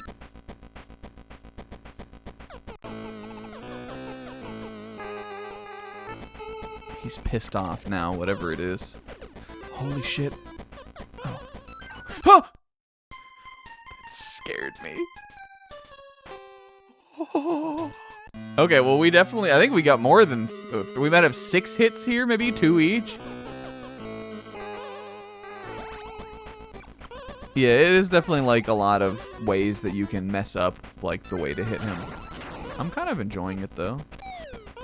It feels climactic, but like still true to like what you'd expect this game to do.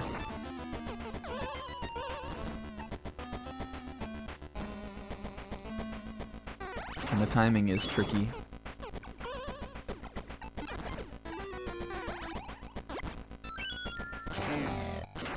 I'm still up here, bitch.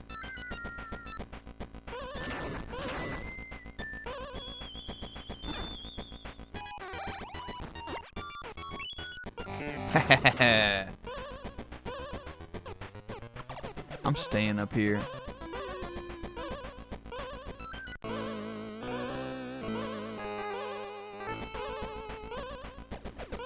What if his hands smashed from up here this time somehow?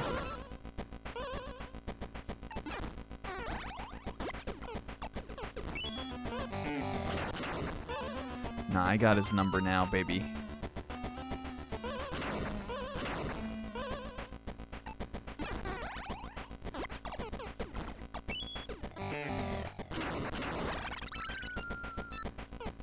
Hehehe. I will just maintain the high ground. Oops. Uh-oh. Uh-oh! Huh.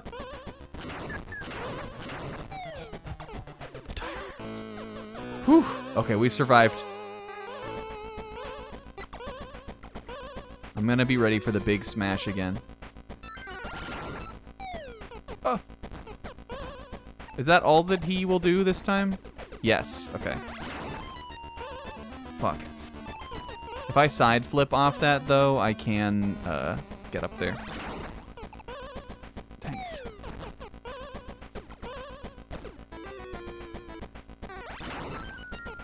Fuck. I think that you have to do that, or it seems like that's the timing is too tight to not. No.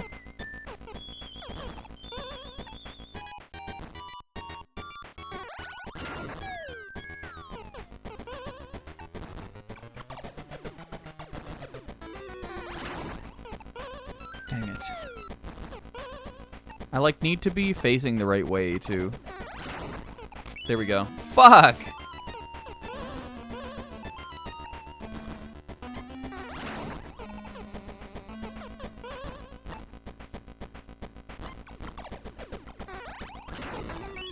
No. Maybe it's easier if I go the other way. Shake it up a little bit. I know I'm favoring the right. Don't take that out of context. There we go. Okay.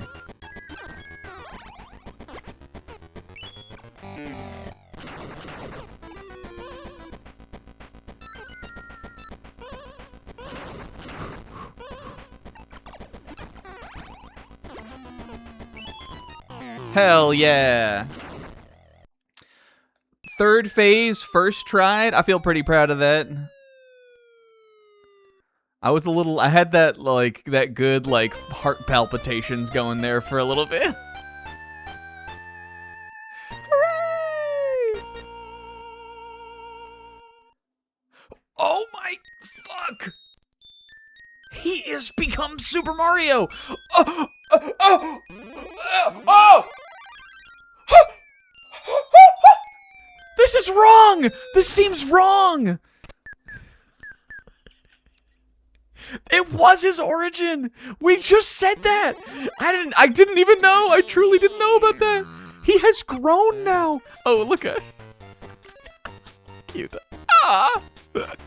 Donkey Kong's like, I'm sorry. Yay! They're pals now. It's a story of how they became friends now. Yo, producer, the moats? I want to hear the little song too, and then I'll talk about the game.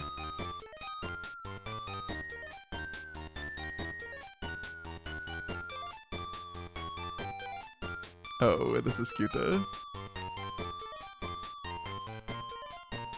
That fucked me up, that ending. Pauline gave him his first ever super mushroom. That's insane, guys. That's insane lore, actually. That was hiding in Donkey Kong Game Boy the whole time. She, like, passed the torch to him. It's literally like when Goku defeated Piccolo Jr. Taisuke Araki, good job. Very bleepy-ass fucking soundtrack, but it had some good tunes on it. I liked the Gintama song. This song is nice. I liked the final boss song.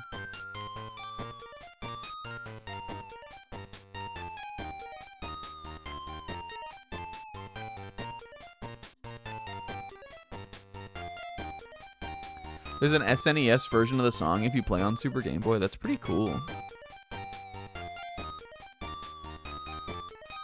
Are there like many other Super Game Boy versions of games that have that? Or did they just go all out with this one because they liked it? Yay! 1980. Donkey Kong Jr. 1981. home version, and that's the one with doo doo ding doo dee dee ding.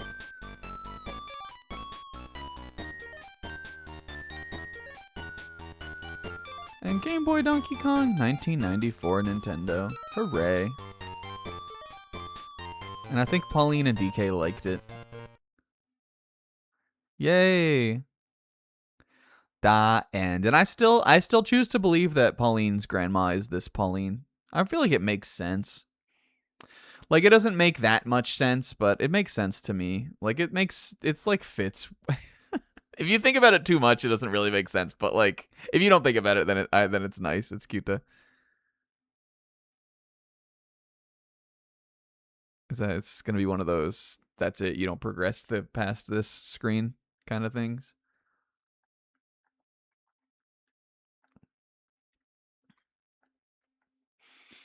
Oh, and Pauline does say, "Help, help." That's cute to. I like it. I think it's fine because we just restart. How am I going to click on the stream that says the end? Yep, we beat it.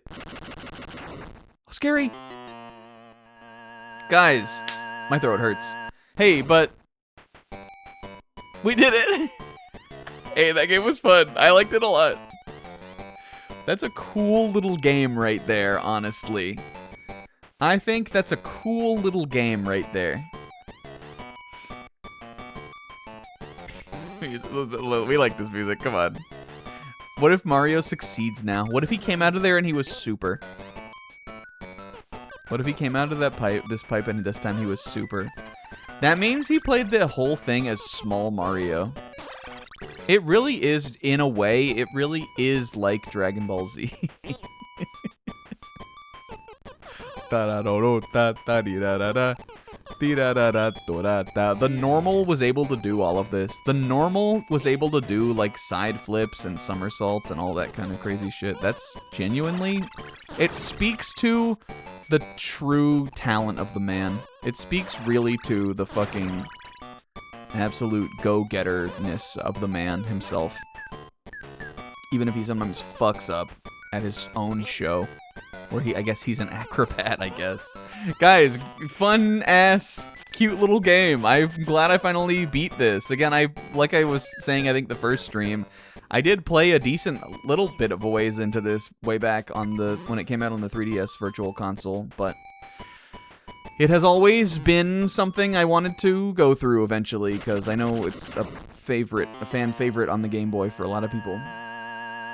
And hell yeah, guys, this is like, we've beat a lot of fucking games on stream this year. This is another one, throw her on the pile. I think it was a fun playthrough though. I was enjoying myself the whole time. We were doing some funny, riffing on some funny jokes and stuff.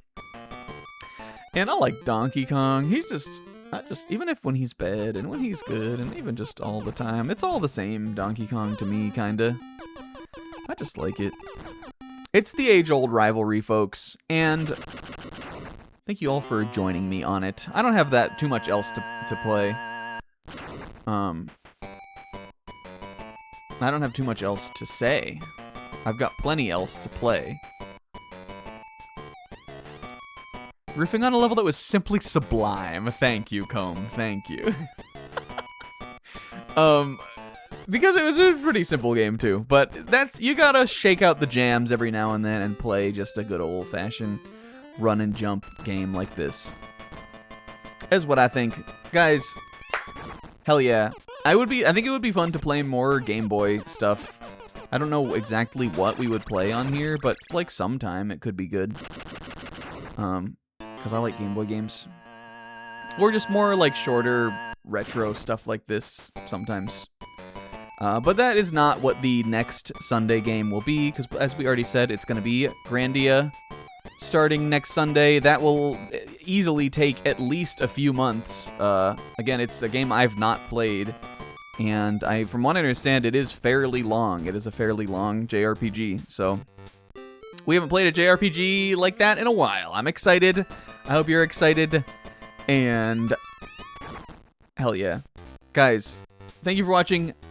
Thank you to Zebra and Isaac for the resubs tonight. Everybody else for hanging out with me. Always a pleasure. We will, I still hope to finish Rayman, this coming Friday. So again, that will be another game knocked out. And, yeah, Grandia, Sundia. Hell yeah, have a great week. Yeah, happy belated birthday to Comb, and early birthday to Odin. Good call, Pixel. Combs was yesterday. Tight, Odin's is tomorrow? Odin, is your birthday tomorrow? In 30 minutes, okay. Well, hell yeah, we're right here in the middle. Happy birthday, fellas. Guys, big love, and I'll see you next time. Bye-bye.